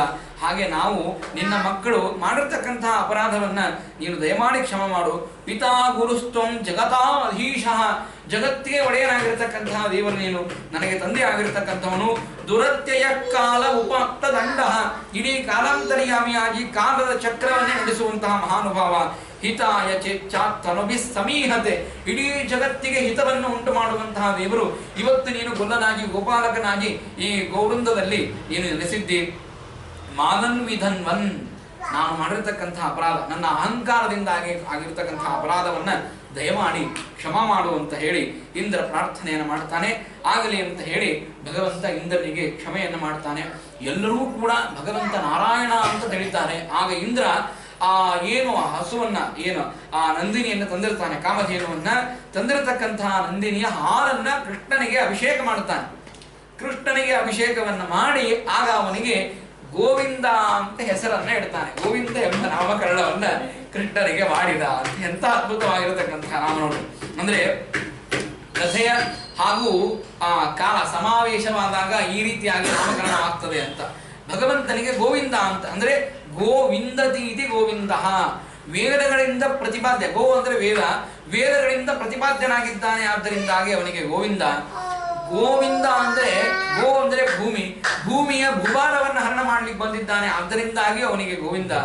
ಗೋ ಅಂದ್ರೆ ಆಕಳುಗಳು, ಆಕಳ ಸಮೂಹಗಳಲ್ಲಿ ನಿಂತು ಭಗವಂತ ಆಕಳನ್ನು ರಕ್ಷಣೆ ಮಾಡ್ತಾನೆ. ಹಾಗಾಗಿ ಗೋವಿಂದ. ಏನು ಅದ್ಭುತವಾಗಿರತಕ್ಕಂತಹ ನಾಮಕರಣವನ್ನು ಮಾಡಿ ಅವನಿಗೆ ನಮಸ್ಕಾರವನ್ನು ಮಾಡ್ತಾನೆ. ಇಂದ್ರ ಹೋಗಿ ಬರ್ತೇನೆ ಅಂತ ಹೇಳಿ ಅಲ್ಲಿಂದ ಹೊರಟೋಗ್ತಾನೆ. ಇಂದ್ರನ ಅಹಂಕಾರ ಮುಗೀತು. ಒಂದ್ಸಲ ಕಥೆಯನ್ನು ಹೇಳ್ತಾರೆ. ಒಂದ್ಸಲ ಏನಾಗಿದೆ ಅಂದ್ರೆ, ಒಂದ್ಸಲ ಏನಾಯ್ತು ಅಂದ್ರೆ, ನಂದಗೋಪ ಏಕಾದಶಿ ವ್ರತವನ್ನ ಮಾಡಿದ್ದ. ನಿಶ್ಚಕ್ರ ಏಕಾದಶಿ ವ್ರತವನ್ನ ಮಾಡಿ ಏಕಾದಶಿ ಮುಗಿದ್ಮೇಲೆ ದ್ವಾದಶಿ ಇರ್ತದೆ ನೋಡ್ರಿ, ಬಹಳ ತ್ರಾಸ ಆಗ್ಬಿಟ್ಟಿರ್ತದೆ, ನಿತ್ರಾಣ ಆಗಿಬಿಟ್ಟಿರ್ತದೆ. ಯಾವಾಗ ಜಲ್ದಿ ಸ್ನಾನ ಮಾಡಿ ಸ್ವಲ್ಪ ಬಿಸಿನೀರು ಪಾನಕ ಕುಡ್ದಿನಪ್ಪ ಅಂತ ಆಗಿರ್ತದೆ. ಈ ನಂದಗೋಪನಿಗೂ ಸ್ವಲ್ಪ ಹಾಗಾಗಿತ್ತು ಅಂತ ಅನಿಸ್ತದೆ. ಆದ್ರೆ ಭ್ರಮ ನಂದಗೋಪನಿಗೆ ಇದ್ದಿದ್ದಿಲ್ಲ, ವರುಣನ ಭೃತ್ಯನಿಗಿತ್ತು ಅಂತ ಹೇಳ್ತದೆ ಭಾಗವತ. ನಂದಗೋಪ ದ್ವಾದಶಿಯ ಸಮಯದಲ್ಲಿ ಬೇಗನೆ ಎದ್ದಿದ್ದ. ಬೇಗ ಎದ್ದು ಸ್ನಾನವನ್ನು ಮಾಡಿ ಪಾರಾಯಣ ಮಾಡಬೇಕು ಅಂತ ಹೇಳಿ ಬೇಗನೆ ಎದ್ದಿದ್ದ. ಎದ್ದು ಯಮುನಾ ನದಿಗೆ ಹೋಗಿದ್ದಾನೆ. ಸ್ನಾನವನ್ನು ಮಾಡಬೇಕು ಅಂತ ಹೇಳಿ ಸ್ನಾನವನ್ನು ಮಾಡ್ತಾ ಇದ್ದಾನೆ. ವರುಣನ ಭೃತ್ಯ ಆ ನಂದಗೋಪನನ್ನ ಕರೆದುಕೊಂಡು ವರುಣ ಲೋಕಕ್ಕೆ ಹೋಗ್ಬಿಟ್ಟ. ವರುಣನಿಗೂ ಅಹಂಕಾರ ಬಂದಿತ್ತು. ಎಲ್ಲರೂ ಬಂದು ಹೇಳಿದ್ರು, ನಂದಗೋಪ ಸ್ನಾನಕ್ಕೆ ಹೋಗಿದ್ದಾನೆ, ಕಾಣಿಸ್ವಲ್ಲ ಅಂತ. ಯಾರು ಹೇಳಿದ್ದಾರೆ ಹಿರಿಯರು, ತಮ್ಮಷ್ಟು ತಾವು ಸ್ನಾನಕ್ಕೆ ಹೋಗ್ಬಾರ್ದು, ಎಲ್ಲರೂ ಜಾರಿ ಬಿದ್ದರೆ ಏನ್ ಮಾಡೋದು ಅಂತ ಹೇಳಿ ಕೃಷ್ಣ ಪರಮಾತ್ಮ ಅಲ್ಲಿ ಹೋದ. ಯಮುನೆ ನದಿಯಲ್ಲಿ ನೋಡಿದ, ಎಲ್ಲಿಯೂ ನಂದಗೋಪ ಕಾಣಿಸಲಿಲ್ಲ. ಭಗವಂತ ಜ್ಞಾನ ದೃಷ್ಟಿಯಿಂದ ನೋಡಿದ, ವರುಣನ ಲೋಕದಲ್ಲಿ ನಮ್ಮ ತಂದೆಯನ್ನು ಕರೆದುಕೊಂಡು ಹೋಗಿದ್ದಾನೆ ಅಂತ ಹೇಳಿ ಭಗವಂತ ತಾನೇ ವರುಣ ಲೋಕಕ್ಕೆ ಹೋದ. ವರುಣ ಲೋಕಕ್ಕೆ ಹೋದರೆ ವರುಣ ದೇವರನ್ನ ಸ್ವಾಗತ ಮಾಡ್ತಾನೆ. ಸ್ವಾಮಿ, ನಮ್ಮ ಭಾಗ್ಯ, ದೇವರೇ ಬಂದಂತ್ಯ ನಮ್ಮ ಭಾಗ್ಯ ಅಂತಂದ್ರೆ, ಸಾಮಾನ್ಯವಾಗಿ ಒಬ್ಬ ಬ್ರಾಹ್ಮಣ ನಮ್ಮ ಮನೆಗೆ ಬಂದ್ರೆ ಅದನ್ನೇ ಹೇಳ್ತಾರೆ, ಯದಿಚ್ಛಸಿ ಮಹಾರಾಜ ಸರ್ವತೀರ್ಥಾವಗಾಹನಂ ವಿಪ್ರ ಪಾದ ವಿನಿರ್ಮುಕ್ತಂ ತೋಯಂ ಶಿರಸಿಧಾರಯೇ. ಅಂದ್ರೆ ಒಬ್ಬ ಬ್ರಾಹ್ಮಣ ಮನೆಗೆ ಬಂದು ಆ ಬ್ರಾಹ್ಮಣನ ಪಾದ ಪ್ರಕ್ಷಾಲನೆ ನೀರನ್ನು ನಾವು ಪ್ರೋಕ್ಷಣೆ ಮಾಡಿಕೊಂಡ್ರೆ ಇಡೀ ಆಗಿರತಕ್ಕಂತಹ ತೀರ್ಥಕ್ಷೇತ್ರಕ್ಕೆ ಹೋಗುವಂತಹ ಏನೇನು ಪುಣ್ಯವೋ ಆ ಪುಣ್ಯ ಬ್ರಾಹ್ಮಣನ ಪಾದ ಪ್ರಕ್ಷಾಲನೆ ಮಾಡಿದ ನೀರನ್ನು ಪ್ರೋಕ್ಷಣೆ ಮಾಡಿದೇ ಬರ್ತದೆ ಅಂತ. ಎಂತಹ ಅದ್ಭುತವಾದ ಬ್ರಾಹ್ಮಣನ ಪಾದ ಪ್ರಕ್ಷಾಲನೆಗೆ ಈ ಒಂದು ಅದ್ಭುತವಾದ ಮಹಿಮೆ ಇದೆ ಅಂತಂದ್ರೆ, ಅನಂತ ಕೋಟಿ ಬ್ರಹ್ಮಾಂಡ ನಾಯಕನಾದ ದೇವರು ಇವತ್ತು ನೀ ನಮ್ಮ ಮನೆಗೆ ಬಂದಿದ್ದಿ, ವರುಣ ಲೋಕಕ್ಕೆ ಬಂದಿದ್ದಿ, ನಾವು ಪಾವನರಾದೆವು ಅಂತ ಹೇಳಿ ವರುಣ ಕೂಡಿಸಿ ದೇವರ ಆ ಪಾದ ಪೂಜೆಯನ್ನು ಮಾಡಿ ಇಡೀ ವರುಣ ಲೋಕಕ್ಕೆ ಆ ಪಾದ ಪ್ರಕ್ಷಾಳದ ನೀರನ್ನು ಪ್ರೋಕ್ಷಣೆ ಮಾಡುತ್ತಾನೆ. ಪ್ರೋಕ್ಷಣೆ ಮಾಡಿದರೆ ಪ್ರಾರ್ಥನೆ ಮಾಡ್ತಾನೆ. ವಾದಿರಾಜರು ಇಲ್ಲೊಂದು ಕಲ್ಪನೆ ಮಾಡ್ತಾರೆ. ವರುಣ ಸಾಮಾನ್ಯವಾಗಿ ಕರೆದ್ರೆ ದೇವರು ಹೊರತಿದ್ದಿಲ್ಲ. ಕೆಲವರಿಗೆ ಅರ್ಜೆಂಟ್ ಇರ್ತದೆ ನೋಡ್ರಿ, ಸಮಯನೇ ಇಲ್ರಿ, ಒಟ್ಟಾರೆ ಸಮಯ ಸಿಗ್ತಾ ಇಲ್ಲ. ಬೆಂಗಳೂರು ಅಂದ್ರೆ ಬಿಡುವಿಲ್ಲಾರದ ಊರದು. ನೀವು ನಮ್ಮ ಮನೆಗೆ ಕರಿತೀರಿ, ಆದ್ರೆ ಬರ್ಲಿಕ್ಕೆ ಆಗ್ತಾ ಇಲ್ಲ. ಪಕ್ಕದ ಮನೆನೇ ಇರ್ತದೆ, ಪಕ್ಕದ ಮನೆನೇ, ಹೋಗ್ಲಿಕ್ಕೆ ಆಗೋದಿಲ್ಲ ಇವರಿಗೆ. ಯಾಕೋ ಏನು ಬಿಡುವಿಲ್ಲ ಇವರಿಗೆ. ಸುಮ್ಮನೆ ಹೇಳ್ತಿರ್ತಾರೆ, ನಾಟಕ ಮಾಡ್ತಿರ್ತಾರೆ. ಮನೆಯಲ್ಲಿ ಹೋಗಿ ನೋಡಿದ್ರೆ ಖಾಲಿನೇ ಇರ್ತಾರೆ ಇವರೆಲ್ಲ. ಸುಮ್ಮನೆ ಬಿಡುವಿರ್ಲಾರ್ದು ಅಂತಂತಿರ್ತಾರೆ, ಮನೆಯಲ್ಲಿ ಖಾಲಿ ಇರ್ತಾರೆ. ಆದ್ರೆ ದೇವರು ಹಾಗಲ್ಲ. ಬಿಡುವಿನ ಸಮಯದಲ್ಲಿ ವರುಣ ಕರೆದರೆ ದೇವರು ವರುಣ ಮನೆಗೆ ಹೋಗೋದಿಲ್ಲ. ದೇವರನ್ನ ಕರೆಯಲೇಬೇಕು, ದೇವರು ನನ್ನ ಮನೆಗೆ ಆಮಂತ್ರಣ ಕೊಡದೇನೆ ಬರಬೇಕು ಅಂತ ಅನ್ನೋದಕ್ಕಾಗಿ ವರುಣ ಉಪಾಯ ಮಾಡಿದ. ನಂದಗೋಪನನ್ನ ಅಪಹರಣ ಮಾಡಿಬಿಟ್ಟ. ತಮ್ಮ ತಂದೆಯನ್ನು ಕರ್ಕೊಂಡು ಹೋದ್ರೆ ತಾನೇ ಬರ್ತಾನೆ ಅಂತ ಹೇಳಿ ದೇವರನ್ನ ಕರೆಯುವುದಕ್ಕೂ ಏನೋ ನಂದಗೋಪನನ್ನ ಅಪಹರಣ ಮಾಡಿದ. ಆಗ ನಂದಗೋಪ ವರುಣ ಮಾಡಿರ್ತಕ್ಕಂಥ ಅದ್ಭುತವಾದ ಉಪಚಾರವನ್ನು ನೋಡ್ತಾನೆ. ಯಾರಿವನು ಈ ಒಂದು ದನ ಕಾಯ್ತಾನೆ, ಕೆಲವು ಸಲ ಕೆಲವು ಸಲ ಗೋಪಾಲಕರ ಜೊತೆಗೆ ಆಟ ಆಡ್ತಾನೆ. ಸಾಮಾನ್ಯವಾಗಿ ಮನುಷ್ಯ ಅಂತ ತಿಳ್ಕೊಂಡೆ ನಾನು. ಆದ್ರೆ ಇವತ್ತು ವರುಣ ಈ ರೀತಿಯಾಗಿರ್ತಕ್ಕಂಥ ಅದ್ಭುತವಾದ ಅವನಿಗೆ ಮರ್ಯಾದೆಯನ್ನು ಮಾಡ್ತಾ ಇದ್ದಾನೆ, ಅವನ ಪಾದ ಪ್ರಕ್ಷಾಳನ ಮಾಡ್ತಾ ಇದ್ದಾನೆ, ಎಲ್ಲ ದೇವತೆಗಳು ಅವನಿಗೆ ಮರ್ಯಾದೆಯನ್ನು ಮಾಡ್ತಾ ಇದ್ದಾರೆ. ಅಂದ್ರೆ ಇದಕ್ಕೆ ಸಾಕ್ಷಾತ್ ನಾರಾಯಣನನ್ನು ಬಿಟ್ರೆ ಇನ್ಯಾರೂ ಆಗ್ಲಿಕ್ಕೆ ಸಾಧ್ಯ ಇಲ್ಲ, ಇವನು ನನ್ನ ಮಗನೇ ಅಲ್ಲ ಅಂತ ಹೇಳಿ ನಂದಗೋಪ ಭಾರಿ ಹೆಮ್ಮೆ ಪಡ್ತಾನೆ. ಮಕ್ಕಳಾದ್ರೆ ಎಂತ ಮಕ್ಕಳಾಗಬೇಕು ಅಂತ. ಸಾಮಾನ್ಯವಾಗಿ ನಾ ಮೊನ್ನೆ ಹೇಳಿದೆ, ಶಾಸ್ತ್ರ ಓದುವಂತಹ ಮಗನಾದರೆ ಬಹಳ ಪುಣ್ಯ ಅಂತಂತೇವೆ. ಶಾಸ್ತ್ರ ಪ್ರತಿಪಾದ್ಯನಾದ ದೇವರೇ ಮಗನಾಗಿ ಹುಟ್ಟಿದ್ದಾನೆ ಅಂತಂದ್ಮೇಲೆ ಎಷ್ಟು ಪುಣ್ಯ ಮಾಡಿರ್ಬೇಕು ಅವರು. ಈ ರೀತಿಯಾಗಿ ಆ ಭಗವಂತ ಅವರನ್ನ ಉದ್ಧಾರ ಮಾಡಿ ಆ ನಂದಗೋಪನನ್ನ ಕರೆದುಕೊಂಡು ಮತ್ತೆ ಭೂಲೋಕಕ್ಕೆ ಬರ್ತಾನೆ. ಆಮೇಲೆ ಭಗವಂತ ವೇಣುಗಾನವನ್ನ ಮಾಡಿದ ಅಂತ ಹೇಳ್ತಾರೆ. ಏನು ವೇಣುಗಾನ ಮಾಡಿದ? ವೇಣುಗಾನವನ್ನು ಮಾಡ್ತಾ ಇರುವಂತಹ ಸಂದರ್ಭದಲ್ಲಿ ಆ 2 ಬಾರಿ ವೇಣುಗಾನವನ್ನು ಮಾಡ್ತಾನೆ. ಇದು ಈ ಅದ್ಭುತವಾಗಿರತಕ್ಕಂತಹ ವೇಣುಗಾನ ರಾತ್ರಿಯ ಸಮಯದಲ್ಲಿ. ಕಾತ್ಯಾಯನಿ ವ್ರತವನ್ನು ಯಾರ್ಯಾರು ಮಾಡಿದ್ರು ಅವರಿಗೆ ನನ್ನ ವಿಹಾರವನ್ನ ಕೊಡ್ತೇನೆ ಅಂತ ಭಗವಂತ ಆದೇಶವನ್ನು ಮಾಡಿದ್ದ. ಆ ಸಮಯ ಇಲ್ಲಿ ಬಂತು. ಭಗವಾನಪಿ ತಾಂ ರಾತ್ರಿಂ, ಆ ರಾತ್ರಿಯಲ್ಲಿ ಭಗವಂತ ವೇಣುಗಾನವನ್ನ ಮಾಡಬೇಕು ಅಂತ ವೇಣುಗಾನವನ್ನು ಮಾಡ್ತಾ ಇದ್ದಾನೆ. ಎಲ್ಲ ಗೋಪಿಕಾ ಸ್ತ್ರೀಯರು ಕೆಲವರು ಅಲಂಕಾರವನ್ನು ಮಾಡಿಕೊಳ್ತಾ ಇದ್ದಾರೆ. ಕೆಲವರು ಏನ್ ಮಾಡಿದ್ರು ಅಂತಂದ್ರೆ ಪೌಡರ್ ಹಚ್ಚಿಕೊಂಡಿದ್ರಂತೆ, ಕಾಡಿಗೆಯನ್ನ ಹಚ್ಚಿಕೊಳ್ತಾ ಇದ್ರು. ಭಗವಂತ ಯಾವಾಗ ವೇಣುಗಾನವನ್ನ ಮಾಡಲಿಕ್ಕೆ ಪ್ರಾರಂಭ ಮಾಡಿದ, ಕಾಡಿಗೆಯನ್ನೇ ಪೌಡರ್ ಅಂತ ತಿಳ್ಕೊಂಡ್ಬಿಟ್ರು ಅವರು. ತಿಳ್ಕೊಂಡು ಇಡೀಯಾದ ಕಾಡಿಗೆಯನ್ನ ಮಾರಿಗೆ ಹಚ್ಚಿಕೊಂಡು ಹಾಗೆ ಓಡ್ತಾ ಬರ್ತಾ ಇದ್ದಾರೆ. ಇನ್ನು ಕೆಲವು ಗೋಪಿಕಾ ಸ್ತ್ರೀಯರು ಏನ್ ಮಾಡಿದ್ದಾರೆ ಅಂತಂದ್ರೆ, ಆಗ ವೇಣುಗಾನ ಹೇಗಿದೆ ನೋಡ್ರಿ, ಎಷ್ಟು ಮರಳು ಮಾಡಿಬಿಡ್ತದೆ. ಆ ಭಗವಂತನ ವೇಣುಗಾನಕ್ಕೆ ವಶರಾದವರು ಯಾರು ಇಲ್ಲ ಅಂತಾರೆ. ಆಗ ಇನ್ನು ಕೆಲವು ಗೋಪಿಕಾ ಸ್ತ್ರೀಯರು ಗಂಡನಿಗೆ ಪಾಯಸವನ್ನ ಬಡಿಸ್ತಿದ್ರು, ನೆಕ್ಸ್ಟ್ ಸಾರ ಬಡಿಸೋದಿತ್ತು. ಈಗ ಆ ಭಗವಂತನ ವೇಣುಗಾನವನ್ನ ಕೇಳಿದ ತಕ್ಷಣಕ್ಕೆ ಪಾಯಸೇ ಸಾರು ಅಂತ ತಿಳಿದುಕೊಂಡು ಇಡೀ ಆದ ಭಾಂಡಿಯನ್ನೇ ಅವರ ಎಲೆ ಮೇಲೆ ಹಾಕಿ ಭಗವಂತನ ವೇಣುಗಾನವನ್ನ ಕೇಳಲಿಕ್ಕೆ ಹೋಗಿದ್ದಾರೆ. ಕೆಲವರು ಹೇಳ್ತಾರೆ ಆಕಳ ಹಾಲನ್ನ ಕರಿತಾ ಇದ್ದಾಳೆ.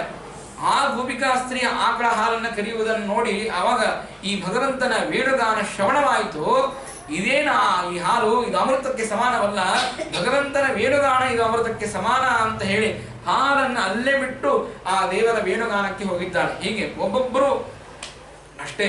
ಇನ್ನು ಒಬ್ಬೊಬ್ಬರು ಮಲ್ಕೊಳ್ತಾ ಇದ್ದಾರೆ, ಮಕ್ಕಳನ್ನ ಮಲಗಿಸ್ತಾ ಇದ್ದಾರೆ. ಮಕ್ಕಳನ್ನ ಮಲಗಿಸುವುದನ್ನು ಬಿಟ್ಟು ತಾವು ಮಲಗುವುದನ್ನು ಬಿಟ್ಟು ಅರ್ಧರಾತ್ರಿಯಲ್ಲಿ ಆ ಭಗವಂತ ವೇಣುಗಾನವನ್ನು ಮಾಡ್ತಾ ಇದ್ದಾನೆ. ಅಲ್ಲಿ ಹೋಗಬೇಕು. ಎಲ್ಲರೂ ಒಂದು ಕಡೆಗೆ ಸೇರಿದರು ನೋಡ್ರಿ. ಎಲ್ಲಾ ಗೋಪಿಕಾ ಸ್ತ್ರೀಯರು ಒಂದು ಕಡೆಗೆ ಸೇರಿದರು. ಭಗವಂತನ ಒಂದು ಅದ್ಭುತವಾದ ಮಹಿಮಾ ಏನು ಅಂತಂದ್ರೆ, ವೇಣುಗಾನವನ್ನು ಮಾಡುವುದು ಕೇವಲ ಗೋಪಿಕಾ ಸ್ತ್ರೀಯರಿಗೆ ಮಾತ್ರ ಕೇಳಿಸಬೇಕು ಅಂತ ವೇಣುಗಾನ ಮಾಡ್ತಿದ್ದ. ಅಂದ್ರೆ ಅವನು ಬಾರಿಸೋದು ಹಾಗೆ ಇತ್ತು. ಈ ಕೆಲವರಿಗೆ ಈ ಹಾಡಾಗಲಿ, ಸಂಗೀತ ಆಗಲಿ, ಅಥವಾ ಇನ್ನೇನೇನು ಭಾರಿ ಅಭಿರುಚಿ ಇರ್ತದೆ, ಅದು ಹೆಚ್ಚು ಸ್ತ್ರೀಯರಲ್ಲಿ ಇರ್ತದೆ, ಹೆಣ್ಮಕ್ಳಲ್ಲಿ ಆ ಅಭಿರುಚಿ ಇರ್ತದೆ. ಗಂಡಸರಿಗೆ ಏನಿರೋದಿಲ್ಲ, 24 ತಾಸು ಕಂಪ್ಯೂಟರ್ ಮುಂದೆ ಕೊಡೋದು. ಅದು ಸಂಗೀತ ಅವ್ರು ಚೆನ್ನಾಗಿ ಹಾಡಿದ್ರು, ಇಂಥವ್ರು ಬೇಕಾದಷ್ಟು ನೋಡಿ ಬಿಡು ಅಂತ. ಅಲ್ರಿ ಭಾರಿ ಚೆನ್ನಾಗಿ ಪ್ರವಚನ ಹೇಳಿದ್ರು, ಅಯ್ಯೋ ಬೇಕಾದಷ್ಟು ಯೂಟ್ಯೂಬ್ನಲ್ಲಿ ಕೇಳಿದ್ ಬಿಡು ಅಂತ ಅನ್ನೋದು. ನೀವು ಏನೇ ಹೇಳ್ರಿ ಅವರಿಗೆ, ಅವರೆಲ್ಲರೂ ನಿರುತ್ಸಾಹಿಗಳು, ಅದೇ ಮಾತುಗಳನ್ನೇ ಹೇಳ್ತಾರೆ.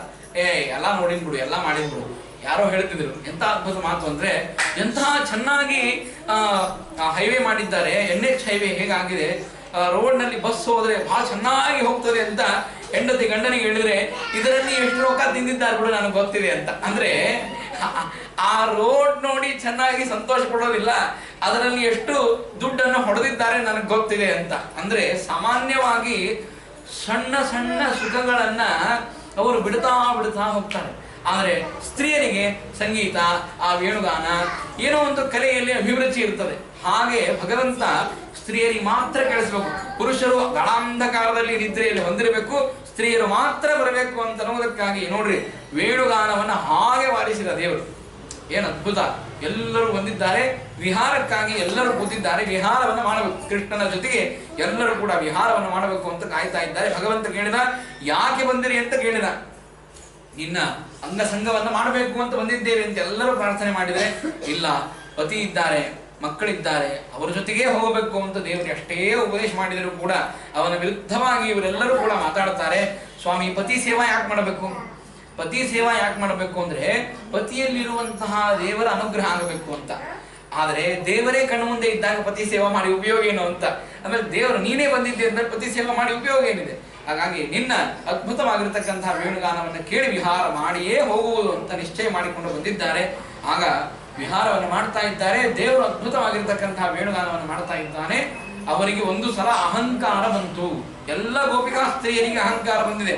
ಅಹಂಕಾರ ಬಂದ್ರೆ ದೇವರು ಅಂದ್ರೆ ನಮ್ಮ ಜೊತೆಗೆ ಹೇಗೆ ಅಂದ್ರೆ ಒಬ್ಬ ಗೋಪಿಕಾ ಸ್ತ್ರೀ, ಅವರ ಜೊತೆಗೆ ಮಧ್ಯದಲ್ಲಿ ಒಬ್ಬ ಕೃಷ್ಣ, ಇನ್ನೊಬ್ಬ ಗೋಪಿಕ, ಅಲ್ಲಿ ಇನ್ನೊಬ್ಬ ಕೃಷ್ಣ, ಹೀಗೆ ಅನೇಕ ರೂಪಗಳನ್ನು ತೆಗೆದುಕೊಂಡು ಕೃಷ್ಣ ಅನೇಕ ರೂಪಗಳನ್ನು ತೆಗೆದುಕೊಂಡು ಗೋಪಿಕಾ ಸ್ತ್ರೀಯರ ಜೊತೆಗೆ ವಿಹಾರವನ್ನು ಮಾಡ್ತಾ ಇದ್ದಾನೆ. ಎಲ್ಲರಿಗೆ ಏಕಕಾಲಕ್ಕೆ ಅಹಂಕಾರ ಬಂತು. ದೇವರು ನಾವು ಕರೆದದ್ದಕ್ಕೆ ಬಂದು ನಮ್ಮ ಜೊತೆಗೆ ವಿಹಾರವನ್ನು ಮಾಡ್ತಾ ಇದ್ದಾನೆ. ನಮ್ಮನ್ನು ಬಿಟ್ರೆ ಕೃಷ್ಣನಿಗೆ ಇನ್ಯಾರು ಇಷ್ಟ ಆಗೋದಿಲ್ಲ, ನಾವೇ ಅತ್ಯಂತ ಪ್ರೀತಿ ಮಾತ್ರರು ಅಂತ ಅಹಂಕಾರ ಬಂತು. ಅಹಂಕಾರ ಬಂದ್ರೆ ಭಗವಂತ ನಿತ್ಯ ತೃಪ್ತ. ಇವರಿಂದ ಒಂದು ಪದಾರ್ಥದಿಂದ ಭಗವಂತನಿಗೆ ಆನಂದವಾಗ್ತದೆ ಅಥವಾ ಒಬ್ಬರಿಂದ ಭಗವಂತನಿಗೆ ಆನಂದ ಆಗ್ತದೆ ಇಲ್ಲೇ ಇಲ್ಲ. ಅವನು ಆತ್ಮಾರಾಮ, ತನ್ನಲ್ಲೇ ತಾನು ಆನಂದವನ್ನು ಪಡೆದಂತಹ ಮಹಾನುಭಾವ. ಇನ್ನೊಂದು ವಸ್ತುವಿನಿಂದಾಗಲಿ ಒಬ್ಬ ವ್ಯಕ್ತಿಯಿಂದಾಗಲಿ ಭಗವಂತನಿಗೆ ಆನಂದ ಆಗುವುದಿಲ್ಲೇ ಇಲ್ಲ. ಅದೃಶ್ಯನಾಗಿಬಿಟ್ಟ ದೇವರು. ದೇವರ ಅದೃಶ್ಯನಾದರೆ ಗೋಪಿಕಾ ಸ್ತ್ರೀಯರೆಲ್ಲರೂ ಕಂಗಾಲರಾಗಿದ್ದಾರೆ. ರಾತ್ರಿ ಕಾಲದಲ್ಲಿ ಎಲ್ಲರನ್ನ ಕೇಳ್ತಾ ಕೇಳ್ತಾ ಅಲ್ಲಿರ್ತಕ್ಕಂಥ ಗಿಡಮರಗಳನ್ನ ಸಂಪೂರ್ಣವಾಗಿ ವಿಚಾರ ಮಾಡ್ತಾ ಇದ್ದಾರೆ. ಮಾರ್ಗವನ್ನ ಕೇಳ್ತಾರೆ, ಗಿಡಮರಗಳನ್ನು ಕೇಳ್ತಾರೆ, ಎಷ್ಟೆಷ್ಟು ಪ್ರಾಣಿಗಳು ಅವನ್ನ ಕೇಳ್ತಾರೆ. ಕೃಷ್ಣನ್ ಕಂಡೀರ, ಕೃಷ್ಣನ್ ಕಂಡೀರ ಅಂತ ಹೇಳಿ ಎಲ್ಲರನ್ನ ಕೇಳ್ಕೊತ ಹೋಗ್ತಾರೆ. ಯಾರೂ ಕೃಷ್ಣನನ್ನ ಕಾಣದೇ ಇದ್ದಾಗ ಗೋಪಿಕಾ ಸ್ತ್ರೀಯರು ಎಲ್ಲರೂ ಕೂಡಿ ಆ ಭಗವಂತನ ಸ್ತೋತ್ರವನ್ನು ಮಾಡ್ತಾರೆ. ಅದೇ ಗೋಪಿ ಗೀತಾ ಅಂತ ಕರೀತಾರೆ. ಎಂತ ಅದ್ಭುತವಾದ ಸ್ತೋತ್ರ ಅದು. ಎಲ್ಲಾ ಗೋಪಿಕಾ ಸ್ತ್ರೀಯರು ಸೇರಿ ಗೋಪಿ ಗೀತೆಯನ್ನು ಮಾಡ್ತಾರೆ. ಆಚಾರ್ಯರು ಮೊನ್ನೆ ದ್ವಾರಕಾದಲ್ಲಿ ಹೋದಾಗ ಈ ಗೋಪಿ ಗೀತೆಯನ್ನು ಅದ್ಭುತವಾಗಿರ್ತಕ್ಕಂತಹ ಗೋಪಿ ಗೀತೆಯ ಪಾರಾಯಣ ಹಾಗೂ ಆ ಗೋಪಿ ಗೀತೆಯಿಂದಾಗಿ ಪ್ರದಕ್ಷಿಣೆಯನ್ನು ಮಾಡಿಸಿ ಉತ್ತಮವಾಗಿರ್ತಕ್ಕಂತಹ ಪುಣ್ಯದ ಸಂಪಾದನೆಯನ್ನು ಮಾಡಿಸಿದ್ದಾರೆ. ಕೇಳೋಣ ಎಷ್ಟಾಗ್ತದೋ ಅಷ್ಟು. ಈಗ ಬಹುಶಃ ಟೈಮ್ ಮೀರಿ ಹೋಗಿದೆ. ಸಾಮಾನ್ಯವಾಗಿ ಕೃಷ್ಣನ ಕಥೆಯನ್ನು ಹೇಳಬೇಕಾದ್ರೆ ಟೈಮ್ ಕಡೆ ನೋಡಬಾರದು ಅಂತಂತಾರೆ. ಹಾಗಾಗಿ ಸ್ವಲ್ಪ ಹೇಳಿ ಮುಗಿಸ್ತೇನೆ. ಗೋಪಿಕೆಯರು ಸ್ತೋತ್ರವನ್ನು ಮಾಡುತ್ತಾರೆ. ಜಯತಿ ದೇವಿಕಂ ಜನ್ಮನಾವ್ರಜಃ ಶಯತ ಇಂದಿರಾ ಸಾಧು ತತ್ರ ಹಿ ದೈತ ದೃಶ್ಯತಾಂ ತ್ವಾಂ ದಿದೃಕ್ಷತಾಂ ತ್ವಯಿ ಗತಾಸವ ತ್ವಾಂ ಹಿ ಚಿನ್ವತೆ. ಎಂತ ಅದ್ಭುತವಾಗಿರತಕ್ಕಂತಹ ಮಾತನ್ನ. ಜಯತಿ ತೇದಿಕಂ, ಸ್ವಾಮಿ ಯಾವಾಗ ನೀನು ನಂದಗೋಕುಲಕ್ಕೆ ಬಂದಿ ಆಗ ಇಡೀ ಆಗ ನಂದಗೋಕುಲವೇ ಜಯತಿ ಪ್ರಕಾಶವನ್ನು ಹೊಂದಿದ್ದು. ಲಕ್ಷ್ಮೀದೇವಿ, ಚಂಚಲರಾಗಿರ್ತಕ್ಕಂತಹ ಲಕ್ಷ್ಮೀದೇವಿ ಆ ನಂದ ಗೋಪನ ಗೃಹದಲ್ಲಿ ಆ ಗೋಕುಲದಲ್ಲಿ ಬಂದು ನೆಲೆಸ್ತಾಳೆ. ಶ್ರಯತ ಇಂದಿರ ಸಾಧು ತತ್ರಹಿ, ಎಲ್ಲ ಸಾಧು ಸಜ್ಜನರ ಸಮಾಗಮ ಅಲ್ಲಿ ಆಗ್ತದೆ. ದಯಿತ ದೃಶ್ಯತಾಂ ತ್ವಾಂ ದಿದೃಕ್ಷತಾಂ ತ್ವಯಿ ಗತಾಸವ ತ್ವಾಂ ಹಿಚಿನ್ವತೆ. ಸ್ವಾಮಿ, ಇಡೀಯಾದ ಮನಸ್ಸನ್ನ, ಪ್ರಾಣವನ್ನ, ದೇಹವನ್ನ ಸಂಪೂರ್ಣವಾಗಿ ನಿನ್ನಲ್ಲಿ ಅರ್ಪಣೆ ಮಾಡಿದ್ದೇವೆ. ನೀನು ನಮಗೆ ದರ್ಶನವನ್ನು ಕೊಡದೇನೆ ಹಾಗೆ ಹೋಗ್ತಾ ಇದ್ದಿ. ದಯಮಾಡಿ ನೀನು ನಮಗೆ ದರ್ಶನವನ್ನು ಕೊಡು, ಮತ್ತೆ ಪುನರ್ದರ್ಶನ ಮಾಡಿಸು ಅಂತ ಹೇಳಿ ದರ್ಶನಾಕಾಂಕ್ಷಿಗಳಾಗಿರತಕ್ಕಂಥ ಎಲ್ಲರೂ ಕೂಡ ಪ್ರಾರ್ಥನೆಯನ್ನು ಮಾಡುತ್ತಾರೆ. ವಾದಿರಾಜರು ಇಲ್ಲೊಂದು ಮಾತನ್ನು ಹೇಳ್ತಾರೆ. ಗೋಪಿ ಗೀತಾ ಅಂತೇನು ಈ ಗೋಪಿಕಾ ಸ್ತ್ರೀಯರು ಮಾಡ್ತಾ ಇದ್ದಾರೆ. ಇಲ್ಲಿ ಯಾವುದು ನಮ್ಮಲ್ಲಿ ತಗಣ ಮಗಣ ಈ ರೀತಿಯಾಗಿ ಒಂದೊಂದು ಶ್ಲೋಕಕ್ಕೆ ಒಂದೊಂದು ಅದ್ಭುತವಾದ ಛಂದಸ್ಸಿದೆ. ಆ ಛಂದಸ್ಸನ್ನು ನೋಡಿದಾಗ ಗೋಪಿಕೆಯರು ಮಾಡಿರ್ತಕ್ಕಂಥ ಗೋಪಿ ಗೀತಾಕ್ಕೆ ಛಂದಸ್ಸೇ ಇಲ್ಲ. ಈ ಛಂದಸ್ಸಿನಲ್ಲಿ ಅನುಷ್ಠುಪ್ ಛಂದಸ್ಸು ಅಥವಾ ತ್ರಿಷ್ಠುಪ್ ಛಂದಸ್ಸು ಅಥವಾ ಗಾಯತ್ರಿ ಛಂದಸ್ಸು ಯಾವುದೋ ಒಂದು ಛಂದಸ್ಸಿನಲ್ಲಿ ಈ ಶ್ಲೋಕವನ್ನು ಮಾಡಬೇಕು. ಛಂದಸ್ಸೇ ಇಲ್ಲ ಗೋಪಿ ಗೀತೆಗೆ. ಛಂದಸ್ಸಿಲ್ಲದೇನೆ ಆ ಗೋಪಿಯರು ಭಕ್ತಿಯಿಂದಾಗಿ ಆ ಗೀತೆಯನ್ನು ಹಾಡಿದ್ದು. ಹಾಗಾಗಿ ಛಂದಸ್ಸಿನಲ್ಲಿ ಸಿಲುಕೋದಿಲ್ಲ ದೇವರು, ಅದನ್ನೂ ಮೀರಿರ್ತಕ್ಕಂಥವನು ಅಂತನ್ನುವಂತಹ ಭಾವವನ್ನ ತೋರಿಸ್ತಾ ಇದ್ರೋ ಏನೋ ಎಂಬಂತೆ ಆ ಗೋಪಿಕೆಯರು ಸ್ತೋತ್ರವನ್ನು ಮಾಡುತ್ತಾರೆ. ಆಗ ವ್ರಜ ಜನಾರ್ತಿ ವೀರಯೋಷಿತಾಂ ನಿಜ ಜನಸ್ಮಯ ಧ್ವಂಸನ ಸ್ಮಿತ ಭಜ ಸಖೇ ಭವೇ ಕಿಂಕರಿ ಸ್ಮನೋ ಜಲರುಹಾನನನ್ ಚಾರು ದರ್ಶಯನ್. ಗೋಕುಲ ವಾಸಿಗಳಿಗೆ ಎಷ್ಟೆಷ್ಟು ಕಷ್ಟಗಳು ಒದಗಿತು, ಎಲ್ಲ ಕಷ್ಟಗಳನ್ನ ಪರಿಹಾರ ಮಾಡಿರ್ತಕ್ಕಂತಹ ನಿಜ ಜನಸ್ಮಯ ಧ್ವಂಸನ ಸ್ಮಿತ, ಬಂದಿರತಕ್ಕಂತಹ ಆಪತ್ತುಗಳನ್ನು ಸಂಪೂರ್ಣವಾಗಿ ನಷ್ಟವನ್ನು ಮಾಡಿರ್ತಕ್ಕಂತಹ ಮಹಾನುಭಾವ ನೀನು. ಏನೇನು ಆ ಸ್ತ್ರೀಯರಿಗೆ ಭಗವಂತನನ್ನ ನಮ್ಮನ್ನು ಬಿಟ್ಟು ಭಗವಂತ ಹೋಗೋದಿಲ್ಲ ಅಂತ ದರ್ಪ ಬಂದಿತ್ತು, ಆ ದರ್ಪವನ್ನು ಕಳೆದು ಭಜ ಸಖೇ ಭವೇ ಕಿಂಕರಿ ಸ್ಮನೋ ಜಲರುಹಾನನನ್ ಚಾರು ದರ್ಶಯನ್. ಸ್ವಾಮಿ, ನಿನ್ನ ಕಣ್ಣು ಕಮಲದಂತಹ ಕಣ್ಣುಗಳು, ನಿನ್ನ ಮುಖಾನೇ ಅದ್ಭುತವಾಗಿರತಕ್ಕಂತಹ ಚಂದ್ರನಂತಹ ಮುಖ, ಅದನ್ನ ನೆನೆಯದೇ ಇರಲಿಕ್ಕೆ ಸಾಧ್ಯ ಇಲ್ಲ. ನೀನು ಕಾಣಿಸದೆ ಹೋದರೆ ಒಂದು ಕ್ಷಣವೂ ಕೂಡ ನಿಂದಿರಲಿಕ್ಕೆ ಸಾಧ್ಯವಿಲ್ಲ ಅಂತಂತಾರೆ. ಶರದುದಾಶಯೇ ಸಾಧು ಜಾತ ಸತ ಸರಸಿಜೋಧರ ಶ್ರೀಮುಷಾದೃಶ ಸುರಥನಾಥ ತೇ ಶುಲ್ಕದಾಸಿಕಾ ವರದ ವಿಘ್ನತೋ ನೇಹ ಕಿಂಬದ. ಅದ್ಭುತವಾಗಿರತಕ್ಕಂತಹ ಸ್ತೋತ್ರವನ್ನು ಮಾಡ್ತಾ ಇದ್ದಾರೆ. ಶರದೃತುವಿನಲ್ಲಿ ಈ ಗೋಪಿಕೆಯರ ಜೊತೆಗೆ ವಿಹಾರವನ್ನು ಮಾಡುವಂತಹ ಕೃಷ್ಣ ಸ್ವಾಮಿ ಸರಸಿಜ, ನೀನು ಆ ಕಮಲದಂತೆ ಕಣ್ಣನ್ನು ಉಳ್ಳಂತಹ ಭಗವಂತ, ನಿನ್ನನ್ನು ನೋಡ್ತಾ ಇದ್ರೆ ನೋಡ್ತಾನೇ ಇರಬೇಕು ಅಂತ ಅನಿಸ್ತದೆ. ನಾವೆಲ್ಲ ಶುಲ್ಕದಾಸಿಕ, ನಿನ್ನನ್ನು ಭಕ್ತಿಯನ್ನ ಮಾಡಿ ನಿನ್ನನ್ನು ಪಡಿಬೇಕು ಅಂತ ಹೇಳಿ ಬಂದಂತಹ ದಾಸಿಕೆಯರು, ಅವರಿಗೆ ವರದ ವಿಘ್ನತು, ಮಧ್ಯದಲ್ಲಿ ಕೈಕಟ್ಟು ವಿಘ್ನವನ್ನ ಮಾಡಿ ಅತ್ತಾಗಲೇ ಓಡ್ ಹೋಗ್ತಾ ಇದ್ದೀಯಲ್ಲ, ದಯಮಾಡಿ ಬಂದು ಅನುಗ್ರಹವನ್ನು ಮಾಡು. ಹೇಗೆ ಅನುಗ್ರಹ ಮಾಡಿದ್ದಿ ಅಂತ ಅನ್ನೋದನ್ನ ಪೂರ್ವದಲ್ಲಿ ಮಾಡಿರ್ತಕ್ಕಂತಹ ಅನುಗ್ರಹವನ್ನ ನೆನೀತಾರೆ ಎಲ್ಲ ಗೋಪಿಕಾ ಸ್ತ್ರೀಯರು. ವಿಷ ಜಲಾಶಯಾತ್ ವ್ಯಾಲರಾಕ್ಷಸಾತ್ ವರ್ಷ ಮಾರುತಾತ್ ವೈದ್ಯುತಾನಲಾತ್ ಋಷಮಯಾದ್ವಯಾತ್ ವಿಶ್ವತೋ ಮುಖಾತ್ ಋಷಭತೆ ವಯಂ ರಕ್ಷಿತಾಮುಹು. ಹೇಗೆ ರಕ್ಷಣೆ ಮಾಡಿದೆ ನಮ್ಮನ್ನ ನೀನು ಅಂತ ಕೇಳಿದಾಗ, ವಿಷ ಜಲಾಶಯಾತ್, ವಿಷ ಜಲಾಶಯಾತ್, ಯಮುನಾ ನದಿಯ ಮಡುವಿನಲ್ಲಿ ಕಾಲಿ ಪ್ರವೇಶ ಮಾಡಿದಾಗ ಅಲ್ಲಿ ಎಲ್ಲರೂ ಆ ನೀರನ್ನು ಸ್ವೀಕಾರ ಮಾಡಿ ಎಲ್ಲರೂ ಕೂಡ ಮರಣವನ್ನು ಹೊಂದಿದ್ರು. ನಿನ್ನ ದೃಷ್ಟಿಯನ್ನು ಬೀರಿ ಎಲ್ಲರನ್ನ ಮತ್ತೆ ಪುನರ್ ಜನ್ಮವನ್ನು ಕೊಟ್ಟಿ ಮತ್ತೆ ಆ ಜಲಾಶಯದಿಂದಾಗಿ ಕಾಲಿಯನ್ನು ಓಡಿಸಿ ನಮ್ಮನ್ನು ರಕ್ಷಣೆ ಮಾಡಿದೆ. ವರ್ಷ ಮಾರುತಾತ್ ವೈದ್ಯುತಾನರಾತ್, ಭಯಂಕರವಾಗಿರತಕ್ಕಂತಹ ಮಳೆಯನ್ನು ಸುರಿಸಿದ ಇಂದ್ರ, ಆ ಇಂದ್ರ ಮಳೆಯನ್ನು ಸುರಿಸಿದ ಆ ಮಳೆಯಿಂದಾಗಿ ನಮ್ಮನ್ನ ಗೋವರ್ಧನ ಪರ್ವತವನ್ನೆತ್ತಿ ನಮ್ಮನ್ನ ರಕ್ಷಣೆ ಮಾಡಿದೆ. ವೈದ್ಯುತಾನರಾತ್, ಭಯಂಕರವಾಗಿ ತೃಣಾವರ್ತ ತಾನು ಆ ಗಾಳಿಯ ರೂಪದಿಂದ ಬಂದು ಇಡೀ ಗೋಕುಲವನ್ನೇ ನಾಶ ಮಾಡಬೇಕು ಅಂತ ಬಂದಾಗ ಆ ತೃಣಾವರ್ತೆಯಿಂದಾಗಿ ನಮ್ಮನ್ನು ರಕ್ಷಣೆ ಮಾಡಿದೆ. ಋಷಮಯಾದ್ಭಯಾತ್ ವಿಶ್ವತೋ ಮುಖಾತ್, ಋಷಭನಾಮಕ ದೈತ್ಯ ಧೇನು ರೂಪದಲ್ಲಿ ಬಂದ ಧೇನುಕಾಸುರ, ಆ ಧೇನುಕಾಸುರನನ್ನ ಧೇನುಕಾಸುರನನ್ನು ಕೊಂದು ರಕ್ಷಣೆ ಮಾಡಿದೆ. ವಿಶ್ವತೋ ಮುಖಾತ್ ಋಷಭತೆ ವಯಂ ರಕ್ಷಿತಾಮುಹು, ಯಾವಾಗಲೂ ನಿನ್ನಿಂದ ನಾವು ರಕ್ಷಣೆ ಮಾಡಿಸಿಕೊಳ್ತಾನೇ ಬಂದಿದ್ದೇವೆ ಸ್ವಾಮಿ. ಅಂತಹದ್ದು ನೀವೊಮ್ಮೆ ಅದೃಶ್ಯನಾಗಿ ಹೋಗಿಬಿಟ್ರೆ ನಮ್ಮನ್ನು ಕಾಯುವವರು ಯಾರು, ನಮ್ಮನ್ನು ರಕ್ಷಣೆ ಮಾಡುವವರು ಯಾರು, ದಯಮಾಡಿ ಬಂದು ಅನುಗ್ರಹವನ್ನು ಮಾಡು ಅಂತ ಹೇಳಿ ಪ್ರಾರ್ಥನೆಯನ್ನು ಮಾಡ್ತಾ ಇದ್ದಾರೆ. ನಖಲು ಗೋಪಿಕಾ ನಂದನೋ ಭವಾನ್ ಅಖಿಲ ದೇಹಿನಾಂ ಅಂತರಾತ್ಮ ದುಃಖ ವಿಕನಸಾರ್ಚಿತೋ ವಿಶ್ವಗುಪ್ತಯೇ ಸಖವು ದೇಹಿವಾನ್ ಸಾತ್ವತಾಂ ಕುಲೆ. ಎಂತ ಅದ್ಭುತವಾಗಿರತಕ್ಕಂತಹ ಮಾತನ್ನು ಹೇಳ್ತಾರೆ. ನಖಲು ಗೋಪಿಕಾ ನಂದನೋ ಭವಾನ್, ನೀನು ನಂದ ಹಾಗೂ ಆ ಯಶೋದೆಯರ ಮಗ ಅಂತೆಲ್ಲರೂ ತಿಳಿದಿದ್ದಾರೆ. ಸರ್ವಥಾನಂದ ಗೋಪನ ಹಾಗೂ ಯಶೋದೆಯ ಆ ದೇವಕಿ ವಸುದೇವರ ಮಗನೇ ಅಲ್ಲ ನೀನು.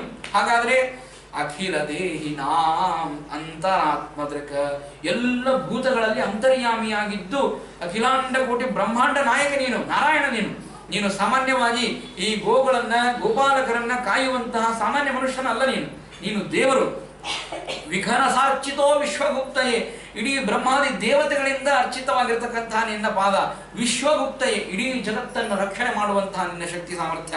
ಸಖವು ದೇವಿನಾಂ ಸಾತ್ವತಾಂ ಕುಲೆ. ಸ್ವಾಮಿ, ಎಂತಹ ಭಗವಂತ ನಮ್ಮನ್ನ ದಯಮಾಡಿ ರಕ್ಷಣೆ ಮಾಡು ಅಂತ ಹೇಳಿ ಪ್ರಾರ್ಥನೆಯನ್ನು ಮಾಡ್ತಾ ಇದ್ದಾರೆ. ಆಗ ಒಂದು ಪ್ರಾರ್ಥನೆಯನ್ನು ಮಾಡ್ತಾರೆ, ಏನು ಅಂತಂದ್ರೆ, ವಿರಿಚಿತಾಭಯಂ ವೃಷ್ಣಿವರ್ಯತೆ ಶರಣಮೀಯುಷಾಂ ಸಂಸ್ಮೃತೆ ಭಯಾತ್. ಸಂಸ್ಮೃತೆ ಭಯ, ಸಂಸಾರವೆಂಬ ಅಡವಿಯಿಂದಾಗಿ ನಮಗೆ ಬಹಳ ಭಯ ಇದೆ, ದಯಮಾಡಿ ನಾವು ಎಲ್ಲರೂ ಶರಣಾಗತರಾಗಿದ್ದೇವೆ, ದಯಮಾಡಿ ನಮ್ಮನ್ನ ರಕ್ಷಣೆ ಮಾಡು ಅಂತ ಹೇಳಿ ಪ್ರಾರ್ಥನೆ ಮಾಡ್ತಾರೆ. ಕರಸರೋರುಹಂ ಕಾಂತ ಕಾಮದಂ ಶಿರಸಿ ದೇಹಿನಃ ಶಿರಕರಾಗ್ರಹಂ. ಈ ರೀತಿಯಾಗಿ ಭಗವಂತನನ್ನ ಪ್ರಾರ್ಥನೆ ಮಾಡಿ ಒಂದು ಕೊನೆಗೆ ಮಾಡ್ತಾರೆ.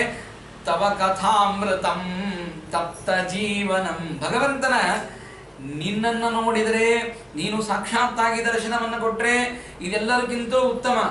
ನೀ ಅಲ್ಲ, ನಿನ್ನ ಭಕ್ತರ ಹಾಗೂ ನಿನ್ನ ಕಥೆಯನ್ನ ಕೇಳಿದರೂ ಸಾಕು, ಅದು ಅಮೃತಕ್ಕೆ ಸಮಾನ, ಅದು ಮೋಕ್ಷವನ್ನು ಕೊಡುತ್ತದೆ, ಅದು ನಿನ್ನ ದರ್ಶನಕ್ಕೆ ಕಾರಣವಾಗ್ತದೆ ಅಂತ ಭಾರಿ ಅದ್ಭುತವಾಗಿ ಪ್ರಾರ್ಥನೆಯನ್ನು ಮಾಡ್ತಾ ಇದ್ದಾರೆ. ತವ ಕಥಾಮೃತಂ ತಪ್ತ ಜೀವನಂ ಕವಿಭಿರೀಡಿತಂ ಕಲ್ಮಶಾಪದೃಕ. ಎಂತ ಅದ್ಭುತವಾಗಿರ್ತಕ್ಕಂಥದ್ದು ಅಂದ್ರೆ, ನಿನ್ನ ಕಥಾಮೃತವನ್ನು ಕೇಳಿದರೆ ಸಾಕು, ಸಂಸಾರವೆಂಬ ಅದ್ಭುತವಾದ ಅಡವಿ ಅದು ನಾಶವಾಗಿ ಹೋಗ್ತದೆ. ಹಾಗಾಗಿ ನಿನ್ನ ಕಥೆ ಹಾಗೂ ನಿನ್ನ ದರ್ಶನ, ನಿನ್ನ ಅದ್ಭುತವಾದ ಸೇವೆ ನಮ್ಮ ಎಲ್ಲ ಇಂದ್ರಿಯಗಳಿಂದ ಆಗಲಿ. ಸ್ವಾಮಿಯೇ ನೀನು ನನಗೆ ದರ್ಶನವನ್ನು ಕೊಡು.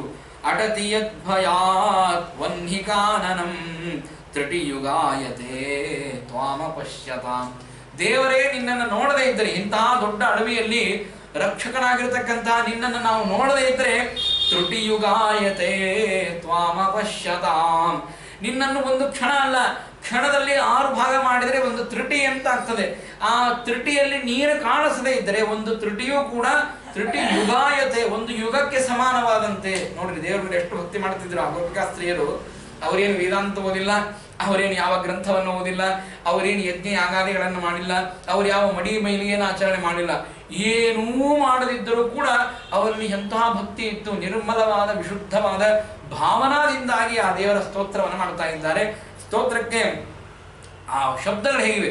ತ್ರುಟಿಯುಗಾಯತೆ, ದೇವರೇ ನಿನ್ನನ್ನು ನೋಡದೇ ಇದ್ದರೆ, ನಿನ್ನ ಸ್ಮರಣೆ ಮಾಡದೇ ಇದ್ದರೆ, ನಿನ್ನ ಕಥಾಮೃತವನ್ನು ಕೇಳದೇ ಇದ್ದರೆ ತ್ರುಟಿಯು ಯುಗಾಯತೆ ಅಂತ ಹೇಳ್ತಾರೆ. ಅಂತಹ ಅದ್ಭುತವಾದ ಆ ಭಗವಂತ ದಯಮಾಡಿ ನಮ್ಮನ್ನ ರಕ್ಷಣೆ ಮಾಡು ಅಂತ ಹೇಳಿ ಪ್ರಾರ್ಥನೆಯನ್ನು ಮಾಡಿದಾಗ ಈ ಭಗವಂತ ಈ ಗೋಪಿಕಾ ಸ್ತ್ರೀಯರ ಅದ್ಭುತವಾದ ಸ್ತೋತ್ರವನ್ನು ಕೇಳಿ ಇತಿ ಗೋಪ್ಯ ಪ್ರಗಾಯಂತಹ ಪ್ರಳಪಂತಶ್ಚ ಚಿತ್ರದಃ ಮೃದು ಸುಸ್ವರನ್ ರಾಜನ್ ಕೃಷ್ಣ ದರ್ಶನ ಲಾರಸಃ. ಎಂತಹ ಅದ್ಭುತವಾದ ಅಳತಾ ದೇವರ ಸ್ತೋತ್ರವನ್ನ ಭಕ್ತಿಯಿಂದಾಗಿ ಮಾಡ್ತಾ ಇದ್ದಾರೆ. ಇವರು ಅಳುವುದನ್ನ, ಇವರ ಸ್ತೋತ್ರವನ್ನ ದೇವರ ಕಂಡು ಆಗ ಭಗವಂತ ಕೃಷ್ಣ ದರ್ಶನ ಲಾಲಸಃ, ಕೃಷ್ಣನ ದರ್ಶನಕ್ಕಾಗಿ ಅದ್ಭುತವಾದ ಸ್ತೋತ್ರವನ್ನು ಮಾಡ್ತಾ ಇದ್ದಾರೆ. ನಾನು ಅವರಿಗೆ ದರ್ಶನವನ್ನು ಕೊಡಬೇಕು ಅಂತ ಆಗ ಆ ಗೋಪಿಕಾಸ್ತ್ರೀಯರಿಗೆ ಮತ್ತೆ ರಾತ್ರಿ ಕಾಲದಲ್ಲಿ ಕೃಷ್ಣ ದರ್ಶನವನ್ನು ಕೊಟ್ಟ ಅಂತ ಹೇಳ್ತಾರೆ.